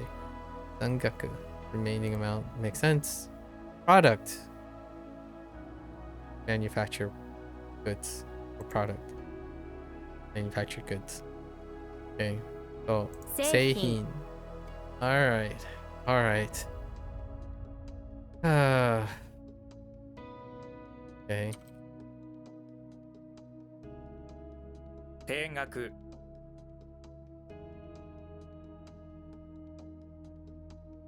月額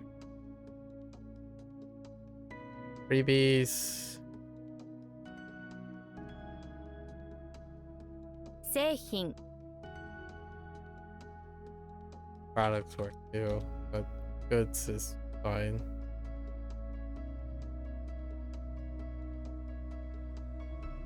残額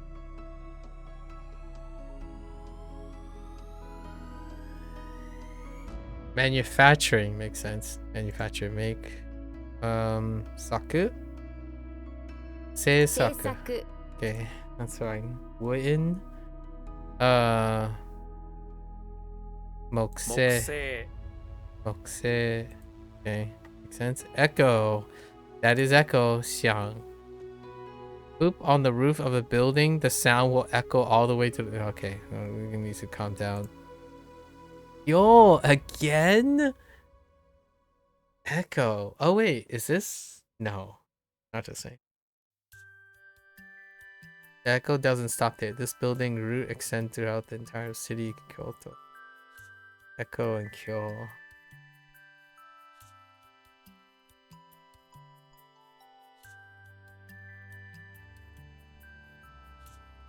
Just listening, horrified to your poop. How does this work? If you poop on the roof. Where the heck is the roof? Is that not a lid? I earnestly do not see a roof. If you poop on the roof of a building, the sound will echo. It doesn't even include... Oh no. Oh, roots. Oh, if you poop on the roots, there's the roots of a building. Oh, and then that's sound. Oh, is that supposed to be roof? The thing on the... Bit of a stretch. Oh no, root. Right, no, that's fine. Everything's there. I don't know about this. This one's need help. Nihonsei. 日本製 That's fine. It's made. 中中国国製 製. Okay, that's fine. I'm okay with this. 制作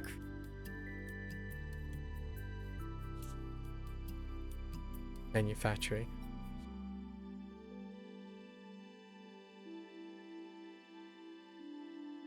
木製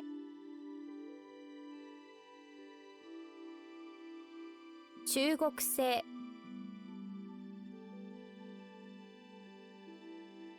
日本製 All right. Okay, we're just going with all the maidens. All right.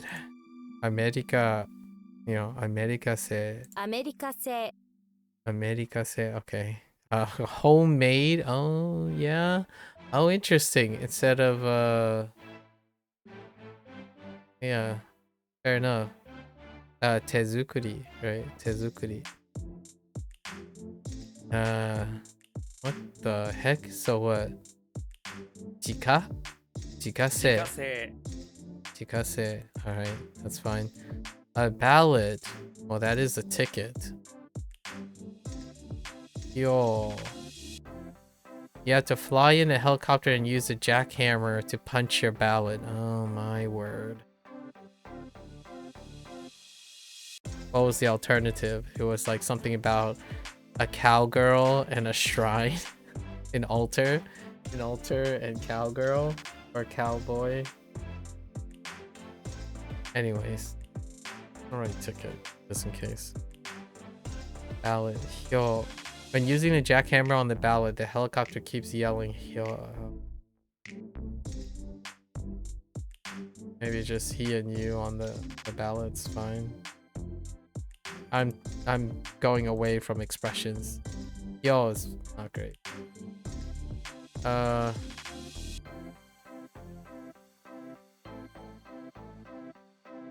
He and you, he and yo, right? He and yo needs jackhammers and helicopters to be on the ballot.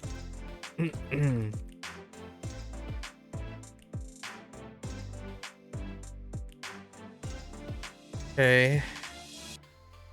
Export. Makes sense. Transport, exit, export. Yushitsu. Yushitsu. Okay. And then we have Yuketsu. Yuketsu. Transport blood. Yeah, makes sense. アメリカ製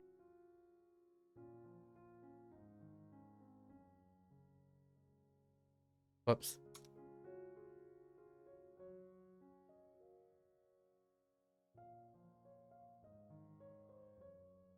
自家製 That's it.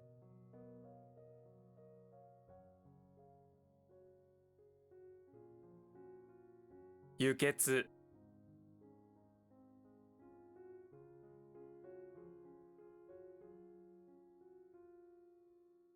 輸出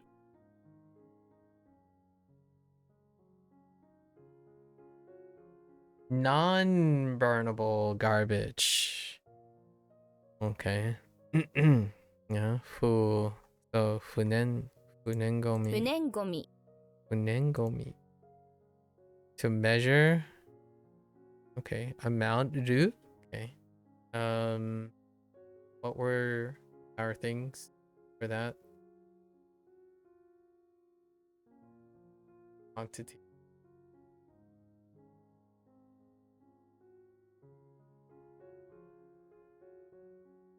Yo, it's not yo. Maybe kakaru? Oh, give me kakaru. 測る Oh, hakaru. Ah, hakaru. Oh, man. All right. 測る Hakaru. Okay. The haka needs to measure the amount, the quantity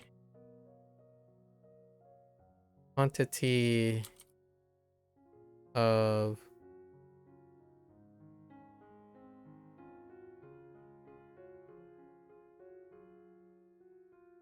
fuel thing he has to do to get to the terminal.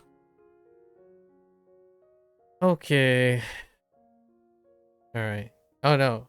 Oh, yo, but it could be the quantity of rows of yo of code he to use. Interesting. Sue? Like Sue? Like Susu? You say you have an axe with a drop of blood and you hit someone with that axe and now you're going to sue them. Oh, really? Accuse. I think accuse is good. Maybe even like L strongly. So interesting. You want to sue them back so you can clean the axe with some soap. Your Honor, you say, I don't see any drop of blood. I counter sue. You say that you have an axe with a drop of blood on it. You hit someone with that axe and now go sue you.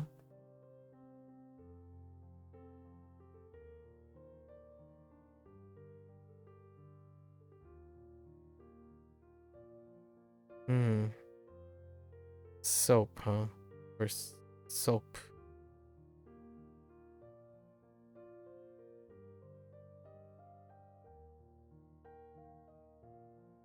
Okay, it's fine. It's gonna be the other way around, right? You are lucky. The person you are doing in clean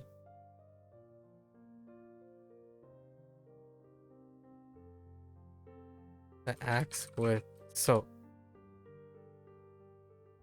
Yeah. After hitting you. Yeah.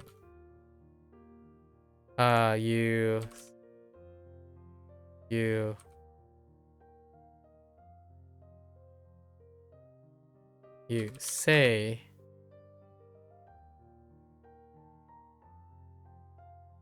fine.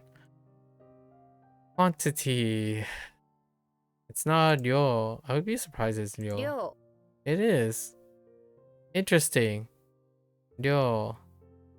Having a kun doesn't usually stick with onyomi. Interesting.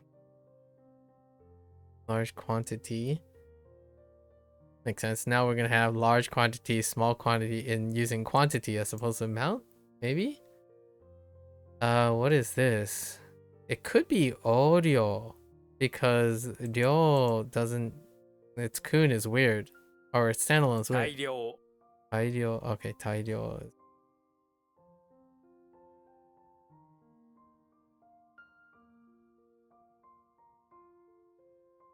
Nothing interesting so far, 不燃ゴミ which is good, sort of.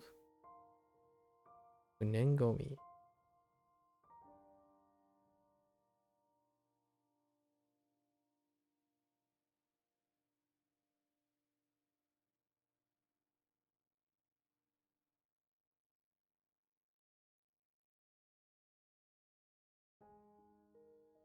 測る Got it.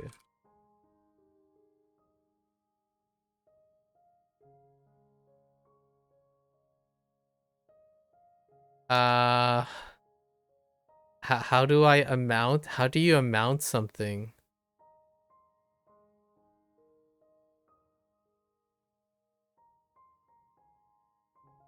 What? How do you to count? Oh, to measure.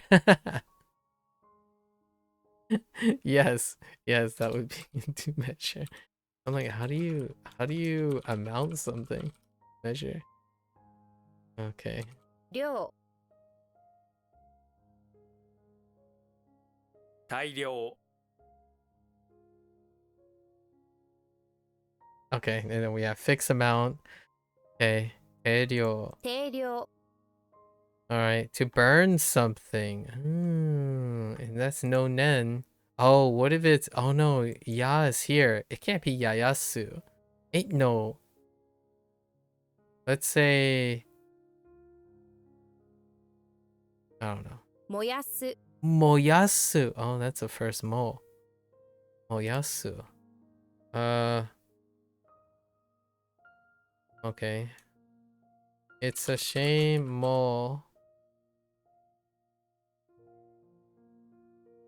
accidentally burned his Nendroid collection.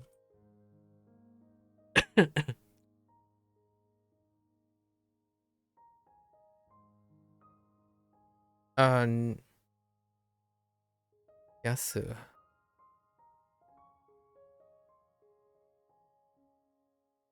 Do I need to put in a ya? I feel like I need to.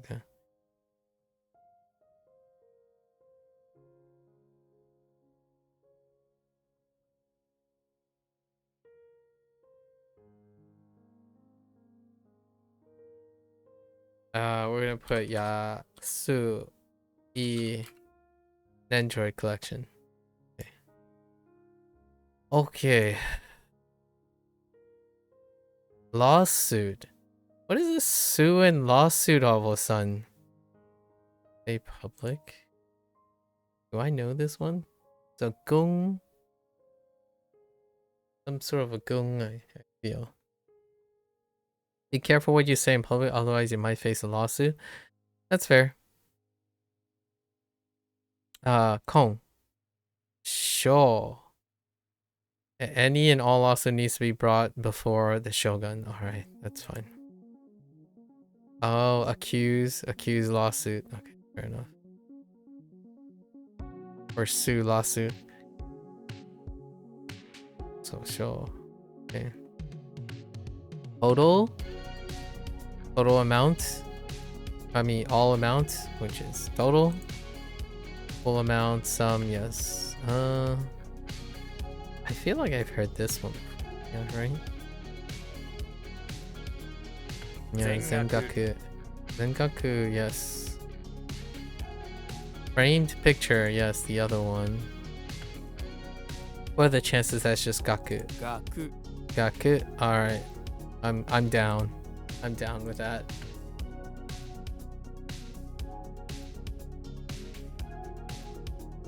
Hey, amount. 定量 Video.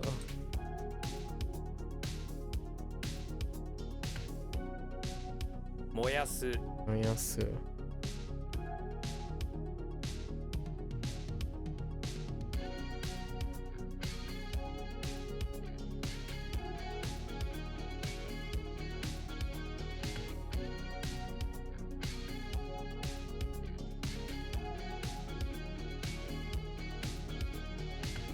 What?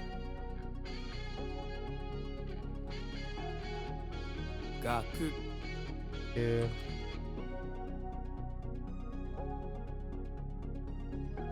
全額 Ew.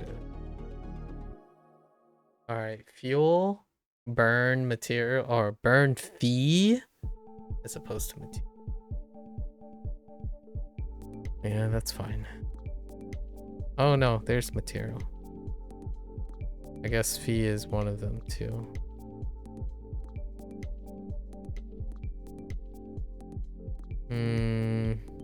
Okay. Nenryo. 燃料 Nenryo. Okay, Nenryo. Interesting. I thought it would be Nenryo. Nenryo. Nenryo transportation. Okay, send. Transport and send. What's send?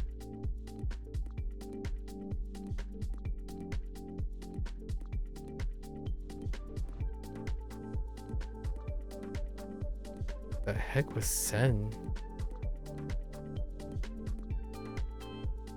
Son? Ka? 輸送 You saw.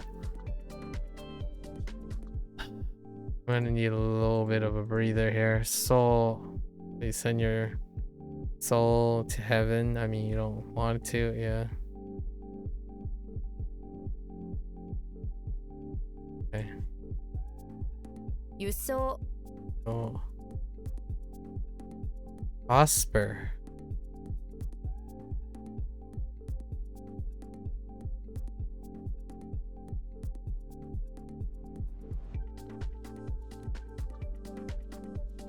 Not that one. I got two prosperous. I got prosperous yesterday. A second prosperous.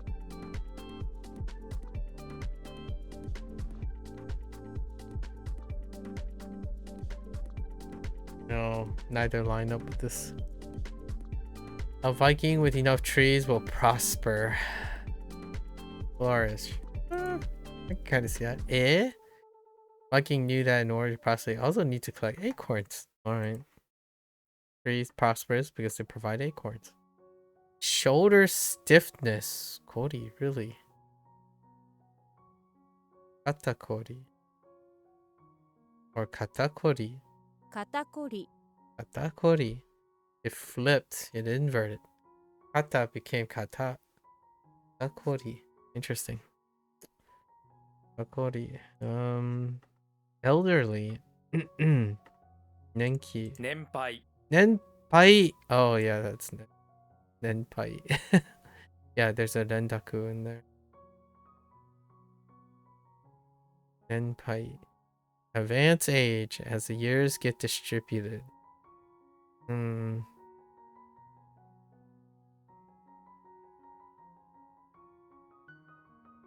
Interesting. Nenpai.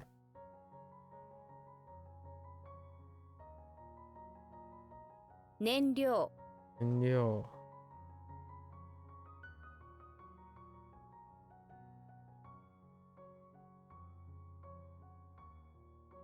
Live long and prosper. 輸送 Oh.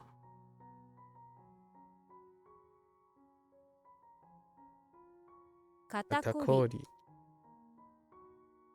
Uh.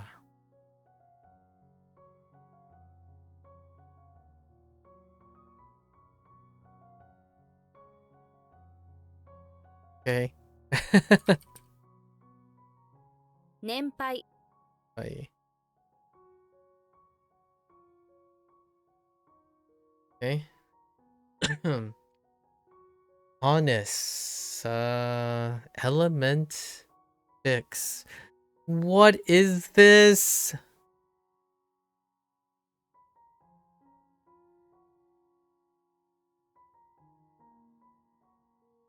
Honestly, I can't even.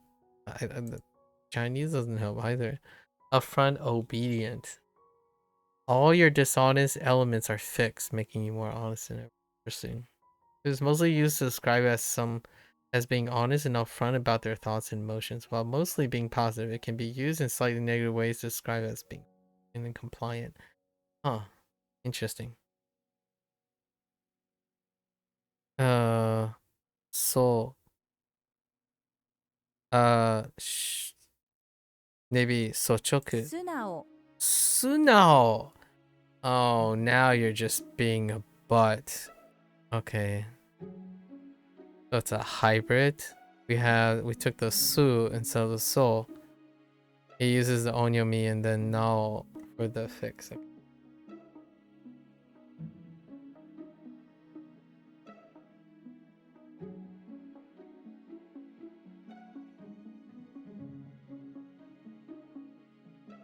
All right.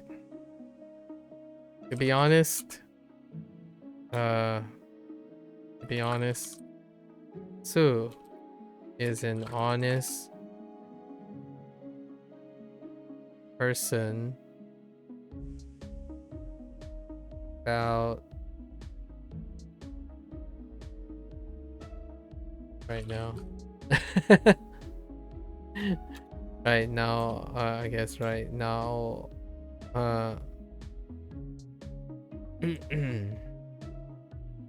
wait.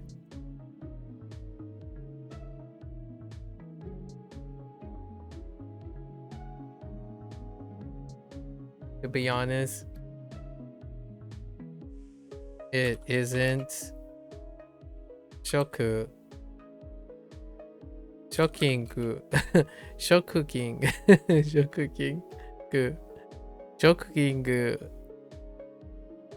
Oh no, choku. Jiki. Man. It's choku.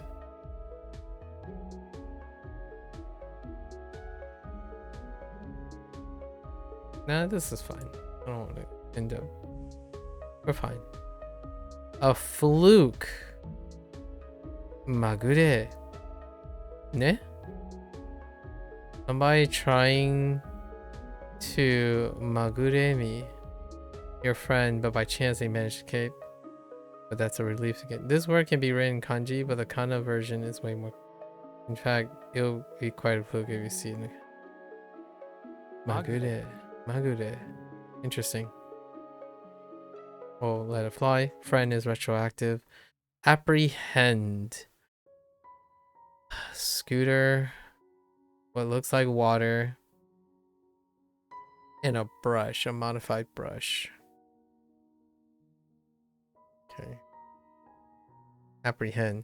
When you ride your scooter, you always carry an ink brush and some water. The water is to stay hydrated, obviously, and the brush is to write tickets for the criminals you apprehend. Why apprehend? I guess you're some kind of thirsty scooter riding cop who rides up. Ugh. Alright. By the way, the shape of this brush is a little different from the usual brush. Hi, when you do catch up and apprehend someone, you always tie them down with the tie from your neck. Ugh.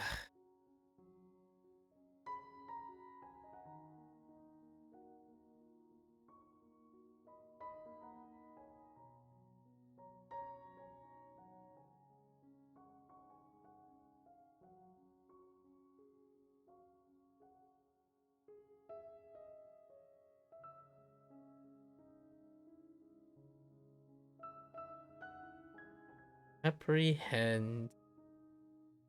Dang, apprehend. That's so.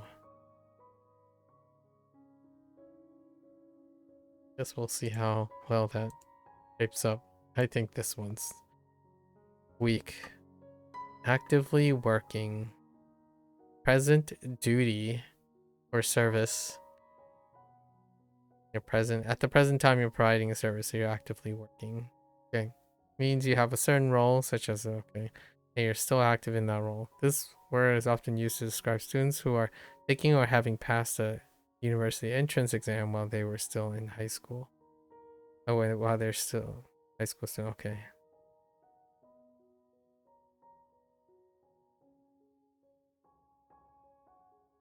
This word is often used to describe students who are taking or having passed what they were. Interesting. Genyaku. 現役 Geneki. Geneki. I'm about to flip a table. Alright, fine. Okay.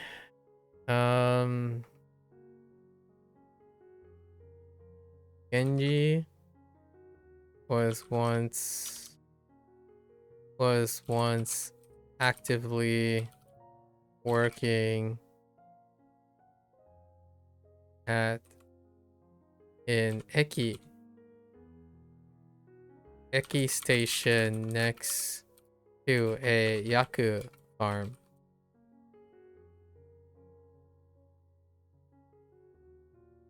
Or is that Nin? I feel like that's Yaku. Yaku. Old. Are you Yaku? Oh. And then the Eki. Okay. 現役 But he's working at the Eki, you know, at the Eki. Oh, I just said Eki, a station. At the Eki next to the Yaku farm, but not at the Yaku farm, you know? Kind of deal? Magure. It's gone.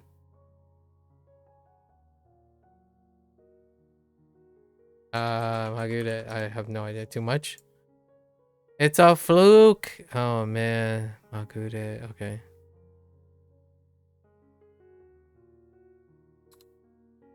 Okay, I got you. Okay. 素直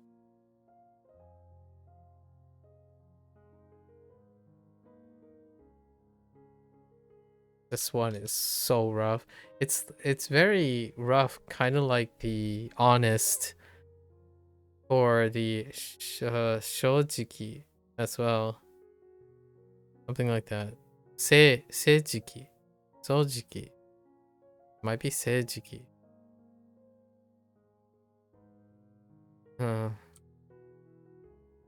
Concerns. 現役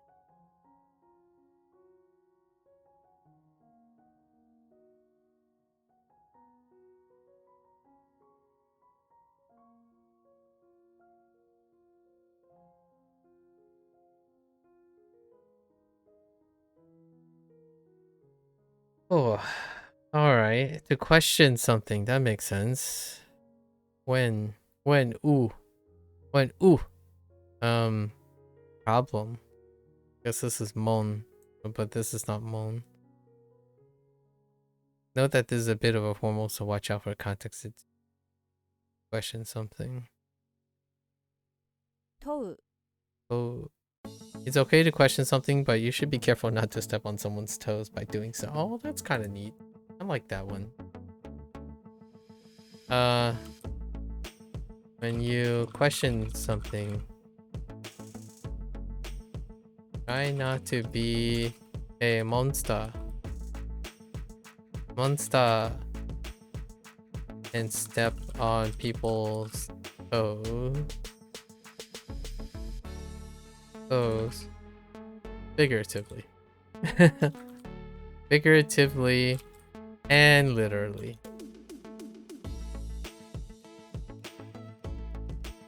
Mon? Pretty sure it's okay. Okay. Okay. Oh, this is gonna be rich.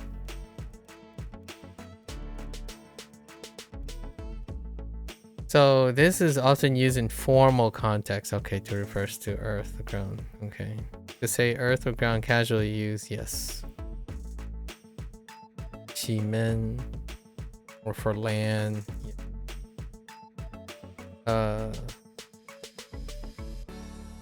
Tochi? What is it like tochi? ち Chi?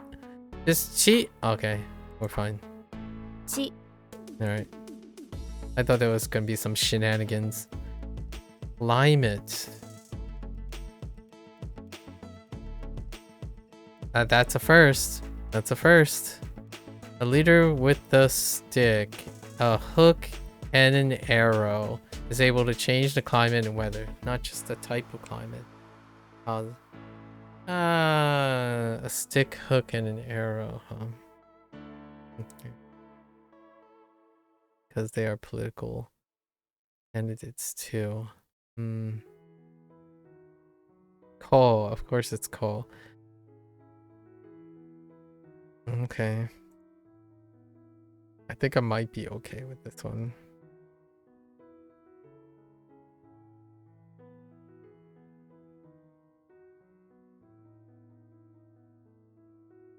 Wasn't climate, right? This is weight. Was it weight? Way, right? Way. Oh, but it is linked with climate though. This. Hiko. Or it might have been Tenko. Tian Wei. Was it Wei? Or Tian Ho? Actually, it might be Ho, actually. Oh no.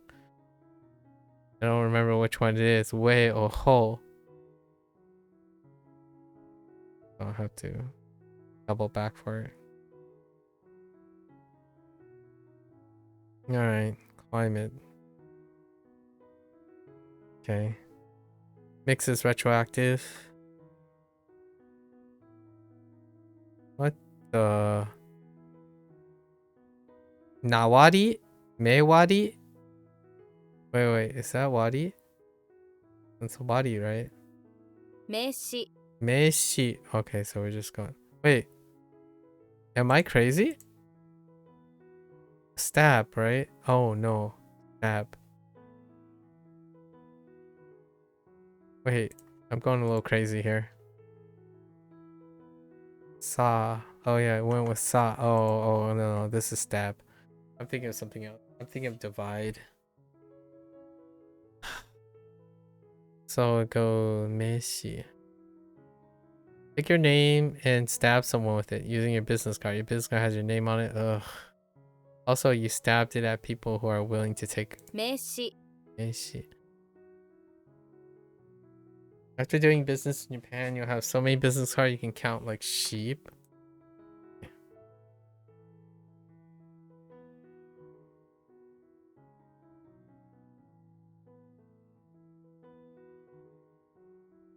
Man.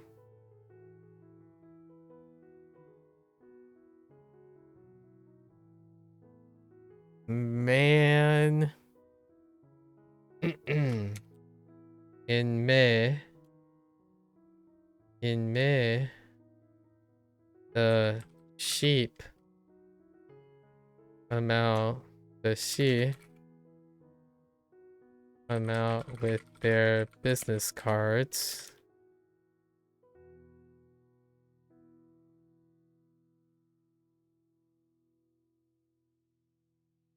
And try to stab. Wait.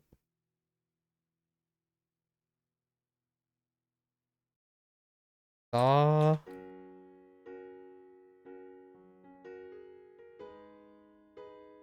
down the competition.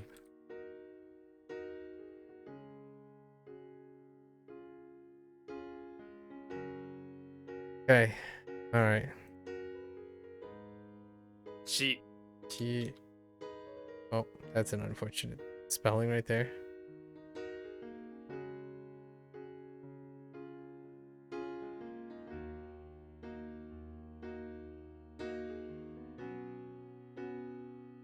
問う Oh.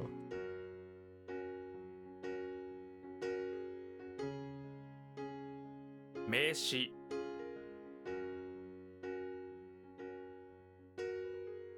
Werewolf again? Oh. Oh, interesting. Oh, is this the kanji representation of the... I don't know. This word is less common. Oh, it's less common. Okay.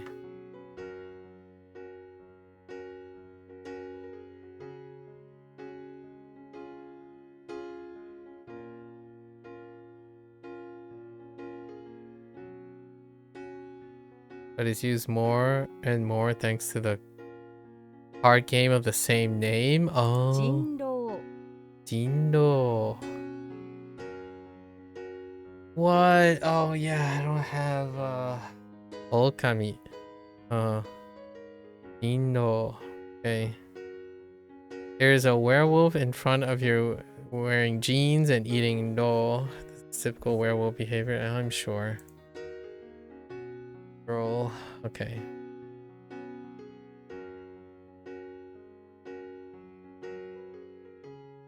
Yeah, I mean, 人 人狼 yeah, we're just gonna take it for face value for that one. Akayama岡 Shiro. 山城 Jo!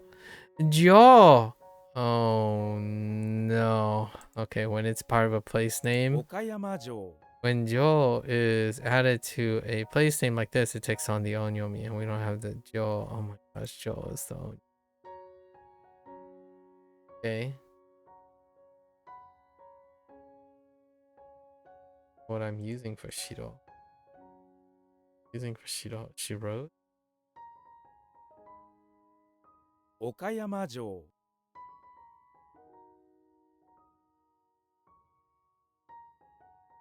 At Okayama Castle. Shiro Jo about her visit.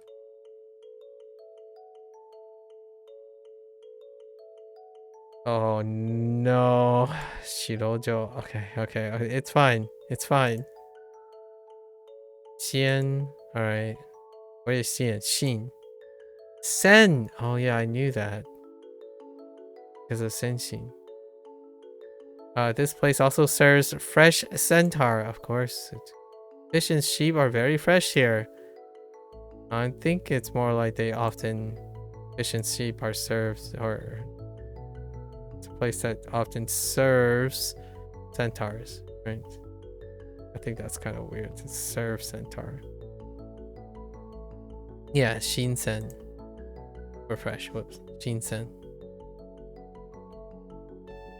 Oh, okay. Huh. Sengyo. Alright. Lifeguard. Okay. Oh, hey, they have a name for this. Instead of using wire fence and a rack, they have a name for this. Lifeguard. Interesting. Something Hanzuhiro didn't end up using. A lifeguard. Alright. You have a task to save 2 kinds of lives. Who saves 2 kinds of lives? A lifeguard. Wait, 2 kinds. Where the heck does 2 kinds come from? The bottom is the task. The top is 2 kinds.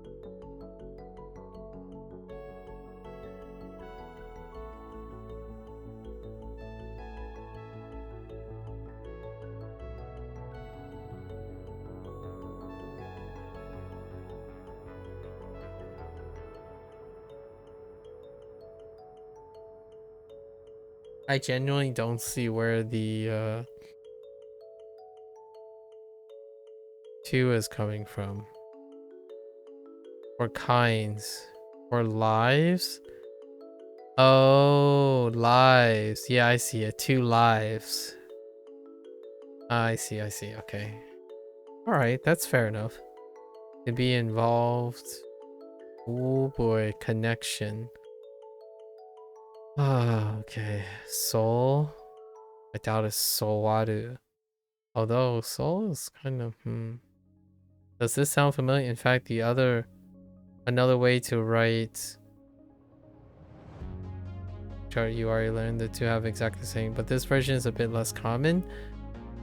Kakawaru? 関わる Alright. Alright, we'll be fine. I think that's fine. I think. I might double back on that.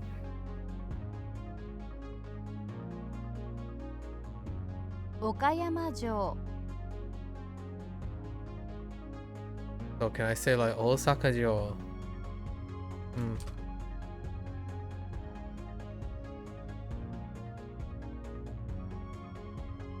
Jinrou. It's interesting that werewolf is a popular thing. Or like a trendy thing. Huh. In overseas. 関わる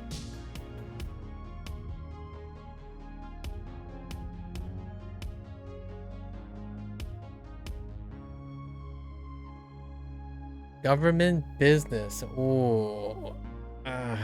Okay. A bit of a ask. 雇用 Koyo. Okay. For every. Okay. For every. Note that this is very frequently written in hiragana, but you'll encounter the kanji form, so okay. Oh, maini? ごとに Goto ni. Oh no. I don't remember goto ni. ごとに Goto ni. This uses the kun, which you haven't. Oh my gosh, I can goto. Kai. Mai. Okay.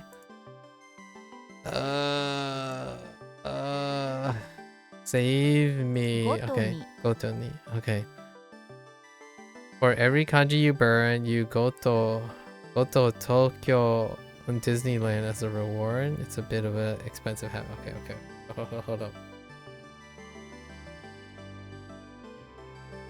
Alright.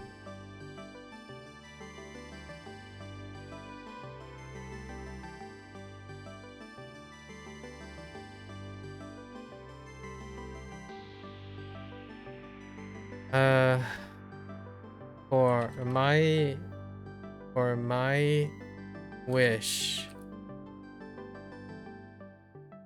for every kanji we burn, we goto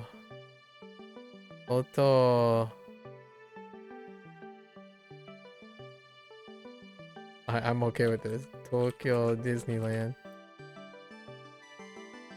Wouldn't that be nice? Kind of funny. You can actually just do Goto ni. It kind of just works that way. Oh, I'm spelling Tokyo. Fine. Alright, well. Accustomed. Oh, that's fine. Or habit. Used to. Alright. So, Guan. If you could get your soul to open the window to shellfish, you'll grow accustomed to them sooner or later, okay? Kan. Guan. Close enough. You'll need to become accustomed to eating shellfish. You want to grow big and strong like Genghis Khan. Okay, fair enough. Both, that's retroactive. To absorb. Suck and attain. Absorb. Oh yeah, this is combined to absorb. Okay. What is that? Kyushu? Kyushu 吸収する suru. Okay. Fine. ごとに Goto. 紅葉 Oyo.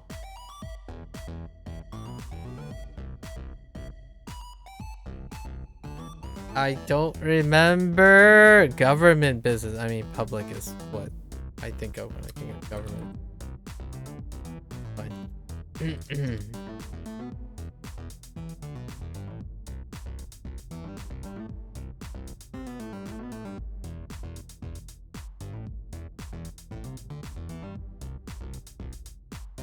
吸収する I'm about to take a break before I started lessons. That's fine. To be divided. Oh, this was what I was thinking. Okay. So what do we got? Warireru. Ne? Warireru. It also means to break. Okay. 割れる Wareru. Oh, okay, fine. Wareru. It's fine. 割れる It's the transitive form. Discount. Oh, what if it's warihi? 割引 Waribiki. Oh my, waribiki. The readings are the ones you learn with the kanji ki from hiki.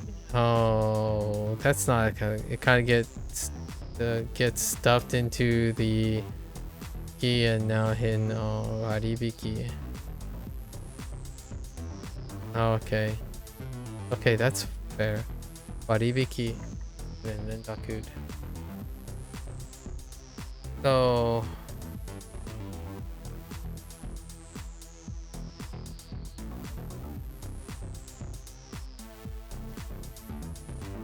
the discount was because Wario damaged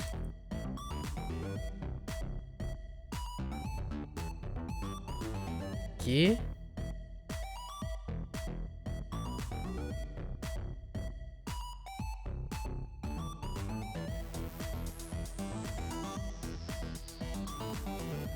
Audio let the item get damaged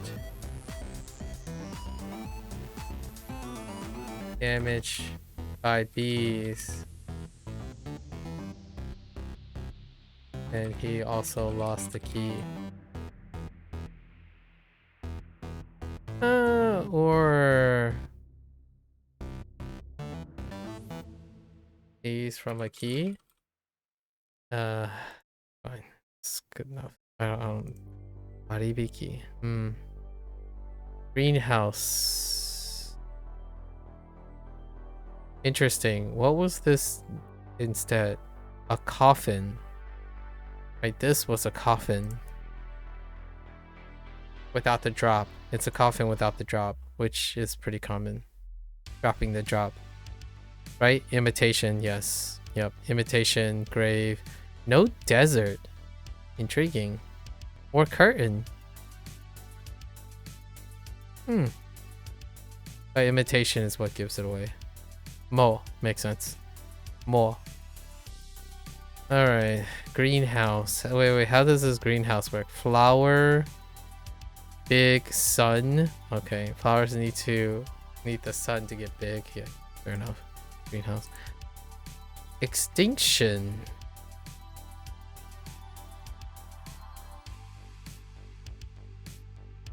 I don't think this might be a first. Something in the future, thread of every color will be faced. Sometime in the future, thread of color will be faced with extinction. Eventually, there will be nothing else to make thread out of. And thread of every color will... okay. The extinction of thread was brought on by a very strange thing. Deadly Zitsu.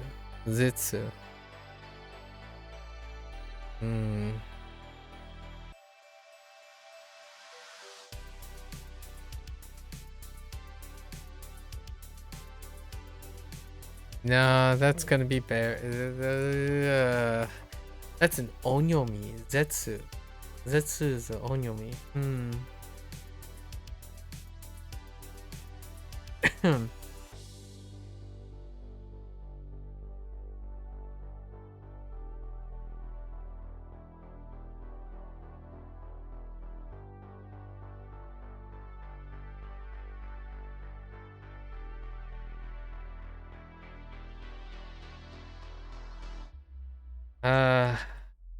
Like the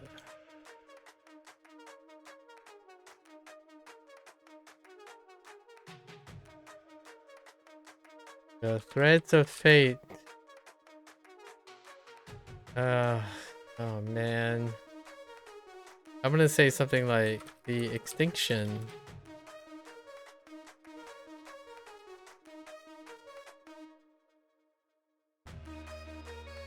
Color and thread.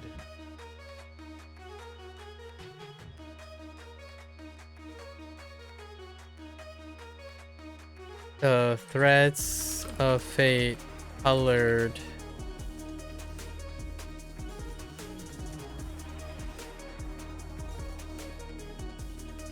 The threads of fate paint, I don't know. Portrayed a colorful end to the extinction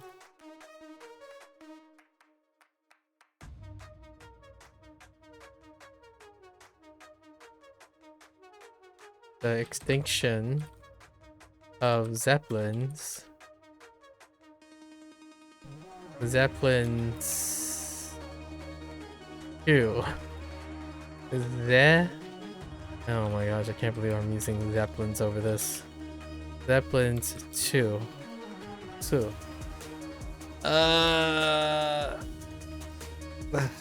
Okay. Division. Alright, well we have district and then parts division. Okay. What is that? Kubun? Kubun? Kubun? Is a formal term that refers to dividing or segmenting things into sections, categories based on specific criteria. For example, it might be used when dividing an area into different zones. Okay. 区分 Kubun 区分 or kubun. 区分 区分 Yeah, kubun. Kenichi ended up using kubun instead of kubun. Okay.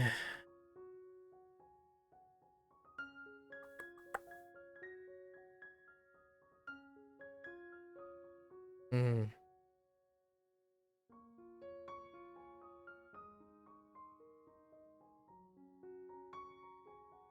Mm.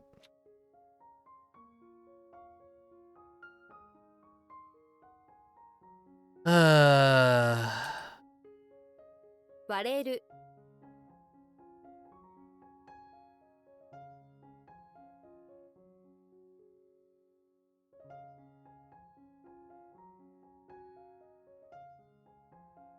割引 Epic.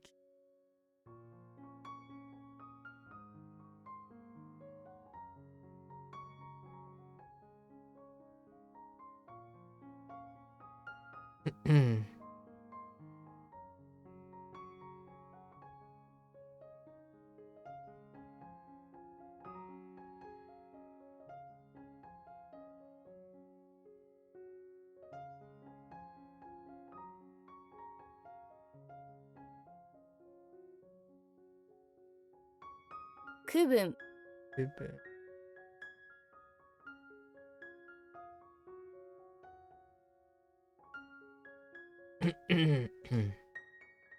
Jinbi. Alright. Jinbi suru. That's fine. 準備する Jinbi suru.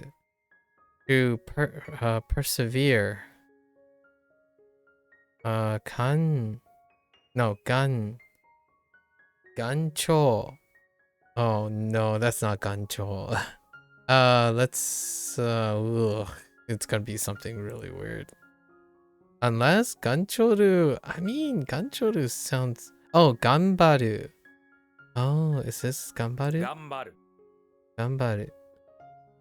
I'm like, persevere. There's only one persevere. Ganbaru.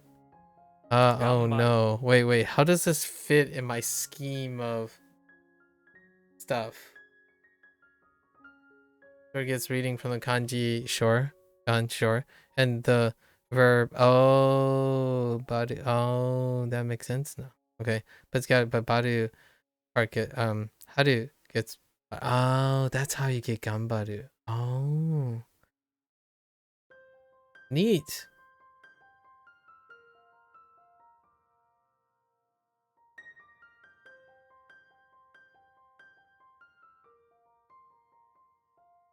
Interesting. Okay, plentiful. That makes sense.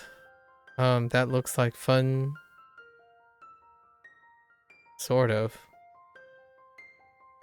Kind of looks slightly different. What is missing from? Oh, maybe it's not. Fun has the, what do you call it? Well, I haven't seen that pattern at all. The terrarium? Oh, no, not the terrarium. The, like, cocoons in the mountain thing. I don't remember what the cocoons in the mountain thing is. It kind of looks like a terrarium. Music beans make farts plentiful. Oh, okay. Alright. And lucky for you, you have abundant of it. Alright. Oh. Your music bean farts are too plentiful to leave your hole. Okay. Alright. Is it the same one? Yeah, it is the same one. Yeah, fun. Interesting.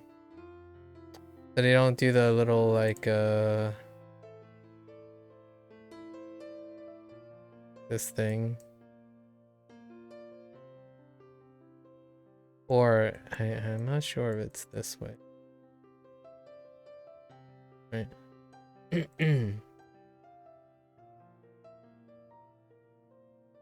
Oh. Next one, mantis instead of a cicada. Wait. Is this the cicada or is this the cricket? Oh no.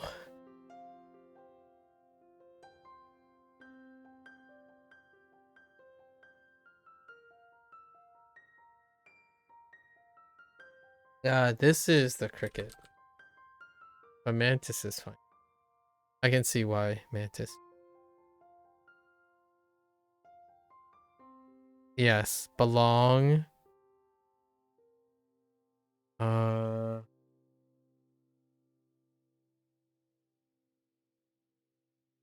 Belong is shu.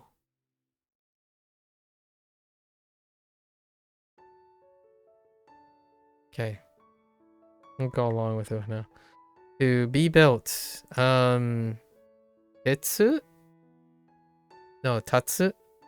Oh, is this still tatsu? You can remember this by thinking about, because without you, okay. Yeah, tatsu. 立つ Tatsu. 立つ Be built. Alright, tatsu. 立つ Alright. Just keep going.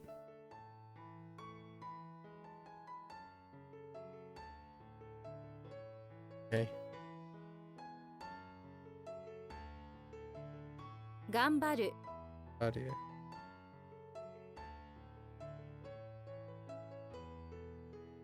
I shall persevere. 準備する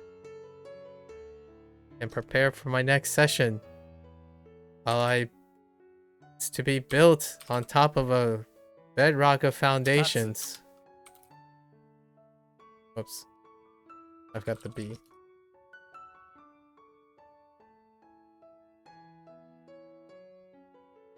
We're getting there.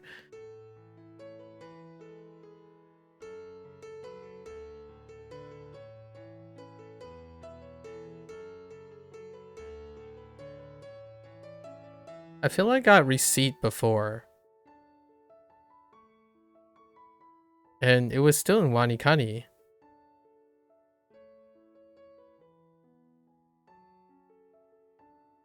I have 2 receipts now? I think it's the last character that got changed. So, except territory. Oh. So,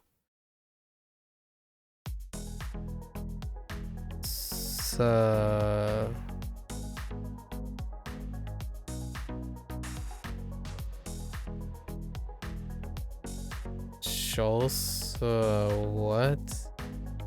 Shows show. 受領書 Studio show. Oh no. Hold up. I forgot this is Judy. Wait. Ju? What is Ju? Oh, except for the juice. And then that's Ryo. Oh my gosh. That's territory. Studio show. Oh my gosh. Okay. See, the delivery confirmation slip document. This refers to a document which serves as a proof of receiving. Okay, studio. Instead of recito. If you're talking about a receipt you get while shopping, recito. Or, oh, there's the other one. Oh, okay. Ryōshūshō. Yeah, Ryōshūshō. That's the other receipt. Ah, I see. 受領書 Okay. Obese. Oh, well, that lines up with Faye. Oh, give me Faye. No, he. Of course it's he. I'm kidding. I didn't know it's he. Wait, is that Onyumi? Interesting. A moon who stays in bed all day will soon become obese. Okay. Since the obese moon is bed all day, and since the moon stays pretty cold, it needs some extra heat to stay warm.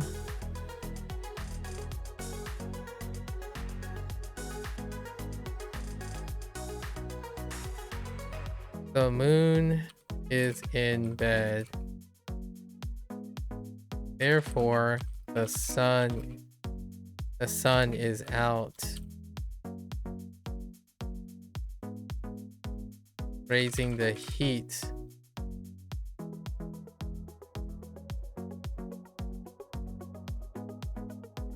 The sun is out and heating,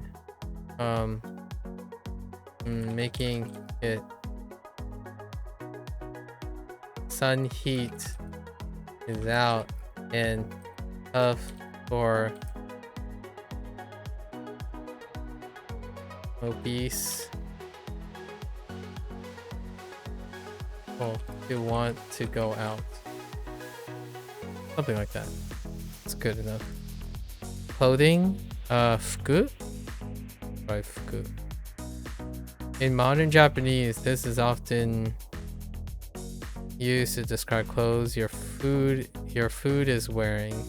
Oh, the coding. Oh, interesting.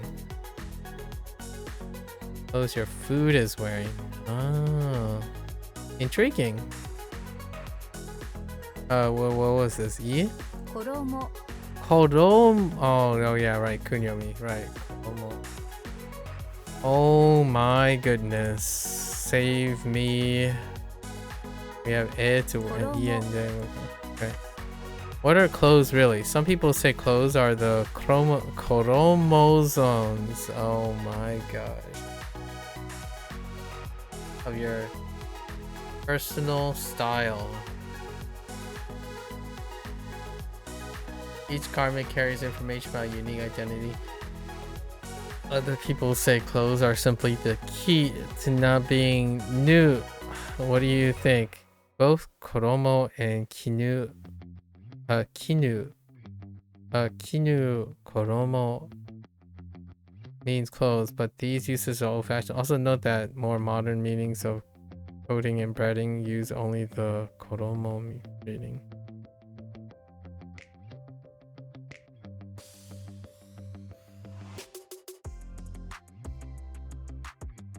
Oh, for clothing. What? Coding and breading. Okay.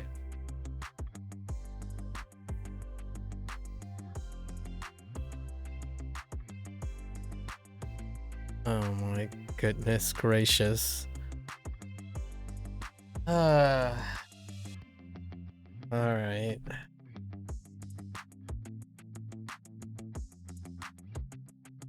The silly eagle. Eagle doesn't know that chromosomes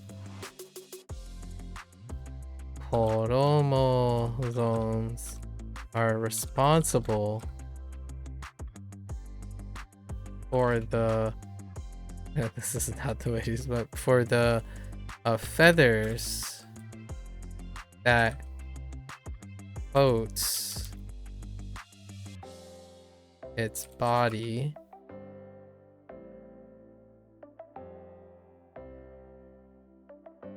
providing that corozo is the key for the feathers coating its body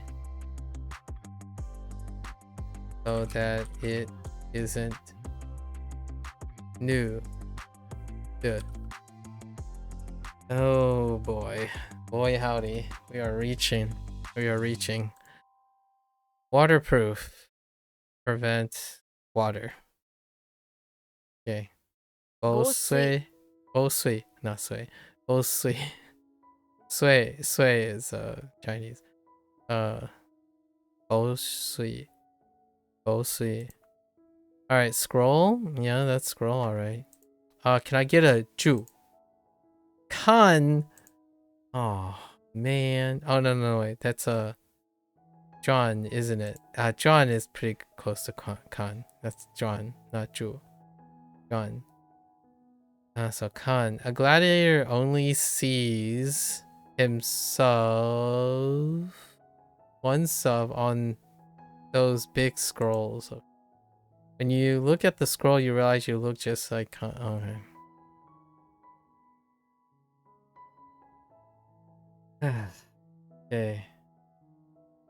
衣 We're gonna use clothing.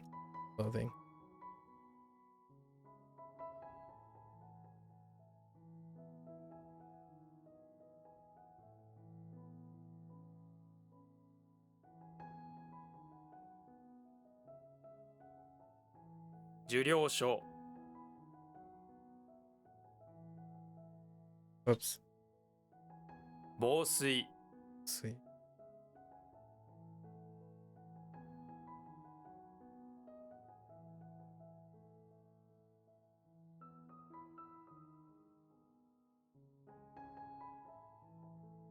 頑張る. Right? 頑張る. 頑張ろう. Fire prevention. Alright, we got it. 防火 Oka. Alright, I got you. Search. Oh, we recently got this.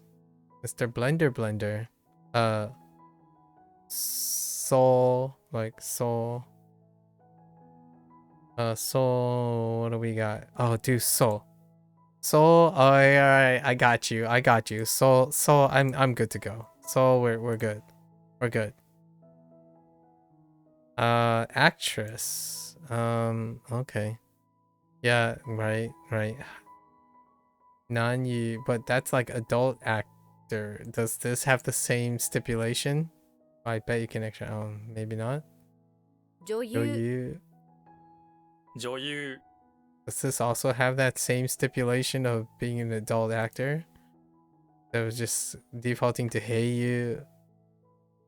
Revolutionary. Oh, there's the leather revolution. And then now adds a person. 革命家 Kakumeka. That check out? Yes. Kakumeka. Revolutionary. Alright, we're good. We'll try it. A comrade. Oh, a partner. Partner is fine too. Bay. I mean, it could be Bay. No. Ban. It could be Ban or Han. Hi. Wait. Did I screw this up?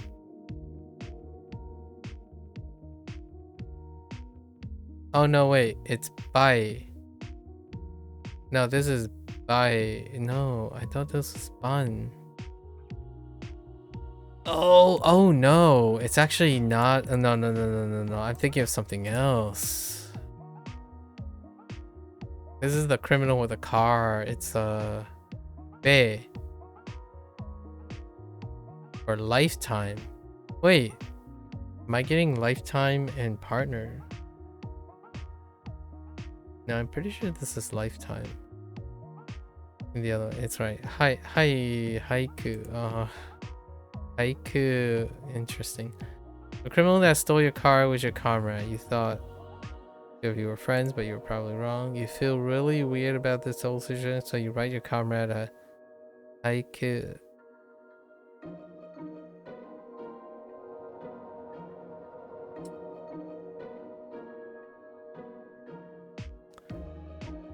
Huh. I wonder how that works out. Okay. I'll have to revisit that another time. Okay.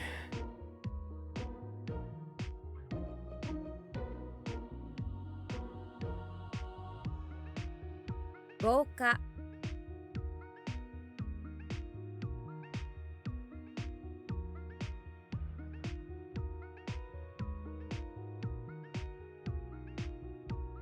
Joyu.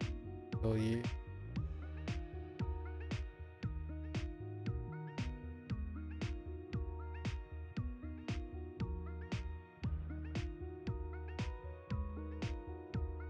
Kakumeika.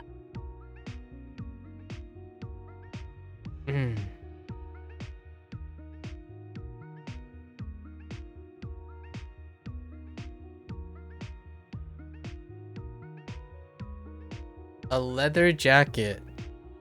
Kawa? Probably Kawa. Ja? Wait. Kawa Jan. Kawa Jano? Wait, Kawa Jan. Wait. This word is somewhat outdated. The trendier now is jacket. Wait, what? Leza. Leza. Oh my gosh. Leza Jaquetto. Kawajan. Kawajan. Man, Kawajan. Ugh. I guess Leza Jaquetto makes sense. Kawajan. Kawajan. Okay. Hide. Like a leather hide. Wait. Hold up. Do I know what this is? Building. Instead, hills, cleats.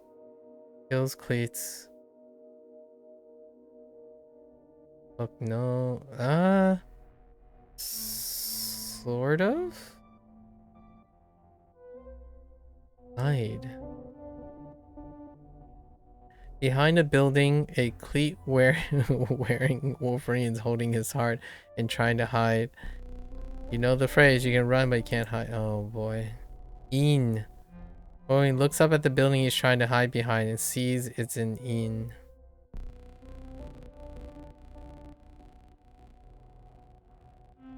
Oh, excuse me. My fatigue is wearing on me now. Let's see. Inn. I'm not quite sure.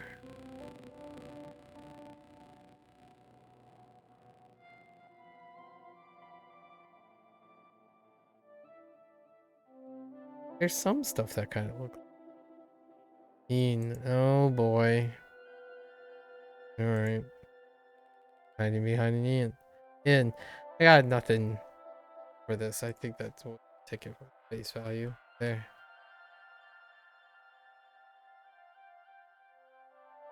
What? Did I skip something? I feel like I skipped something. Well, it's fine.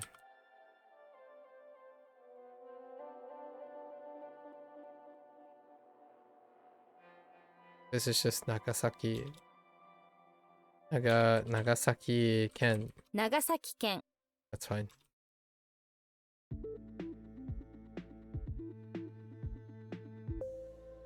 That's probably, maybe that's the only one.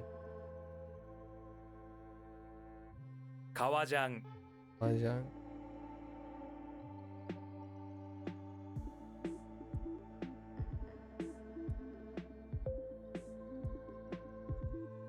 Oh, wait. It's probably still though. Yobareru. 呼ばれる Yobareru. To be called? Makes sense. What in the tarnation?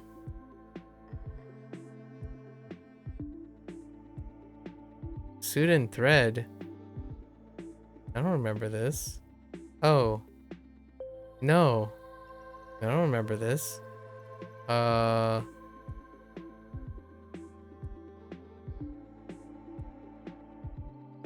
This is give.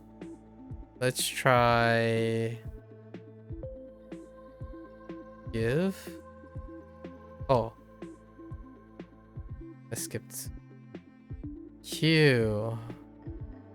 Oh, and it's salary. Wow.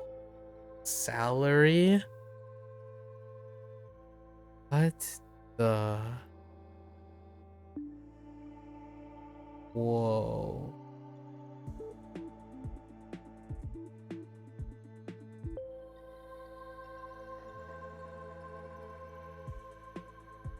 This is not gay. Gay?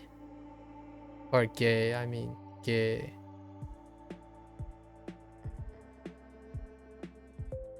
Huh. I thought this was give. Is that not glove? Glove and silk? So silk gloves? A gay knee. Gay something. Salary.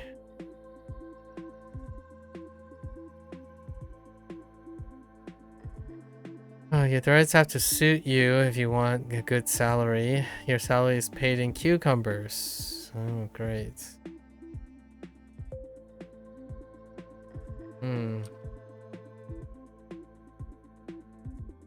There are no alternative meanings to this. Interesting. Intriguing. Alright. Got 3 more. I guess 2 more groups.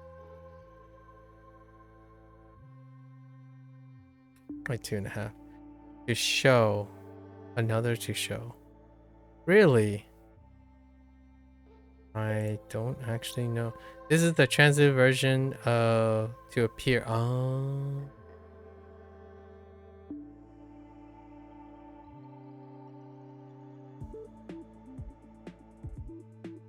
So wareru? Ne? So rather than something appearing on its own, you're making it appear to show. So this means to show or to reveal. Okay. But usually in a set phrase like oh well. Okay.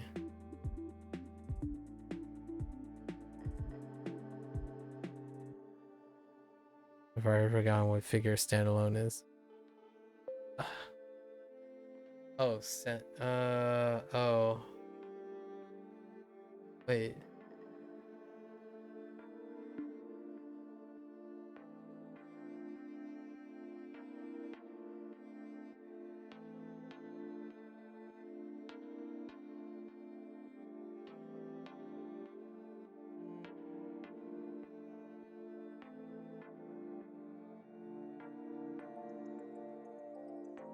I don't actually remember what this is standalone.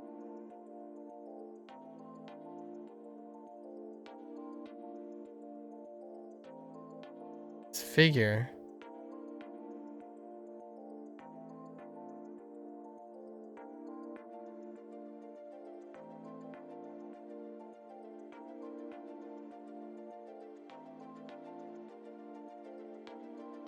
I'll come back to it. 表す Arawasu.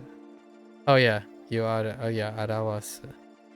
Oops, not just wa. Ara. I gotta remember the arawasu.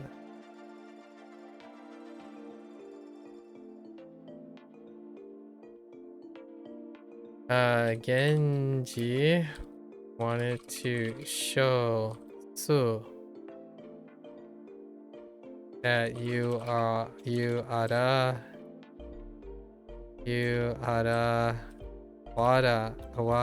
Wadas now.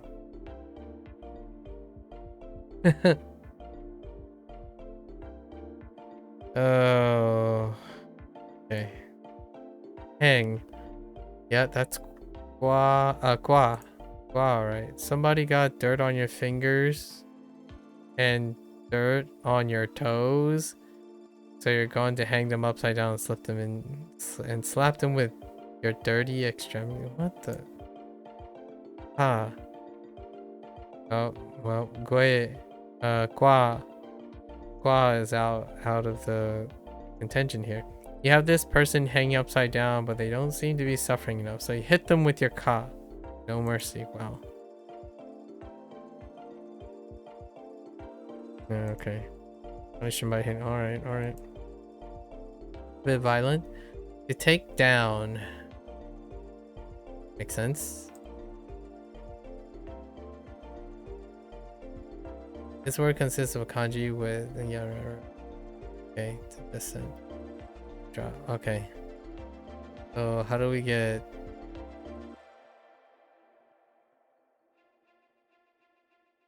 was this the off of katsu? Or is it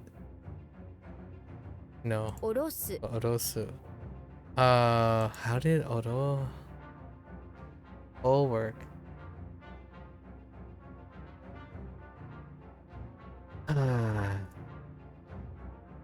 It's about the cat knocking over things, right? I know the ko thing, but oriru. Oh no, it's to get off.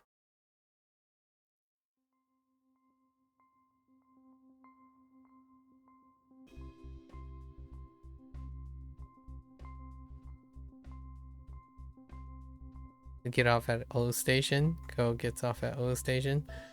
Okay. おろす Orosu. Okay.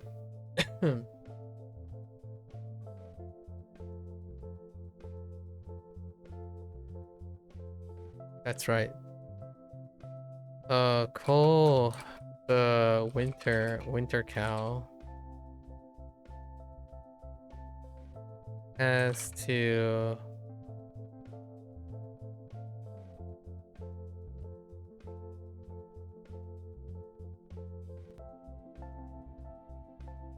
say Cole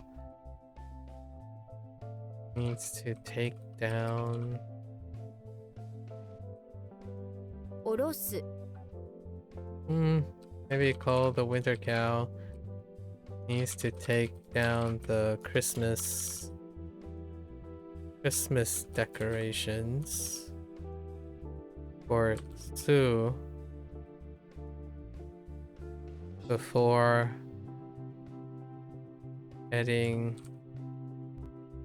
home by way of the old station. Alright. Orosu. Regular. What in the... So standard key. Okay, standard rules. And then this is probably separate. So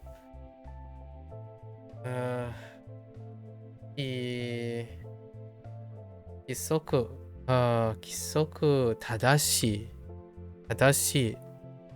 Kisoku tadashi.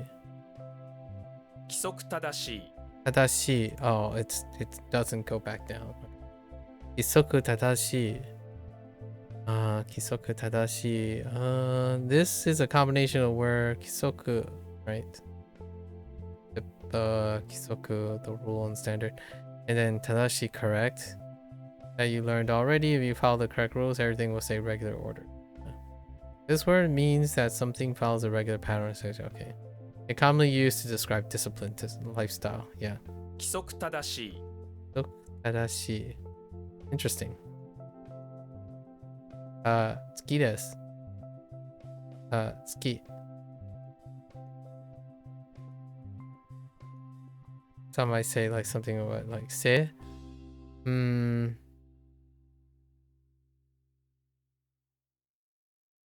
Interesting. It's an E adjective. 規則正しい Okay, replace. Oh, that checks out. What is that? T. Right, T. So, key. Give me key. G. Ka. Oh, they went with kun actually. A husband marries a husband while the sun goes down, and the men replace their solitary lives with one of everlasting companionship. Okay. After the ceremony, the husband and his husband get in the car, and okay. They'll never be able to replace this memory with anything. Irreplaceable. Okay. Alright. Okay.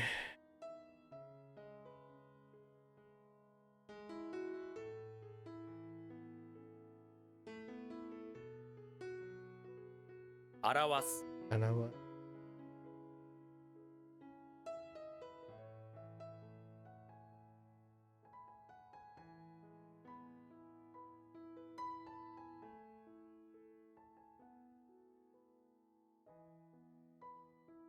Okay. 下ろす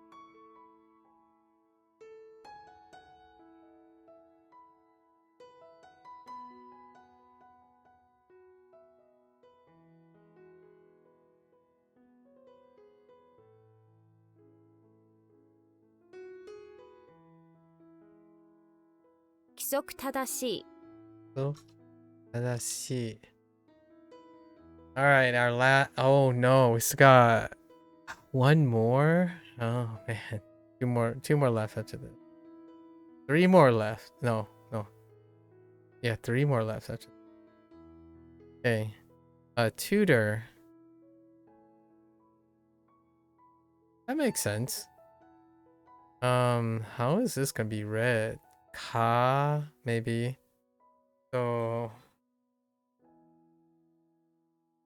we have kyoshi and kate.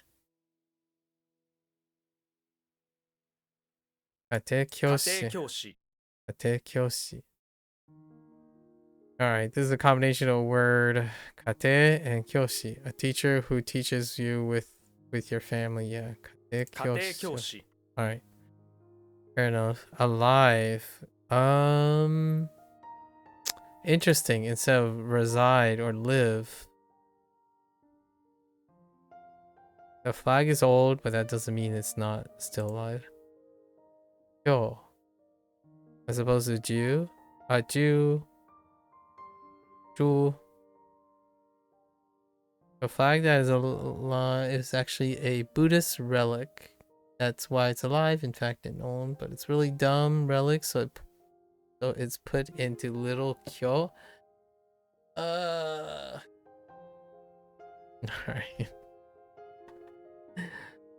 Alright. Oh, to exist, that would make it closest. Interesting. That's used very differently. Irregularity. Okay, not standard. Not regular, not typical. So fukisoku. 不規 Shoku. 則 Fukisoku. Oh, fukisoku. Interesting. Fukisoku. Alright, to store.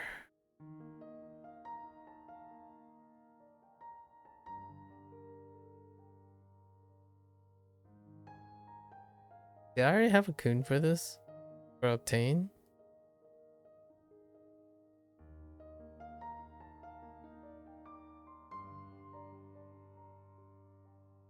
When you obtain something, you need to keep it safe, so you decide to store it. You can always go back.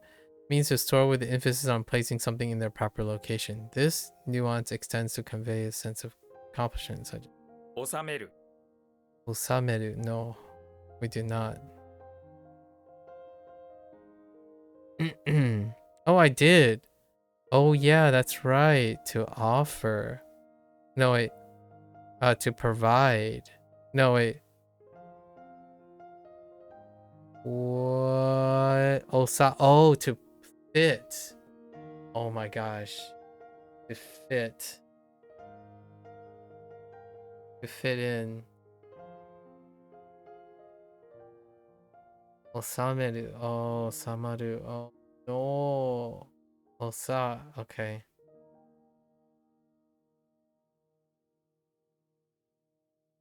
So you took a osa from your ma, but now what about it? You took a sa. I took. You took the osa from me to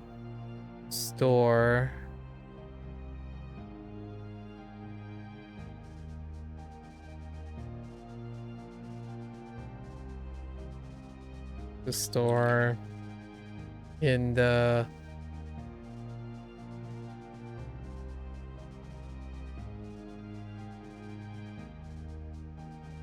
shoe container.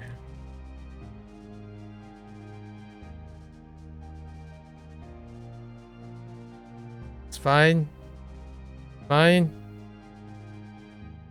Catch.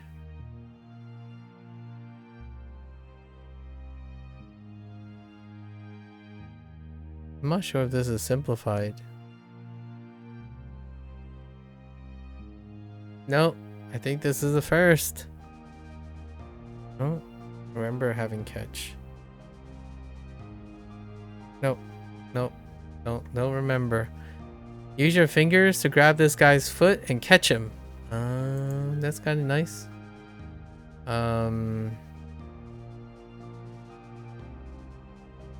Tora. Yeah, actually. Tora. Oh my goodness, the Tora. What is my alternative? To and ra, as in like ra. Oh my. Or a raw.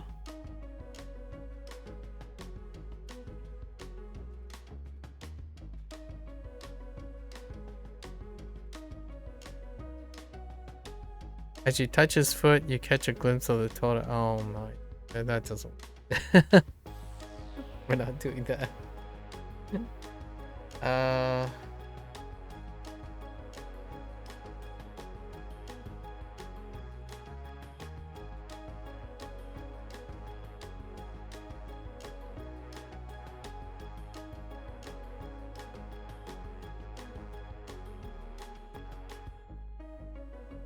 I can switch this up right away. I don't need. So what can we ascribe to this?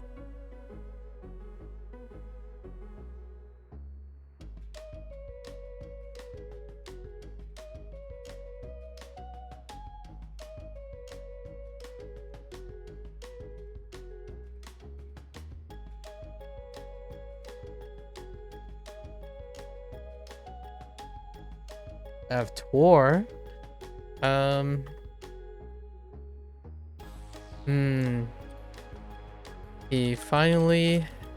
He was able to use his he was able to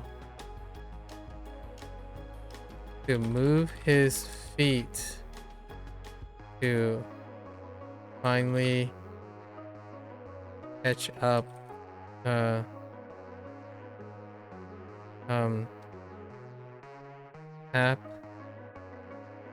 catch up and get the attention of his friend on Tora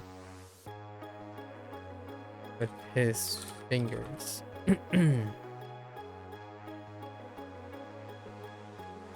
Okay.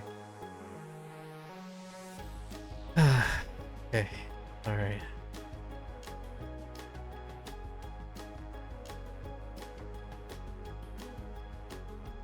Not typical. How do you say not typical?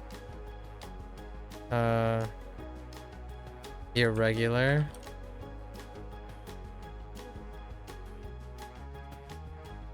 不規則 Okay.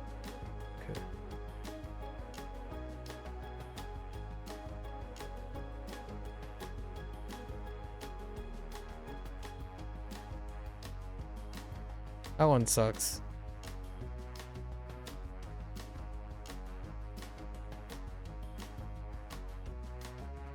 家庭教師、家庭教師。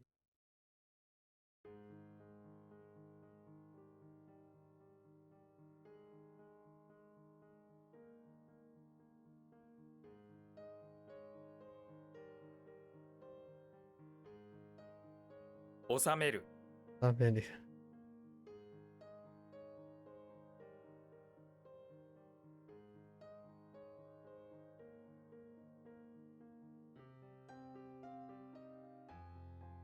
Okay.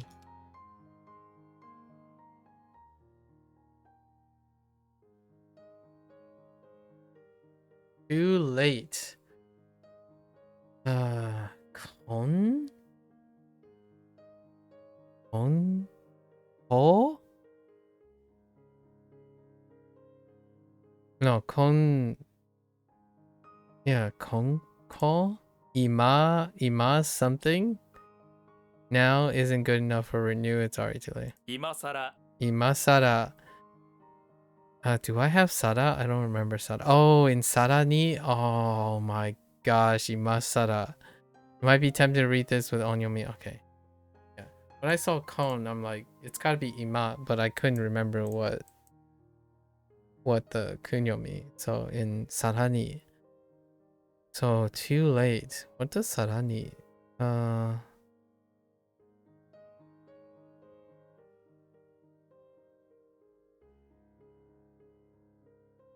Now really.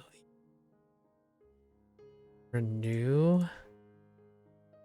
Sarani is, oh, it's furthermore. That's right. Furthermore. Now for that doesn't work either. 今さら、 Okay. 今さら、 Imasada. Alright, well, I don't actually know what we used for Ima. What do we use for Ima? Ima's been so long. What you're drinking now, I'll have a Zima Ima.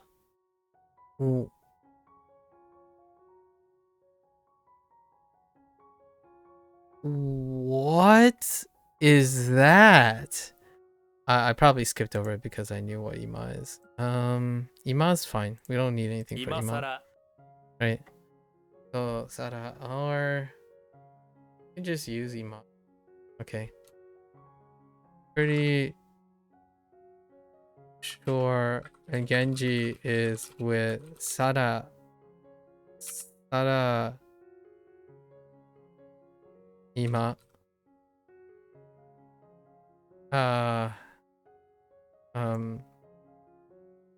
He is too late. I am pretty sure Genji is with Sada Ima. Okay. Ima Sada, okay. Okay. To increase? Okay. Okay. Like kuwaeru, right? So this is kuwasu. Kawasu. ます、 Masu! ます、 Wait. Just like... What? Wait. Oh, wait. It's fueru. Oh, yeah, that's right. It's the other increase. It's not add. It's increase. Okay. Okay. But it's not the same. Fueru is not fueru. Just like for this is something you use to increase on its own, right? It's intransitive and transitive. You can use this to talk about an increase in number, but it's more literal and less Okay. You can use this word to talk about increase in number of quantity, but it's more literary and less common. ます Masu. What increases with time? Your love for your mom. Okay.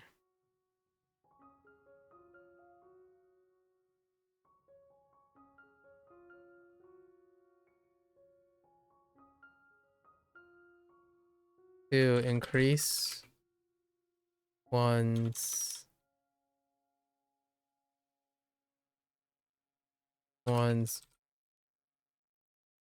soul spirits. As one's spirits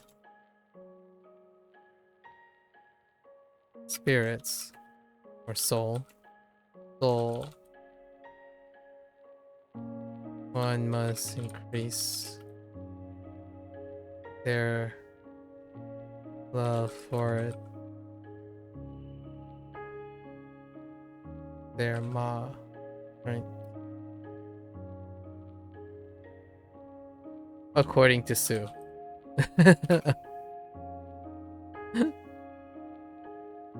Okay. To surpass. Okay, that's fine. I don't think I don't remember having a kunyomi for this. Oh wait, I do actually. This is to excel, right? Or it could be related to two. Is it excel? No. This is U for excellent, so it could be something else. This formal word is often used in written. 優れる Sugureru. Yep. If you want to surpass everyone, you'll have to be sugu. Ah, I like it. Sugu. Okay, I like that one. This one's good.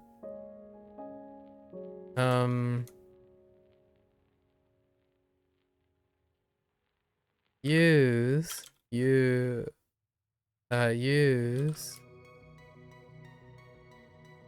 surpasses their predecessor.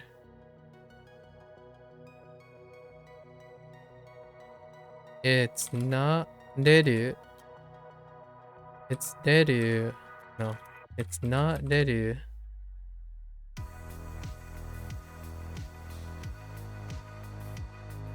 Or use to surpass their parents by being suba gu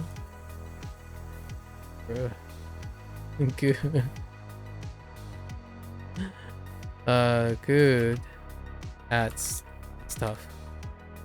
Okay. All right. Oops. ます 今さら But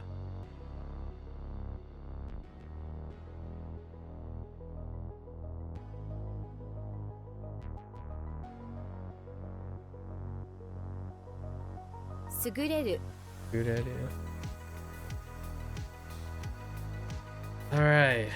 That's a wrap for today's thing. Oh, Hansa Heroes gonna be rough. Okay.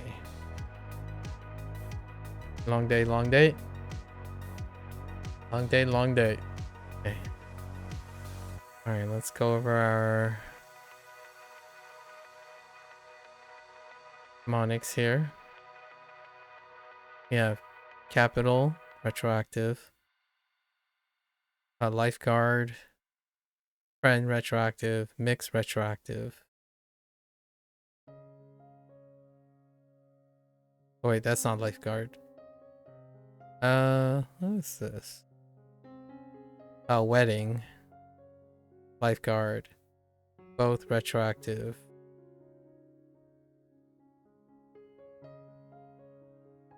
Greenhouse. And mantis. Oh, right. Write these out. Capital. Wedding. Friend. Oh, I didn't even say. Did I even say what this was? Friend. Mix. I might have just said retroactive. Lifeguard. Both.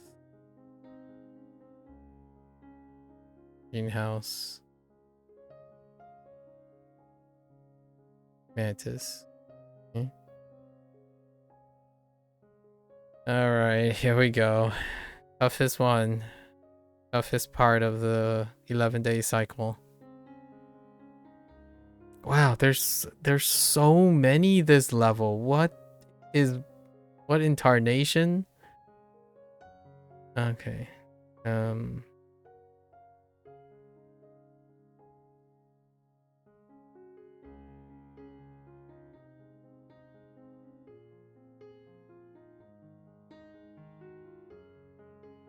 That's not the poop thing.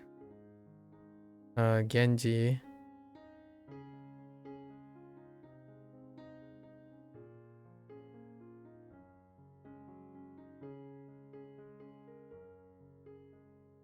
Yo-yo.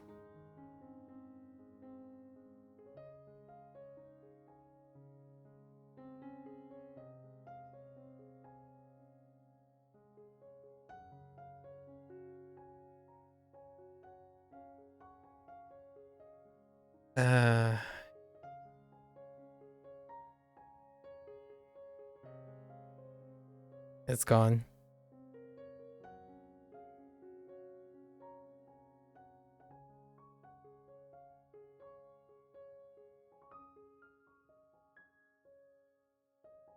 Kyoto.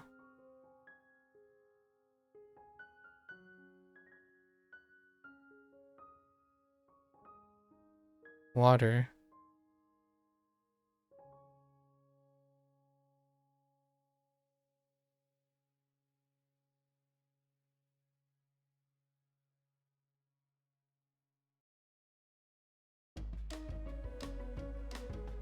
Heckin' poop on the roof.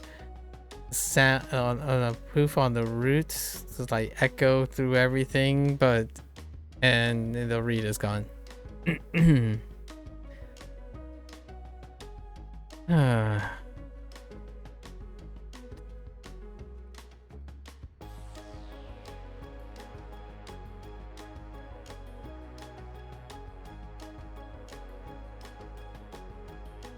E and yo is how I'm gonna write that from now on.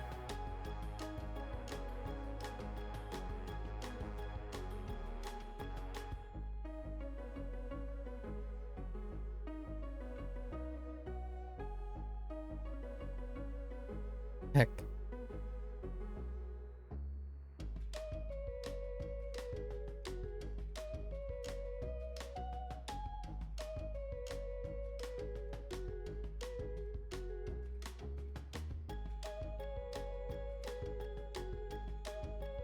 Soap.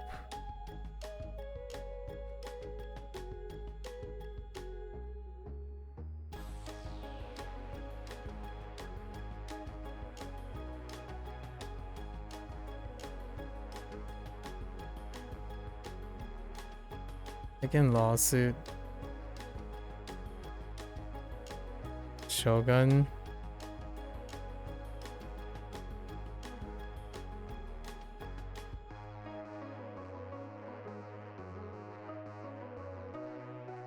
Acorn.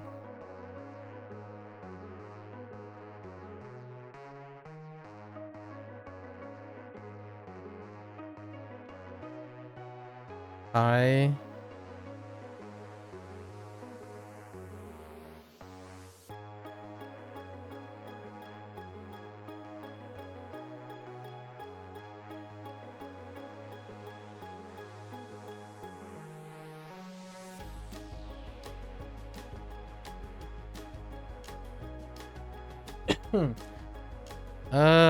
Taking climate.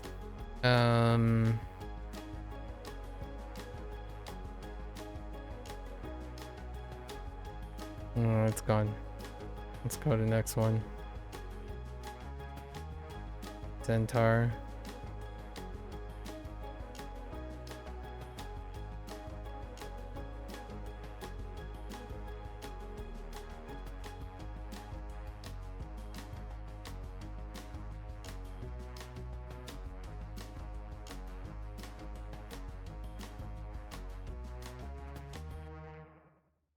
Fun, I think.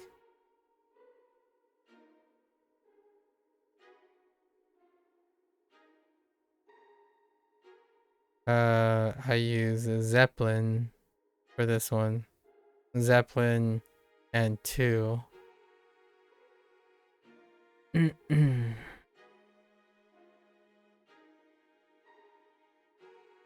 Home.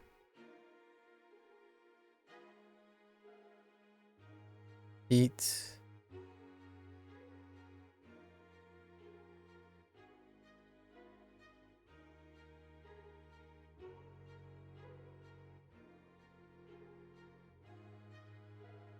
Like this was...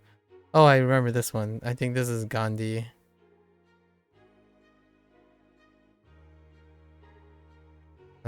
What?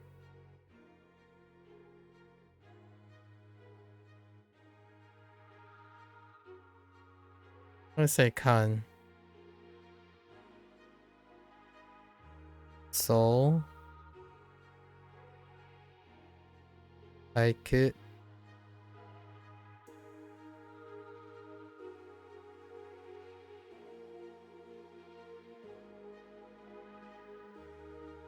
In. This was a surprise.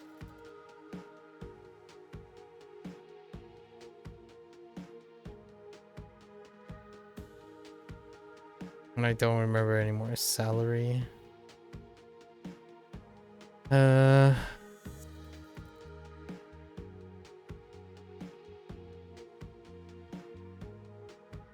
Over here, let's see. R.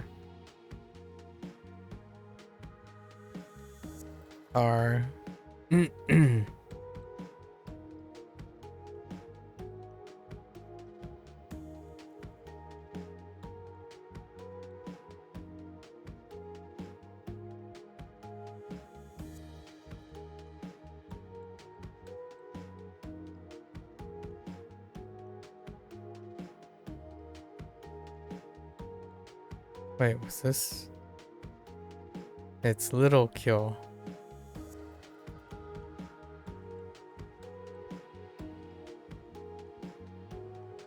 And then...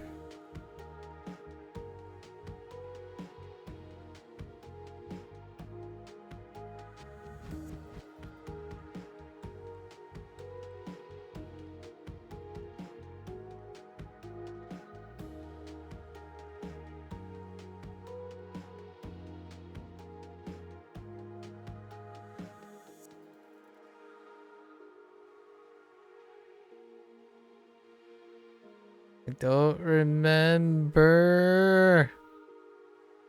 All right. That's not too bad. 4 drops. All right, I gotta make sure. This, I'm not sure. It's Khan. Okay. What is the Echo one? Oh my gosh, it's Kyo. The Echo reverberates everything in Kyoto. Oh boy. Okay. And then Hecking Ko is the leader of okay. Okay. And then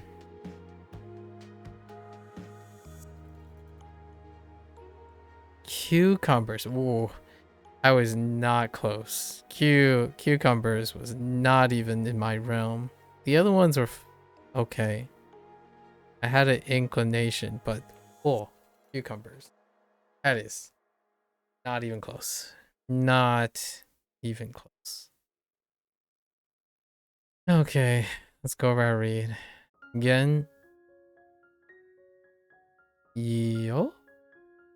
Yo, is it? It's no. Yo. Gan. Kyo. Yeah, that checks out. Wata. Yo. Okay, let's make sure I know. Yo. So. Sho. E. Ai. Ko. Sen. An. Sure. Pretty sure it's kan.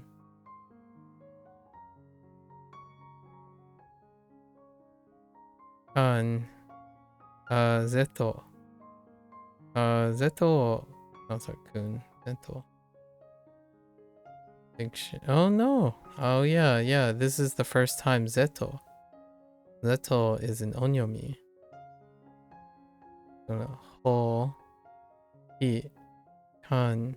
So. Ai. In. Q. Ka. Ka. Oh, I still got one more. Kyo. And like you're catching up. Happen one of the. Oh yeah, that's right. Toa. Tora. I'm using Tor. I'm guessing this is good. Tora. Tora. All right. Oh. Okay. That's it for the roughest day, right? The roughest day of the 11-day cycle. We chatted about like 2 hours. Usually this takes about 4 hours. Right? 4 hours is the longest session. 2.5 hours of some nice yapping. All right, folks. That's a wrap for our WaniKani session today. See this later. Arigatou gozaimasu. As always, feel free to follow along. Pick up WaniKani, give it a try. Always more than welcome to come on by, exchange some stories, brainstorm some ideas, have some deep thoughts, keep each other motivated in more ways than one, right? Having people to talk to, exchange ideas, it's like it works both ways. Keeps one interested in one's own thoughts and also exchanging thoughts, right? I think it's incredibly healthy and important to at least have some people around to speak, listen, exchange. It's a luxury now, I would say. I still feel like the interchange and generosity breeding generosity thing is a luxury in our modern society. The connectivity, the unprecedented connectivity, doesn't equate proportionally to the potential and opportunistic habits to exchange ideas with other humans, right? So more than welcome. And as always, for those who are only interested in WaniKani, minasan mata ne. Mite kurete arigato. Right. See you guys next time. Thanks for watching. I'm gonna get up, walk around, stretch a bit, maybe take a little bit longer walk around, and I'll be back for my Hanzo Hero session. Thank you.